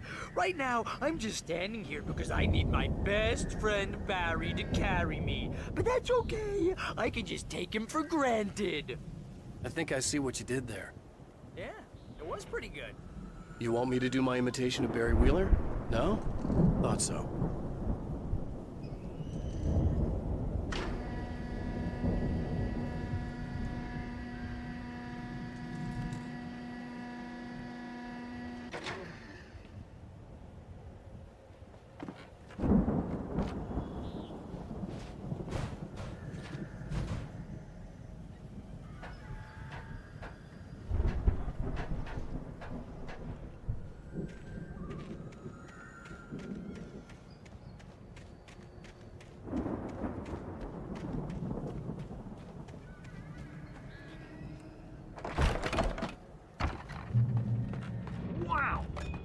You look at that thing, Al! They really went all out with this Viking crap, didn't they? Look at all this stuff! They must have done okay for themselves, so how come I never heard of these guys before? And this from the guy who learned about Ozzy Osbourne through reality TV? Sleep. We all spend a third of our dreams in its soft embrace, somewhere between fantasy and Hey, oblivion. remember when I got you that gig? But Your dreams first are real way writing forcing job, what got themselves you into started? waking life, Was this one of your or vice episodes? versa. In Night Springs. Tonight's episode, The Dream of Dreams. That's by someone else. We join Mr. Jones as he explores the endless dreamscape, only to be brought to a sudden stop by a decidedly mundane situation. A long line of people. Hey, Jones, right? Listen, we're gonna have to wait until His Highness over there is good and ready. Oh, wow. Who's that? You don't know him? What are you, new? He's the guy dreaming us. Well, not just us. He dreams everything. All of this. But wait, no. I'm the one who's dreaming. I'm asleep. Isn't this my dream? Oh, yeah. Sure. Get real, pal. You're just another dream. I'm a dream. You're a dream. The weirdo in the diving suit is a dream. And the girl made of smiles and sunshine is definitely a dream. But I'm pretty sure I'm dreaming this. Well, maybe you're a really confused dream. What am I, a shrink? All I know is I'm going with the smart guys. And they say that's the guy doing the dreaming. Right there. I don't know what that means. It means we keep him happy. No sudden falls. We make sure he has his clothes on when he goes out in public. No chases where the monster is nipping at his heels and he runs like crazy, but his legs don't seem to get him anywhere. None of that. Because if he wakes up in a cold sweat... Oh... Yeah, precisely. So we wait till he wants to move on. Keep things nice and calm. Hey, something's happening here. Yeah? What's that? What? Can't you hear that? Oh, God help us, it's an alarm clock. Oh, it's you, isn't it? Please, man, I got a wife and kids. Please don't wait.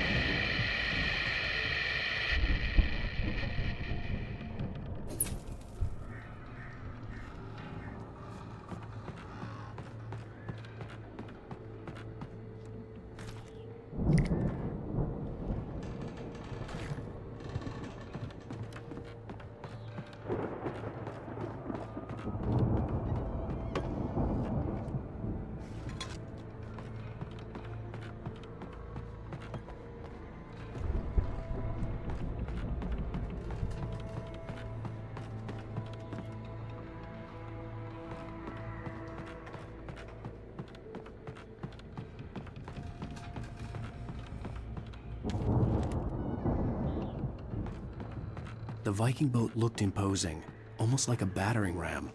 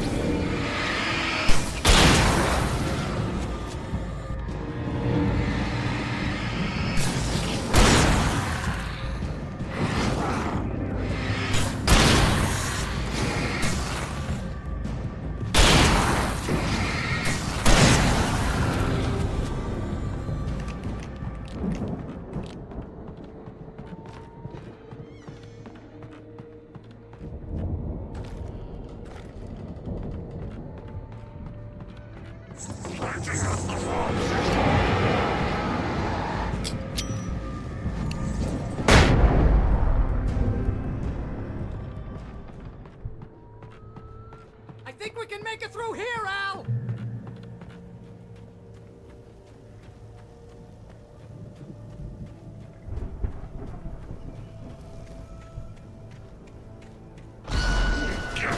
Sun at the floor.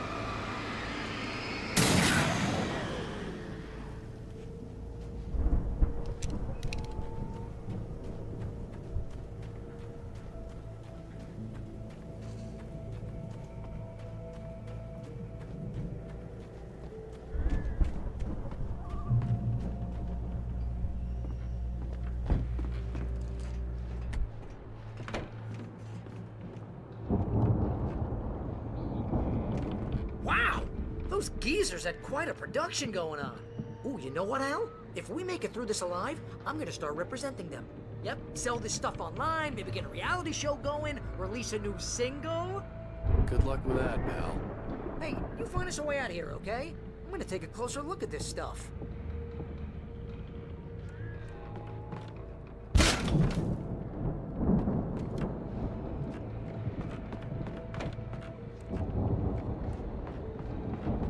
Be careful, Al!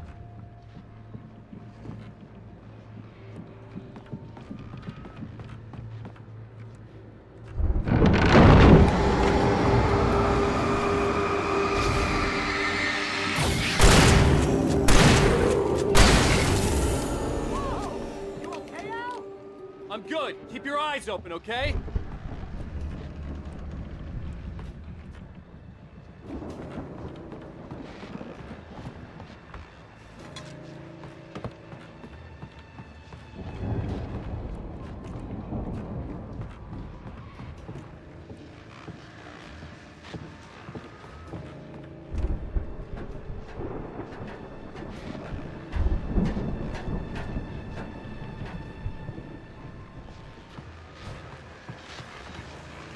As you regular listeners know, I tend to work through the night, but I'm not the only one.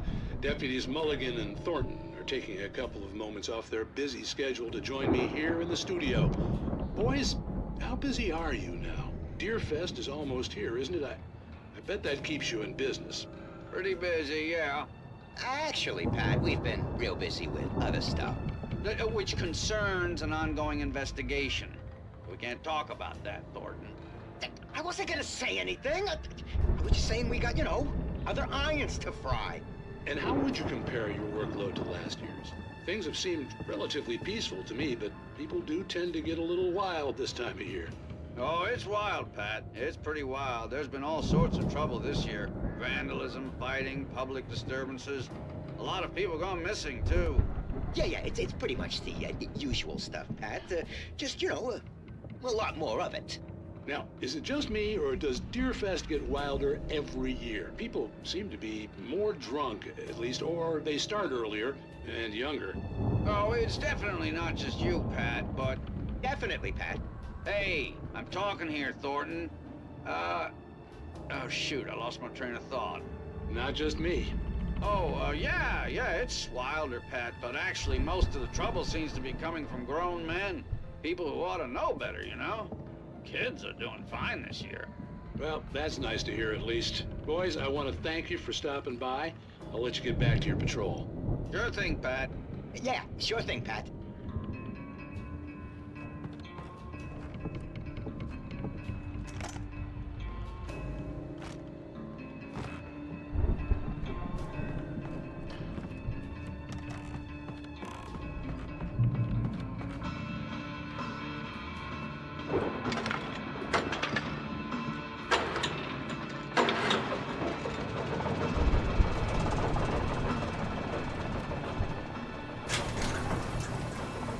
See the building that had to be the Andersons' home on the other side of the field. It wasn't far now. I wasn't worried about trusting the ramblings of two burned-out geriatric wrecks. They had the goods.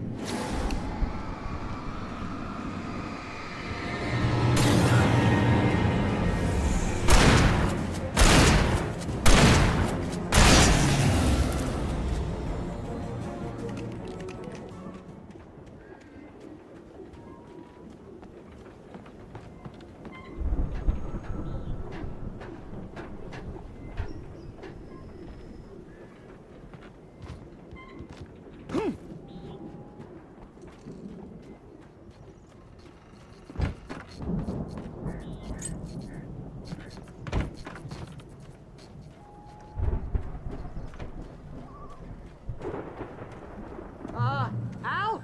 Is that you out there, buddy? Yeah, it's me. Hang on. Hey, let's go, man.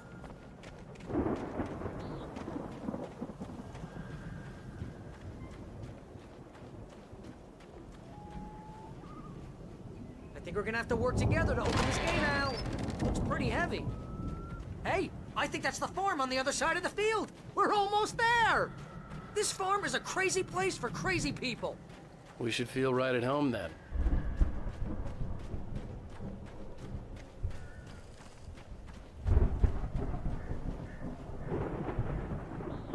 Come on, one more gate. Let's do this thing.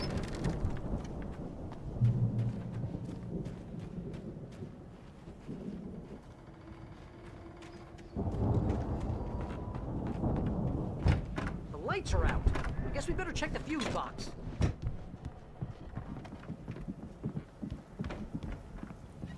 The power downstairs was out, but I was sure I could fix that at the fuse box.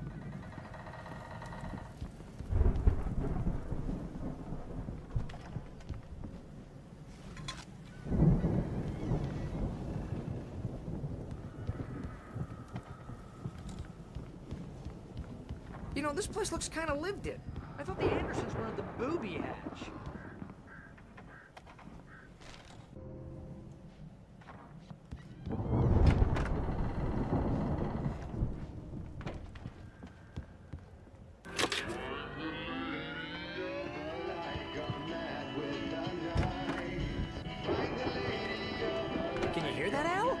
music? Of course. We need to find where it's coming from. That's the message the Andersons talked about. That's the whole reason we're here. Lady of the Light? Oh, that's gotta be what's-her-face, the crazy lamp lady from the town. Cynthia Weaver. Right. Must be.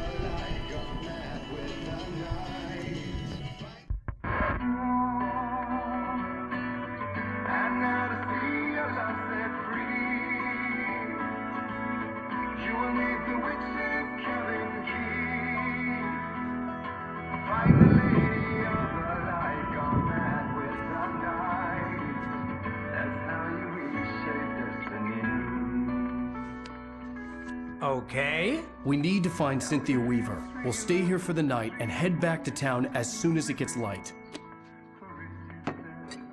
Hey, Al. Lots of hours before dawn.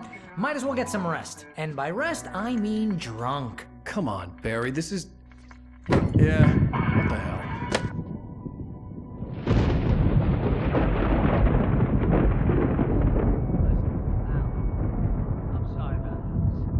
Seriously, because I know we don't get along, but we're gonna find her, right? Even though you're a crazy bastard, I'm gonna stick by you, no matter what, ever, Al. Sure, like a brother. I'm a writer, goddammit. Correct. If I just wanted to, I could write 10 books a year. And they'd be the best books that year. No, you couldn't. That's right, I couldn't. But I could, because I'm a writer. What? What do they put in this stuff? I feel like my brain is coming out of my nose. I'm gonna get the recipe off those coots and be a booze millionaire. I just miss her, Barry. I just want her here with me. I know, Al. I know. It's gonna be okay. We're gonna make it okay.